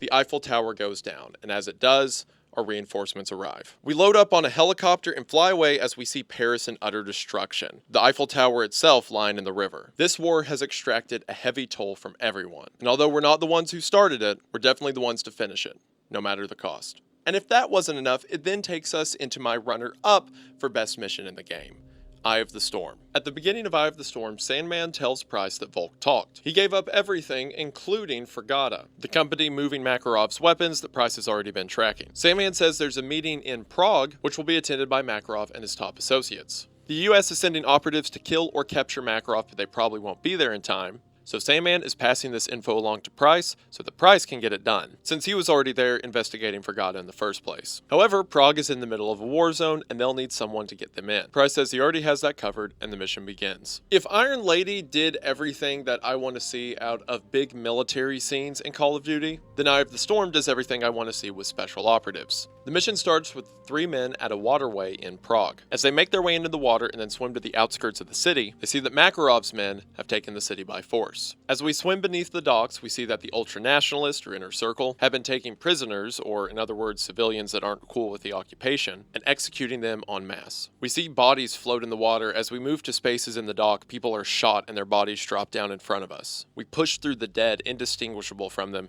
as we make our way into another tunnel within the city. This, along with the Davis family vacation, is some of the most powerful imagery in the game. When a hostile force takes over and doesn't care about the kill count, civilians are often in the crosshair. And while through the rest of the game we've seen that in big picture like bombings, invasions, or gas attacks, here there's something so personal about hearing each shot, of having each body drop in front of us. Something that I don't think these games get enough credit for is how well it builds up our vitriol against Makarov for the final 2 games. Because everything we've witnessed in Modern Warfare 2 and 3 is a result of the terrorist attack at the airport. So in that way, nearly every death we see can be attributed to Makarov's actions. Here it's more literal, where we see his men executing civilians, but it's just another reminder of the damage he's caused. It leans back into Price's line at the end of Modern Warfare 2.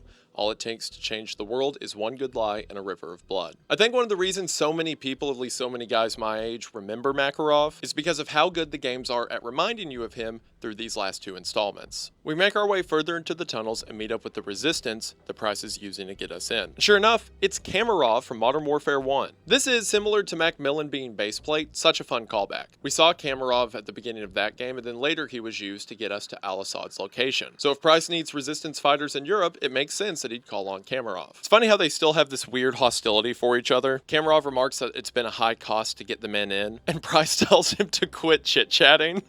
There's something so funny about the guy you asked for help being like, I have lost many men today, and Price is like, I don't care. So Price separates from Soap and Yuri as Price goes to the location where Makarov's meeting will be, and Soap and Yuri head to a church tower across the street. All of the stealth segments in this mission are a ton of fun. We get classic moments like Soap and Yuri taking out guys in tandem, crawling through department store buildings as Makarov's men shine flashlights through the window, playing dead amongst the bodies that came before us. More brutal moments pop up, like as the guards make their way into the store, a civilian near death is gunned down by one of Makarov's men. Again, the devastation he's laid out is tangible and felt. Eventually, Soap and Yuri make their way to a courtyard, and as Yuri goes to shoot the sniper on top of the building, Price shows up and quickly dispatches him. And then we have this awesome kickoff to a gunfight.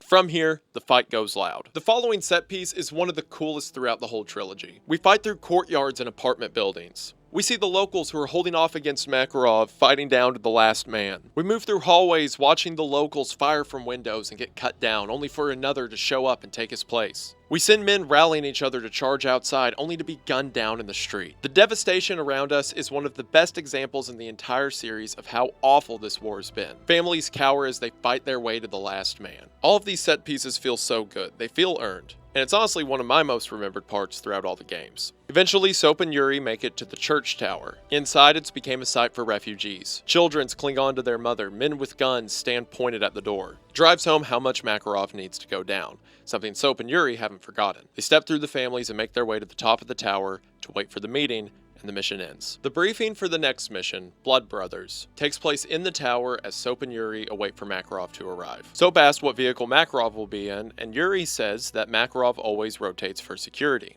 To which Soap remarks that Yuri seems to know a lot about Makarov, which, foreshadowing or something. Kamarov is then traded inside of the hotel, and when he gives the go, they'll kick the fight off. The following morning, Makarov and his men arrive. We locate Makarov in one of the Suburbans. Don't take the shot because the car is definitely bulletproof. But while he's sitting in the vehicle, Soap remarks that it looks like Makarov is staring right at them. Makarov goes inside of the hotel and we wait for Kamarov's word. However, Kamarov doesn't answer his mic. Price says Makarov's here, they're doing it anyway. So Price rappels down to the balcony. We kick off the fight by killing the guards out front. Then as Price pushes his way into the lobby, we cover him. However, when the doors to the elevator open...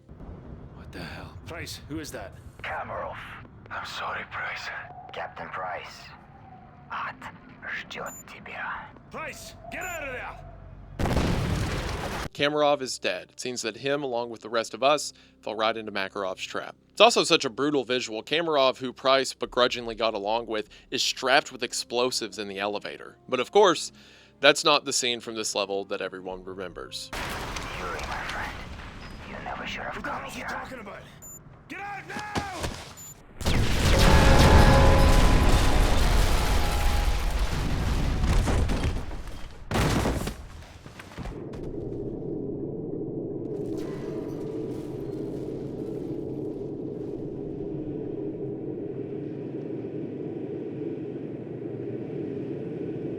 For one, Makarov knows Yuri. As a matter of fact, refers to Yuri as his friend. But before we can address that, Soap's hurt. And this time he's hurt bad. Price makes his way over to us and clears the wreckage off of Soap. And he's done a great job through the entire trilogy, but Billy Murray, the voice actor who plays Price in these games, absolutely nails it with this depiction. You feel his desperation for Soap to be okay, and you feel the fear and anger in his voice.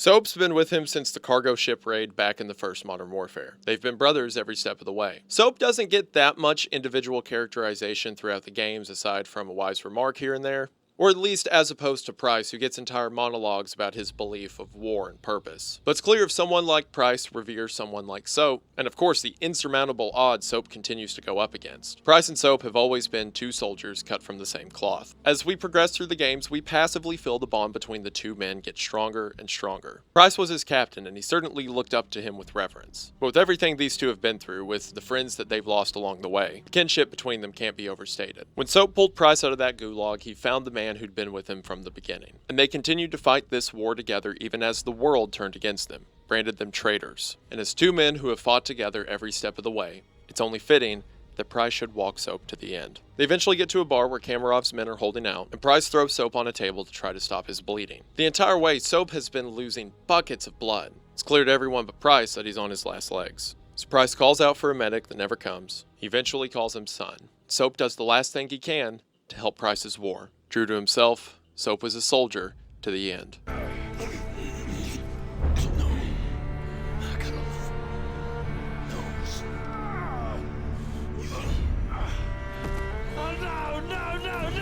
Soap!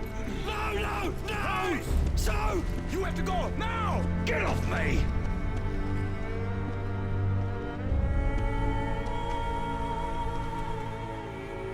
I'm sorry.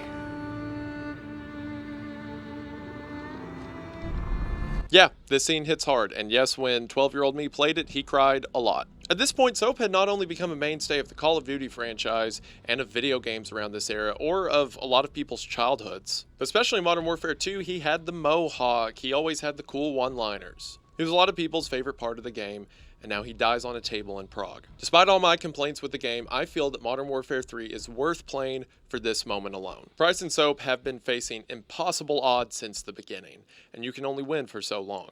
It's fitting that he dies, it's fitting that the war Price has been fighting extracts its price from him, but it's heartbreaking nonetheless, and a moment of heartbreak that many of us have never forgotten. But of course, in his final moments, Soap had a revelation. Makarov knows Yuri. So Price, who has just lost the closest thing to family he's ever had, along with his best gun, and also his literal best gun because he leaves the 1911 Soap used to kill Zakhaev on Soap's body. He just lost Soap, and the guy who already wanted to kill Makarov more than anything else in the world now wants to kill him a whole lot more. And he just found out that the guy he's been trusting through this entire game is an associate of Makarov's. So, how do you think he responds? Well, he responds with the most memorable poem in all of Call of Duty.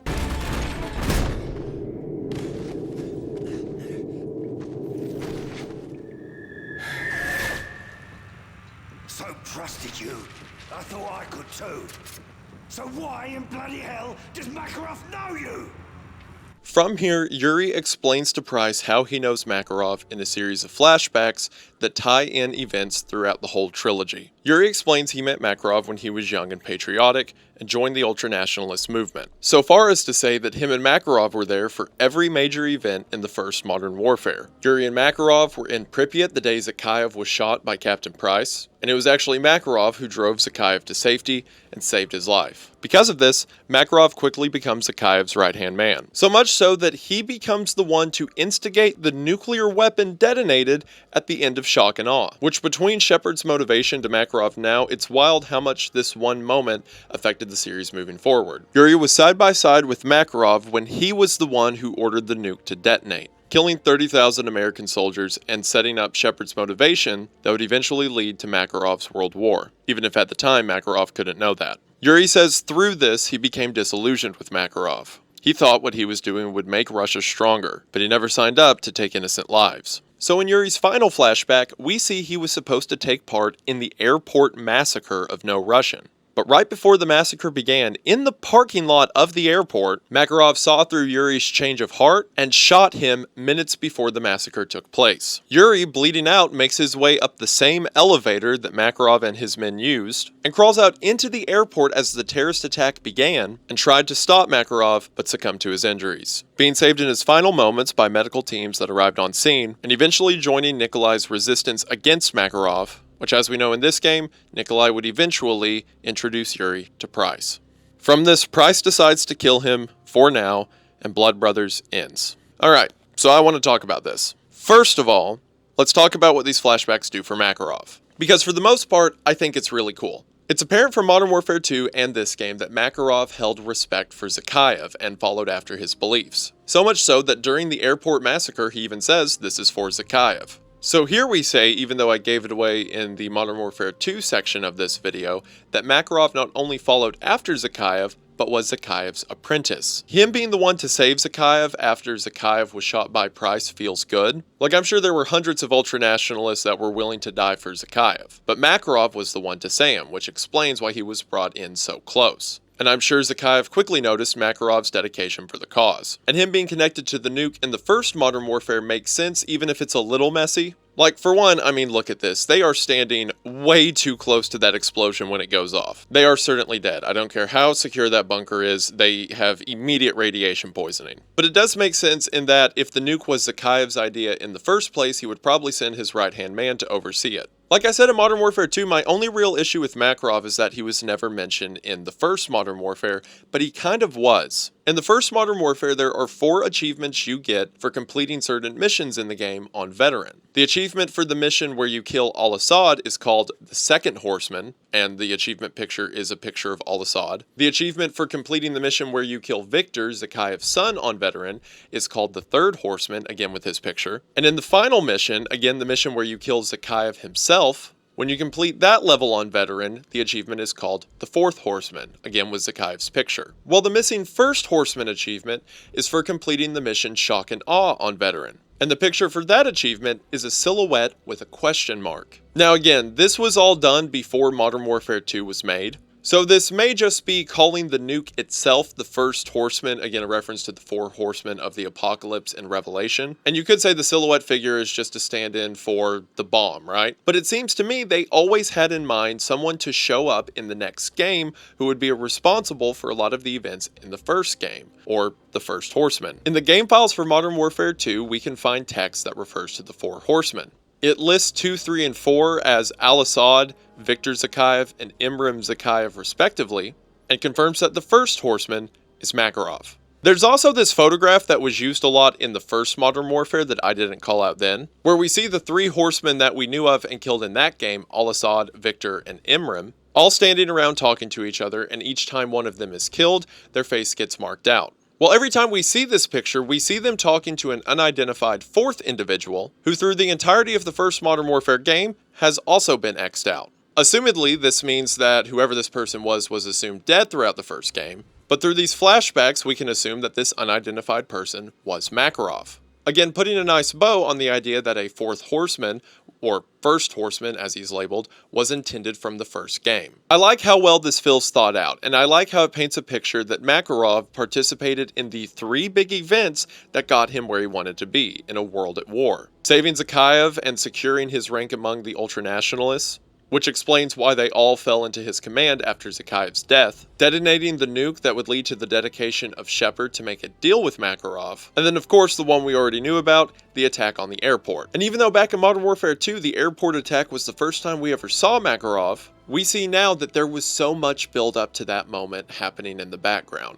I think it's great. What I don't think is so great is Yuri. See, I haven't really talked about Yuri that much aside from when he first shows up and then kind of passively mentioning that he's with Soap and Price. Because other than just being a Russian who hates Makarov, he doesn't get a lot of characterization until this moment. And I understand the writers kind of had to hide the ball a little bit in order for this reveal to show up when it did, but for me at least, it feels kind of messy. Like, okay, Makarov was secretly Zakhaev's apprentice and was with him every step of the way, and that's what let him rise to power. That makes sense. But then Makarov also kind of had an apprentice, or at least a guy he was working closely with, so close in fact that not only was he there when Makarov saved Zakhaev, but he was also there when Makarov set off the nuke. And then we're not told exactly what Yuri did in No Russian to make Makarov realize his betrayal.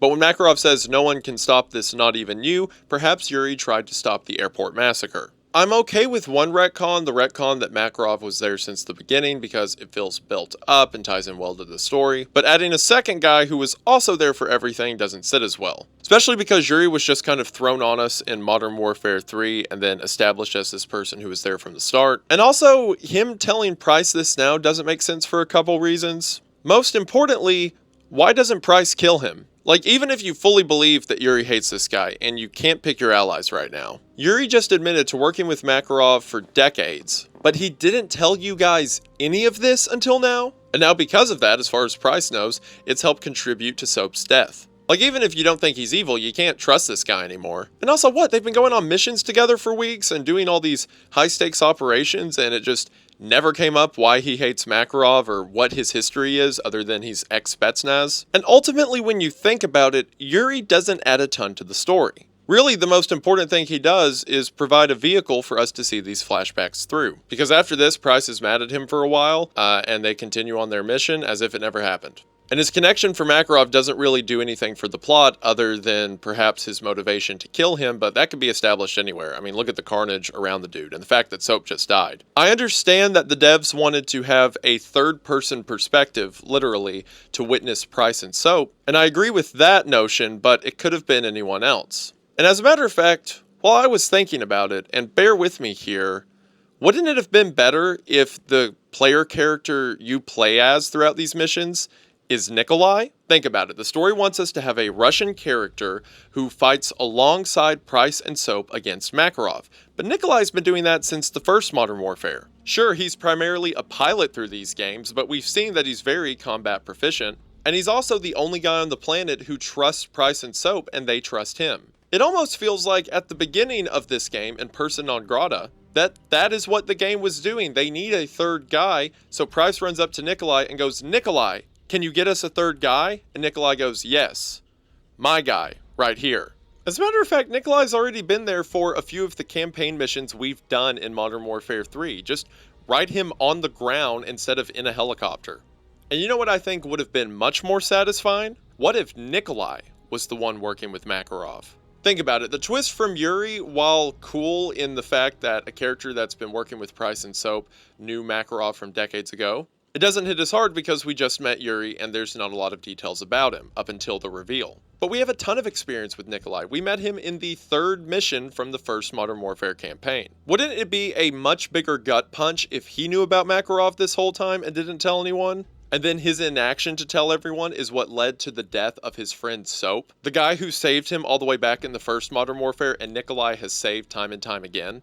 I mean, from the flashbacks we don't saw, the game is willing to retcon the past in order to insert Yuri, and it wouldn't be that hard to do it with Nikolai. In the first Modern Warfare, Nikolai gives the 141, or at the time the SAS, the location for the ship in the Bering Strait that is moving weapons that ends up being related to Al-Asad and the nuclear weapon.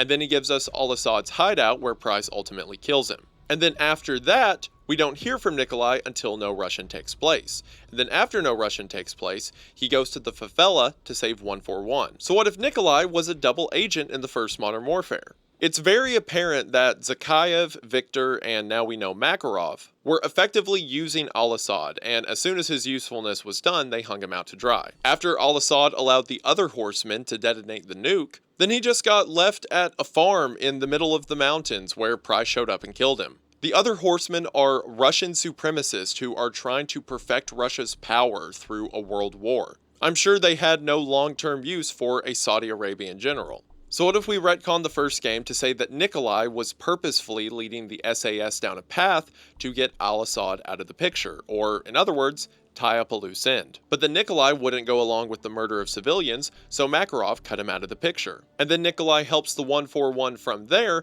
not so much out of dedication to his friends, but in revenge against Makarov. That would also give reason for Price to not kill him right here, because unlike Yuri, Price has history with Nikolai and would be hesitant to put him down. Sure, you'd have to rewrite some segments of the game. In the flashbacks, you could show Nikolai talking to Makarov and Zakhaev about how Al-Asad needs cut out of the picture. But I feel like it would give what the game is trying to do and set up our player character with Price and Soap as being a traitor, while also keeping the character list more succinct and meaningful, while giving more satisfying ties to the previous games. Ultimately, right now, I'm just writing fan fiction. This isn't the direction the game went. But it ultimately highlights some points where I think Yuri's reveal is lacking. I don't really care about Yuri, so therefore the coolest parts about these flashbacks are how it relates to Makarov. Ultimately, these flashbacks are a mixed bag for me. Some parts really great, other parts not so great. After Yuri's reveal, we lead into the next mission, Stronghold. And immediately in the briefing, we feel Price's heartbreak over Soap's loss. Where the names of the dead are inscribed. We try to honor their deeds, even as their faces fade from our memory. Those memories are all that's left when the bastards have taken everything else. What happened? He killed Soap. He's gone, Mac. What do you need from me, son? I love pretty much all of Price's dialogue throughout these games, and Price and Soap were brothers through all of this. It's simultaneously heartbreaking and satisfying to hear that remorse in his voice. This soldier to the last bullet at the point of tears over his friend, it means something. Also like the reply from Baseplate, who we know as Macmillan. How earlier Macmillan was hesitant to give Price information because he could probably get in a lot of trouble for handing over information to, you know, a terrorist, or whatever label the UK has on him at this point. But here, after hearing that Soap's dead, he just says, "What do you need?" Price says he needs the location of Makarov's stronghold near Prague. Macmillan gives it to him and also asks Price if he can trust Yuri. Despite my complaints, Price does say what choice does he have, and admits that Yuri has his own reasons for wanting Makarov dead. So our next mission, Stronghold, begins once again with us playing as Yuri, as now just Yuri and Price parachute into Makarov's compound. I like the vitriol we hear from Price right at the beginning when Price says if Yuri doesn't keep up, he's going to leave him. Any camaraderie or lightheartedness Price had built up with Yuri is far gone, and I like that you can feel that through a lot of the passive dialogue. I like the early missions of this level that are stealth-based. I mean, it's literally a castle of Makarov's men. It'd be hard to get in any other way. And even though eventually this mission goes loud and there's a lot of gunfights, and I should call out how unrealistic it is for Price and Yuri to take down all these guys on their own. You know what? Price is grieving, so I'll let him have this. Price also demonstrates a lot of ferocity through this level. Like at one point where he knocks on a door to get a soldier to answer, before stabbing him in the throat, shooting the other guards, and then casting the body to the side. You can feel a lot of the hate that Price is fighting with. Sure, Makarov needs to die for the sake of the free world, but you can feel the main reason Price is fighting the way he is for revenge. Eventually, Price and Yuri make it to a room a few floors below the control room where they think Makarov might be. There's this neat sequence where Price lines a wall to explode, and then he waits for the thunderstorm outside to create thunder in order to mask the noise of the explosion, and the two climb up through the walls to get a view of the control center. Makarov isn't there, but his right-hand man, Alexei, is. Alexei was actually one of the Inner Circle members who committed the airport massacre back in Modern Warfare 2 next to Makarov. So I like that an otherwise forgotten character is brought up here in a way that makes sense. The game's actually been doing a good job of that, bringing back old characters in satisfying ways. People like Macmillan and Kamarov. I mean, would have been even cooler if they brought back Nikolai to be the player character and perhaps Strader, but who cares what I want. we see that Alexei is talking to Makarov through a video call, as Makarov is interrogating President Vorshevsky. Yeah, remember him, the Russian president that got kidnapped back in Turbulence? He's been having a bad time. The president continues to remark that he will not give up the launch codes. To persuade him, Alexei says that they have located the president's daughter, that she's in Berlin, and Makarov's men will have her in a matter of hours. With that, Price and Yuri have all the info they need, and it's time to get out of there. But not before. Price throws a grenade into the middle of the room, which assumedly kills Alexei. Price may not be able to kill Makarov yet, but he killed Makarov's next best man. An eye for an eye, so to speak. Makarov and Yuri drop through the castle walls, and the fight goes loud as they shoot their way out. We also find a lot of Makarov's prisoners in the castle. I don't really know why this guy's in the business of taking prisoners, but sure. Also, this doesn't matter to anyone else but me. But if you'll remember, I said earlier in the video that a lot of the optics you can use on guns changes throughout these games. Well, in Modern Warfare 2, the ACOG that you could use is very different from the ACOG you use in the other games. Which, by the way, yes, this is an ACR. Modern Warfare 2 poisoned my brain in many ways, but particularly, I think, because of the level loose ends where you start as Roach with an ACR with an ACOG, something just stuck in my brain that I had to get that gun one day. And admittedly, the gun's not that cool once you actually get it, especially for the price I had to pay for it. But I couldn't not, so yeah. Anyway, I point that out to say, in this mission, for some reason, you can find a UMP that has an ACOG from Modern Warfare 2. Keep in mind, all the other ACOGs in the game are different, but this one is the one from the previous game for some reason. They did something similar, I think, in one of the Spec Op missions in Modern Warfare 3. You can get a Modern Warfare 2 red dot on one of your guns. Now, I have no idea why the devs did that, but it's fun. Eventually, Price and Yuri make their way outside and commandeer a vehicle. Earlier, they planted C4 to cover their escape, and now they use them to blow up the armor on the way out. And then, while they're getting shot at, Price straight up drives the truck over a cliff, and the two men jump from the moving truck that explodes when it hits the ground and parachute to safety. Again, a little much for my liking, but Price is in mourning, so whatever. I can only imagine that his sheer hatred for Makarov and also Yuri a little bit blew up the truck and made the parachutes deploy. Price calls for Nikolai to get them out of there, and the mission ends. Also, if Nikolai has known Yuri for a long time, and perhaps Yuri was lying to him as well, but if he wasn't, did Nikolai give Price and Soap, a friend of his who had worked with Makarov for decades, and just didn't tell them that? Or, equally confusing, did Yuri work with Nikolai for long enough that Nikolai considered Yuri his best man, and Yuri never told Nikolai, and Nikolai never asked those questions? This dude should have been shot a long time ago. I mean, he was shot at the airport by Makarov, but like, fatally. With that, we move into our next mission, Scorched Earth. Price gives Sandman the information he has on the president's daughter, Alina, and the briefing begins with Overlord stating that they have to rescue Alina because if they don't, she will be tortured and the president will give up the launch codes. Which I just have to ask, sorry to be a stickler once again, but would he really? Like, I understand people like their daughters, you know, they tend to be fond of them, I get all that. But if your daughter is captured by Makarov, he is going to kill her. And I know that any man would do near anything, would lay down their own life if it meant not having their daughter brutally tortured. I get that. But if the president gives up the launch codes, then millions, if not billions of people will die. When Makarov was talking to the president when he kidnapped him, he said Russia will rule even if it has to stand on a pile of ashes. We saw what Makarov did with chemical weapons. That line is not a metaphor, it is an example. Maybe I'm just being calloused, but I mean, surely he wouldn't kill billions of people to save his daughter that will also definitely die, right? I mean, maybe.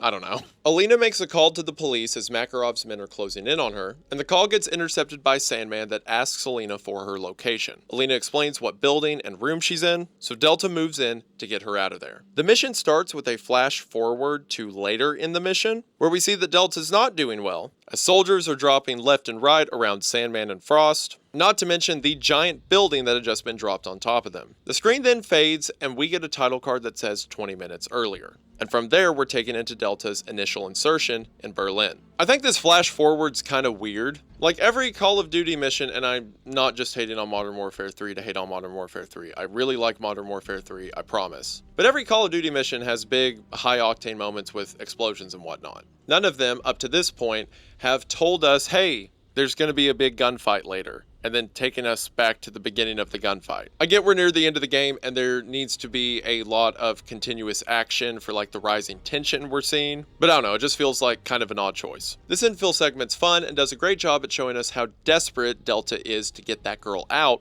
and also the losses they're suffering getting to her. As we're flying in, another Delta helicopter gets blown out of the sky. An entire team just like ours is wiped out in a moment. We fight our way across the rooftop, waves of rocket launchers and rifles. We feel a lot of the anger that Delta, especially Sandman, is feeling. He gets inside the building and upon encountering a Russian soldier, he doesn't even shoot him, he just throws him out of the skyscraper. We eventually fight our way to the top of the building and we can see the building that Alina is hiding in across the street. We lay down some sniper fire, which is always fun in these games, and after clearing them out, another deployment of Delta lands on that building. They start to take fire from forces on the ground and we continue to cover with our sniper rifle, till eventually we get access to an A-10 Warthog. We laze its path on the ground and it runs through and takes out any armor and infantry in its wake. Again, some of my favorite moments from Call of Duty are these, where it uses these real-world superpowers in order to establish our foothold. And despite how powerful we can be, it doesn't diminish how desperate we are. Alina's in that building and we need to get to her before it's too late. The Delta team across the street, Granite, rappels down to the floor Alina's in and makes entry. However, as soon as they make their way inside, they walk into a trap, and the entire Delta team is taken out in one explosion. Truck says they're gone, Grinch remarks in frustration, before Sandman tells Overlord that the team is down, so now we're going in to get her. Again, all over, it feels great at establishing the losses they're taking, but the need to get the job done. Also, maybe not the best time to mention after Granite just got team wiped, but her name is Alina in the briefing at the beginning of the mission, but the subtitles and the characters refer to her as Athena. I don't know which her name is supposed to be. I don't know why the game uses two names, and I will continue to refer to her as both because of that. We go on the ground to link up with the tank column to work our way over to the building she's in. As we do, we pass the Delta team that was shot down in their helicopter at the beginning of the mission. Sandman calls in for a casualty evac, and Grinch remarks, "It's not a good day to be Delta." We follow a tank, fighting our way up the street to get to Alina's building, till eventually a massive explosion hits the tank that blows all of Delta team back, the top of the tank flying over us, and brings down the entire skyscraper that the tank was next to. In the aftermath of the rubble, we're led into the scene we witnessed at the beginning of this mission. The flash forward to Delta team lying on the ground, tattered and broken, Sandman pushing on regardless through the remains around him. I'm actually not going to criticize the flying tank going over our head and the building coming down. That all feels, again, within like a realm of realism. And I also like it because in that aftermath, it continues to build on Delta being as hit as they are. They've lost team after team, and the fight is not getting easier. But so much relies on getting that girl out of the building, so they push on. It doesn't have quite the same effect for me as Foley asking if anyone wants to back out and no one saying anything, but it's close. It gives me that same emotion, at least. Overlord advises for Sandman and his team to extract, but Sandman refuses and says they're going to get the girl. We work our way through tattered buildings, eventually coming out to the street where the gunfight continues. We make our way into the building and up the staircase to the floor she's in. All the while, Overlord tells us that Makarov's men have already arrived in helicopters. And at every chance to turn back, Sandman says no. Pushes forward. Eventually, we get to the room she's in, but as we stack up to breach it, the door explodes, sending us on our back. Sandman lands on top of us, and Frost pulls his gun from his side and uses it to shoot the attacking Russians, but by the time they stand up, the helicopter with Alina is already flying away. Grinch raises his rifle to shoot, but Sandman smacks it down, saying they can't risk hitting her. Sandman remarks to Overlord that they lost her. I like it in these Modern Warfare missions when the good guys lose. When the guys we're playing as try everything, they suffer heavy casualties, and it still doesn't work. Similar to as I mentioned earlier, it's a sense of maturity you don't see a lot out of these titles. And the dedication we've seen from Sandman and the losses Delta have taken up until this point make that loss all the more devastating. It's a good moment, one of my favorite from this game. But despite her being captured, they're not going to let her get away. And that leads us to the penultimate mission of the game, Down the Rabbit Hole. Down the Rabbit Hole opens with Sandman telling Price that they lost Athena, and says that she's been taken to a diamond mine in Siberia.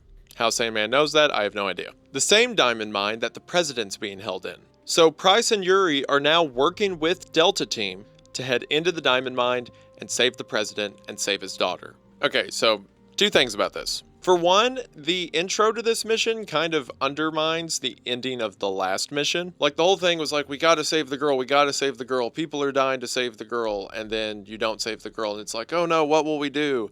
And then you hit next level, and it's like, okay, we're going to save the girl. Like, all right, well, I guess we could have just waited then. And the bigger issue, Price and Yuri are joining them? What? I thought the whole point was that Price is like a super terrorist, according to the UN or whatever. How is he now partnering up with Delta to go do this? And he could have just done that the whole time. And you may be like, oh, well, it's to save, the president and his daughter, desperate times and whatnot. But this entire game has been about desperate times. If situations could get so severe that the entire world is willing to turn a blind eye to what Price is wanted for, sure. But don't you think, when he had information about Volk being in Paris to track Makarov, that would have been a pretty big deal. I mean, they were willing to blow up the Eiffel Tower over it. Maybe they could pardon one dude for it. And no, it's not like Delta Team is going rogue and joining Price. Price is definitely joining them because through this whole mission, they have big military support. And there's no hand wave mention about like, oh, you're exonerated or oh, you're pardoned if you can get this done. Nothing like that. I mean, as far as the world knows, Price killed the general that was going to lead the world out of this conflict. And they found that guy in Afghanistan with a knife in his eye. And then it's like, oh, well, now the president's been kidnapped. So, of course, takesies, backsies. I understand they wanted to have Delta and Price together for this big final push, and that's cool and all. But if I care about the Lord this much, can you please care about it a little bit and just, like, it doesn't even have to be good. Just be like, oh, well, I pulled some strings and got you in. Just something. Also, when the mission starts, we're playing as Yuri, and the team is Yuri, Price, Sandman, Truck, and Grinch. But if you recall, we've been playing as Frost with Delta this entire game, and he's just not there. So Frost, who has been with them every step of the way, is just as much a part of the team as anyone else. Just decided to not show up today because the game wants us to play as Yuri. It's like, okay, I know Frost didn't have any characterization. There's never even a line out of him in the game. But can we pretend that the player character we're playing as isn't just like a floating ghost around the battlefield who has a camera to observe everything that's happening? Like, why wouldn't he be here? Just give me something, please. Also, when the mission starts, it still has the audacity in the little text that pops up at the bottom left to say Task Force 141 disavowed. And it's like, I guess not anymore because we look quite avowed here being a part of Delta going in to save the president. What does disavowed even mean at this point? And also, I didn't even think about it before. What do you mean Yuri is part of 141? I mean, that's been there the whole game. I just haven't been mad about it till now. Like, 141 was Shepard's deal, and all the people he recruited for it. Yuri never even knew the guy. I mean, as far as I know, maybe the game will give him a flashback at the end where it turns out he was actually like Shepard's third cousin, and that's how he got to know Makarov, because it turns out that Makarov is Shepard's son, and he rose him from a young age and trained him to be super Russian and hate everyone because Shepard really wanted to go to war with Russia. And, okay, I'll quit. I'm sorry. Anyway, the mission starts and the team of 5 are working their way down a cargo elevator in the mine. Eventually, the door opens, a short gunfight ensues, before the Russians drop the elevator we're in. We fly down like 10 stories and hit the ground hard, and everyone just stands up and keeps shooting. Once we get to the bottom, we throw on night vision goggles and start fighting the forces that are coming to take us out. When Sandman and Price get to the bottom of the mine, Sandman tells the old man to keep up, and they kick open the doors and the gunfight begins. The real gunfight, at least, with support fire coming from Predator missiles and helicopters. This set piece is really cool, being on the upper rings of a massive Russian mine. We fight through construction zones around large pieces of equipment. We can periodically get access to a Predator missile to soften up the defenses. Eventually, we need a path open and our air support bombards the area. By the time the door opens, the entire tunnel system is on fire, with most of the Russians inside dead or near it. We eventually make it to a door, and upon breaching it, we find Athena strapped to a chair, a victim of at least some of Makarov's torture. Also, there is yet again another car battery next to her. They love the concept of torturing people with a car battery. Also, I just noticed when we aim our gun at her, her name is Alina there. So it's Alina everywhere on text, but they say Athena. Honestly, who cares? Anyway, Athena says that her father is being held deeper within the mine. So Sandman marks her for pickup, and we keep moving further in. Kind of funny that we just left her on a table. Eventually, we get to a large catwalk that overhangs the deeper regions of the mine. And as we rappel down, we can see the president being carried off to the back of the mine. After we fight our way up to him, we get on top of the room he's being held within, and Price orders for charges to be dropped around the area. So we drop the charges and breach downwards. As we are falling through the air, we shoot all of the guards around the president, leaving him the only living man in the room. Okay, I've been quiet about these breaching moments throughout all of these games, because for the most part they're cool, and I can have fun. It's possible, okay? But what I will not stand for is the concept that a whole group of guys can set explosives at their feet, and for one, not blow their legs off, but can set explosives at their feet that blow up a concrete reinforced roof. And as the roof is falling, before it hits the ground while in mid-air, shoot 5 people. Not to mention, they didn't know where the president was in that room. For all Price knew, he was dropping a 2-ton slab of concrete onto the politician's head. Anyway, my point is self-evident. We're moving on. As we make our way back to the center of the mine with the president in hand, we are met by massive resistance as our extraction makes their way into the mine. Which, by the way, the Russians here are launching an ungodly number of missiles at us. Which, I get it, they want us to die, but don't they need the president? Like, the whole point of Makarov's plan is to get the launch code so that he can use them to threaten the world, right? So shouldn't they not be just hurling explosives in every direction? Which also, and again, you remember how earlier I said if something's cool, I can forgive it and overlook, like, the minor points? Well, the game has tried to be too cool, and I have seen through its veil. Would the president even have access to launch codes? I mean, I don't know how they work in Russia, but in the United States, they change, like, every 2 weeks, and if I recall right, it takes like several people to launch a nuclear missile. Would he even have access to them?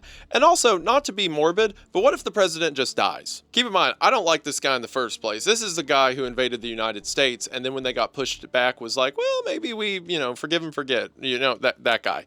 I don't care about him.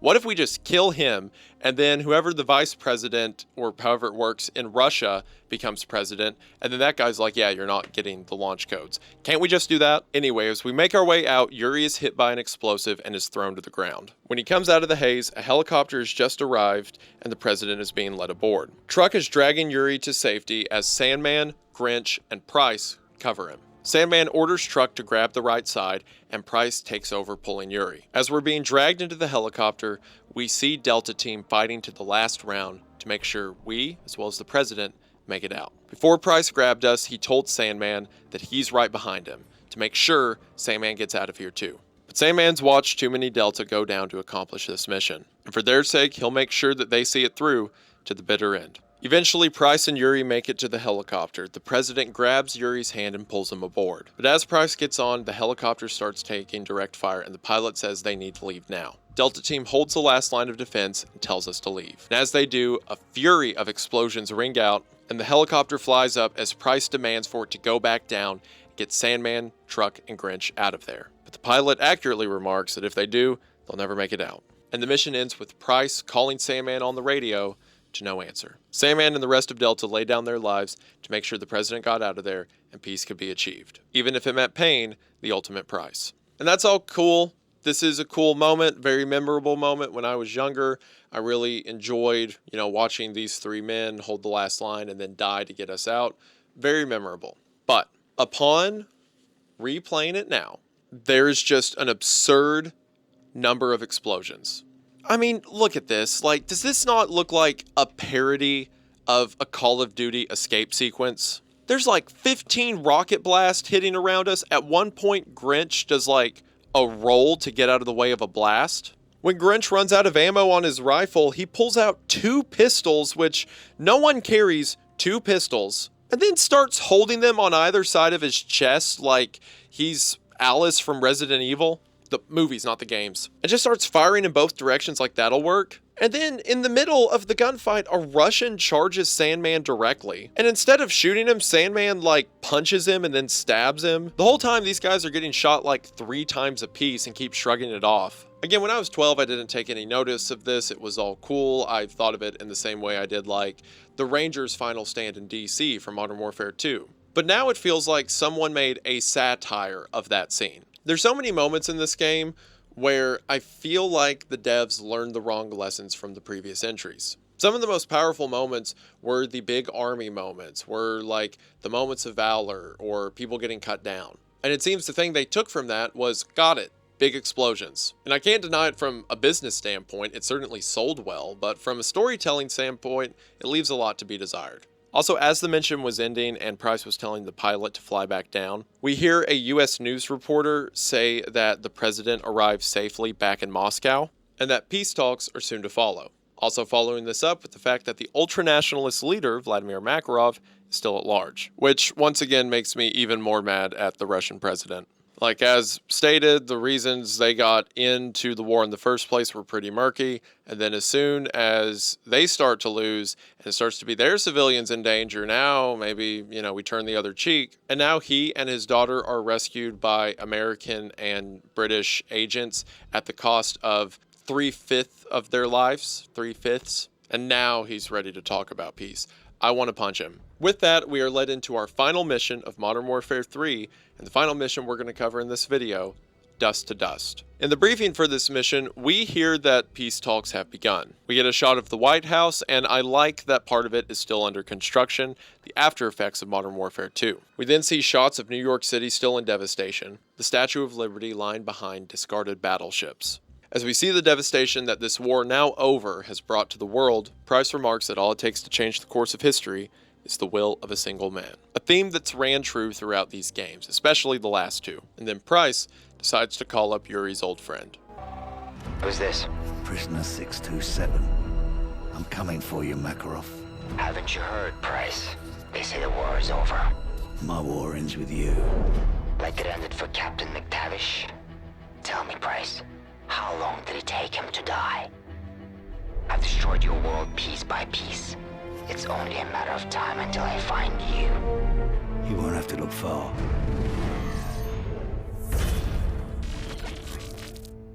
This conversation doesn't hit quite as hard as Price and Makarov's dialogue in the Boneyard in Afghanistan back in Modern Warfare 2. I think because that was in such an intense moment and the brevity of it added so much. But nevertheless, this is a fun moment. Price referring to himself as Prisoner 627, the prisoner that Makarov made him. Makarov's venom at asking how long it took Soap to die. It's a great moment right before our final mission, when we finally set out on the objective that we've been trying for the past 2 games at this point, and as we know now, 3 in reality, killing Makarov. At the end of the briefing, we see the 141 logo, and this time the disavowed label is removed, which I guess is true considering the United States didn't arrest Price after the President mission, and we also see that we're now playing as Captain Price, the first time since all Gillied Up. They've tracked Makarov down to a hotel in the Arabian Peninsula, where Makarov is soon to make his escape. Makarov has effectively lost. Russia didn't win, they didn't become the conquestors that he wanted the nation to be, or he wanted himself to be, so we can assume he is ready to go into hiding and try again. And in a global sense, Price won his war. The war is ended, he seems to be exonerated, the truth has been made known. But of course, his war ends with Makarov, a man who's wanted Price dead from the beginning. As the old saying goes, and one of the sayings that pop up in the death screens throughout these games, setting out on a path for revenge, it's best to dig 2 graves. And for these two, I'm sure they're willing to go into the same one together. And also, I guess Yuri's there, so he can fall in it too. The mission opens with Price and Yuri in the back of a truck about to make their way into the hotel. The two are dressed as juggernauts, wearing layer upon layer of armor. Now normally I would complain about 2 guys clearing out an entire hotel by themselves. But as mentioned earlier, it's the end of the game, so the game's earned it. And also for me, the Juggernaut armor is enough of a suspension of disbelief that I'll buy in. It's kind of like suppressors being whisper quiet throughout these games. Just give me a veil to distract myself, and I'm willing to go along with it. As the 2 men begin the last step of their journey, Price says, "This is it. Makarov doesn't leave here alive. Get ready. This is for Soap."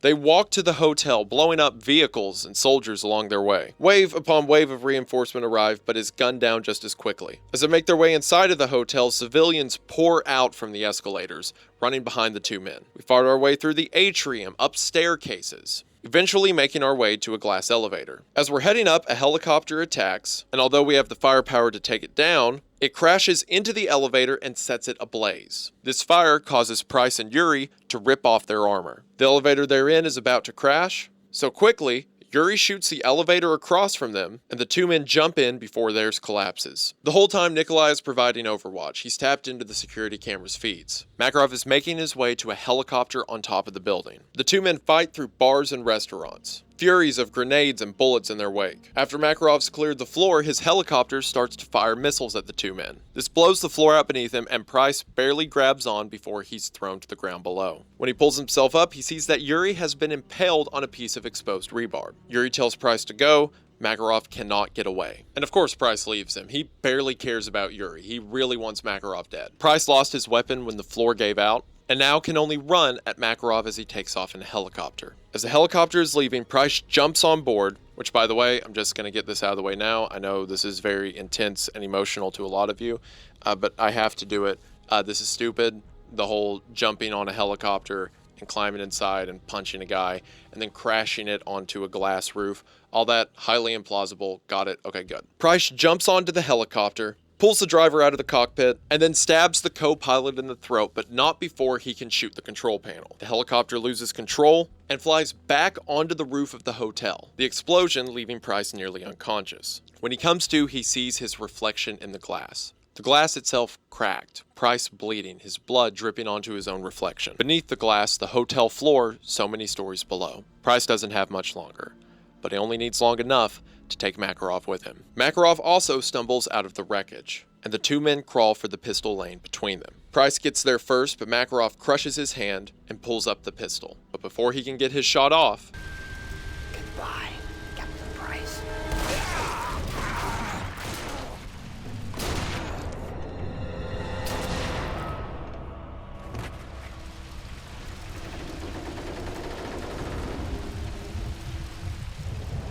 Yuri's sacrifice gives Price just enough time to gain the upper hand. Price slams Makarov to the ground. He punches him again and again. With each punch, blood flies from Makarov's mouth, and his skull cracks the glass beneath him. Price wraps the tow cable of the helicopter around Makarov's neck, continuing to slam his torso into the glass. He chokes and punches and throws, until finally, just before the glass gives way, pulls Makarov off the ground, clips the tow cable, and shatters the glass, sending both of them plummeting to the earth.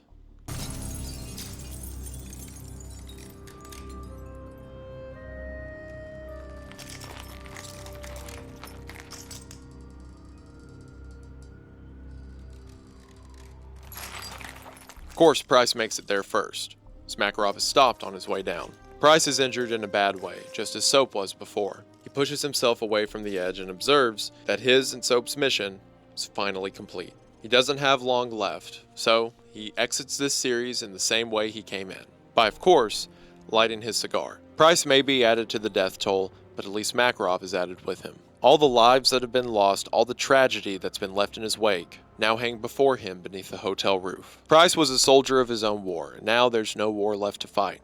But it seems he can rest easy because finally, the job's done. Sirens wail in the distance, he takes a drag of his cigar, and the screen fades to black. And with that, Call of Duty Modern Warfare 3 ends.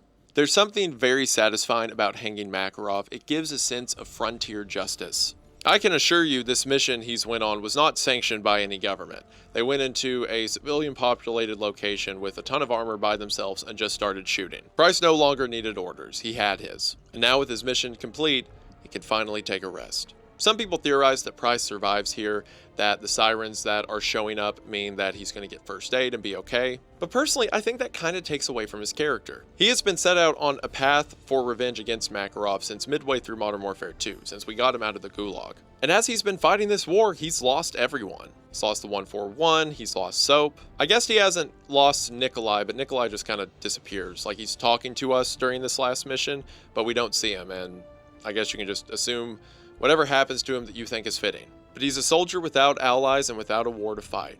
I feel it's fitting that he goes out here on a job well done. And also, Yuri was there too, I guess, and he did die at a very opportune moment, so good for him. And with that, Modern Warfare 3 is completed. I know I harped on a lot of the more over-the-top moments from the game, a lot of it for comedic effect, sure, but I do think it lost some of its sincerity in its over-the-top depictions. Because it never grounded itself, a lot of the elements of it felt in the clouds, like anything could happen without a lot of consequence, at least in the moment-to-moment gameplay we see. But with that being said, it certainly had its high points. I love all the stuff in Paris, I love Eye of the Storm, I love Soap's death. I think the ending where we kill Makarov is satisfying, it is the perfect point to end the trilogy on. And along with Modern Warfare 2, maybe not as much, but it was certainly one of the most memorable gaming experiences I ever had. All the stuff that I've been criticizing about the game being over the top and intense blew me away when I was 12. I remember for a long time thinking I liked this game better than Modern Warfare 2. Until I went back and played them years later and realized I was a dumb child. But that doesn't mean I don't think this game is good. I just don't think it's as great as the others. But regardless of that, it certainly belongs within this trilogy, and I believe a fitting conclusion to the series. So with that,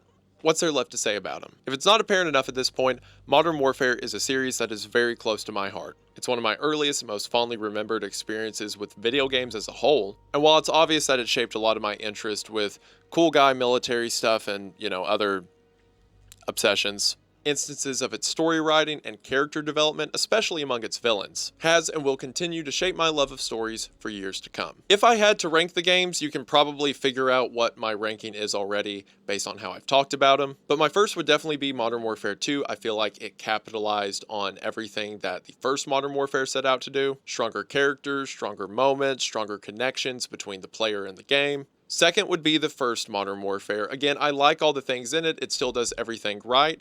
The only reason it's not number one is because I feel Modern Warfare 2 does those things even more right. And at the bottom would be Modern Warfare 3. Still a good game, it just seems to lose the plot a little bit with prioritizing high-stakes action over character or setting. And that's not to say it doesn't have good moments in those departments, it certainly does. They're just not mainstays as they are in the previous two entries. Now, do I think you should play Modern Warfare? Absolutely. While I understand not wanting to go all the way back to the 2007 and 2009 releases because they're admittedly a bit dated at this point, I highly recommend, if you've never touched the series before, to start with the remasters. In recent years, they remade Call of Duty Modern Warfare 1 and Call of Duty Modern Warfare 2. Not only did they give the games a huge graphics overhaul, meaning it is the perfect place to enter for modern players, but they added a lot of pieces that can be appreciated by long-term fans. For example, in the first Modern Warfare remaster, because now we have the story from Modern Warfare 3 to look back on, when you're playing one shot, one kill as Captain Price shooting Zakhaev, you can see Makarov waiting in a truck over to the left, and if you shoot him, you get an achievement called Time Paradox. Similarly, in the Modern Warfare 2 No Russian remaster, if you turn around at the first part of the level, you can see Yuri making his way out of the elevator trying to stop Makarov. Plus, there's a lot of other cool stuff sprinkled in. There's a lot more animations for story-driven moments. Enemies that previously you would walk up and just do a knifing animation now have a scripted kill. Regardless if you're new to the series or fans of the old games, I can't recommend the remasters of the first two games enough. Why they did not give Modern Warfare 2 a remastered multiplayer, I will never know. That is the most insane choice I think I've heard out of a video game company ever. And if you enjoyed those two games, even though Modern Warfare 3 doesn't have a remaster yet, I recommend you check it out. The highs are worth the lows, and despite the criticisms I gave it, I can't think of anyone who's regretted playing this game. And if you're a long-term fan of the games, or if you've never cared about them before, or whatever you're here for, if you've stuck around this long, it means a lot to me, and I just want to say thank you for watching. I've wanted to talk about these games forever. Like I said, it's very cathartic to little 12-year-old me to get to talk about his favorite video game franchise, and thank you all for listening. I originally wanted to include a segment in this video where I talk about a lot of the real-world impact that the original Modern Warfare trilogy had. Not only the controversies brought on in mainstream media by missions like No Russian, but also all the other things around Call of Duty. Like, do you remember the Call of Duty Elite TV series? They had like a whole streaming service for Modern Warfare 3, and the multiplayer had its own online tournaments, and they did a bunch of promo stuff where people could like win Call of Duty Jeeps. Also, there's a lot of conspiracy theories around Modern Warfare. Like, the entire trilogy is just a psyop from the Department of Defense in order to encourage people to enlist in the military. It felt a little disjointed to include all of those things here, so instead, I'm going to be putting all of those into a video on the second channel. So give it a week or two after this video comes out, and then be sure to check out Wendigang, where, fingers crossed, I'll have a video about the real-world impact of Call of Duty Modern Warfare shortly. I hope. And of course, as mentioned at the beginning of the video, the Modern Warfare Remastered trilogy will be covered on this channel shortly. I don't know how shortly. If this video tanks, I should probably give it a while to give the people who hate these kind of videos view somewhere else, you know, the channel doesn't die. But if this video does well and you all want to see it sooner rather than later, well then maybe the video will show up sooner rather than later. But regardless of all that, I just want to thank you all so much for being here. It means a lot for you guys to hear me ramble about my weird interests. The support means the world and I highly appreciate it. So check out the games if you want, or if you don't want, then I don't know, it's between you and God, I guess. Overall, I believe that should do it for now, but I just want to say thank you for watching. I hope that you enjoyed, and I'll see you in the next one. Bye! What was the thing? There was something Price said throughout the game. It was like, stay frosty. Or like, was Stay Frosty him or something? Or like, I'm going ghost. No, that was Danny Phantom, wasn't it? Why did I think Price said that?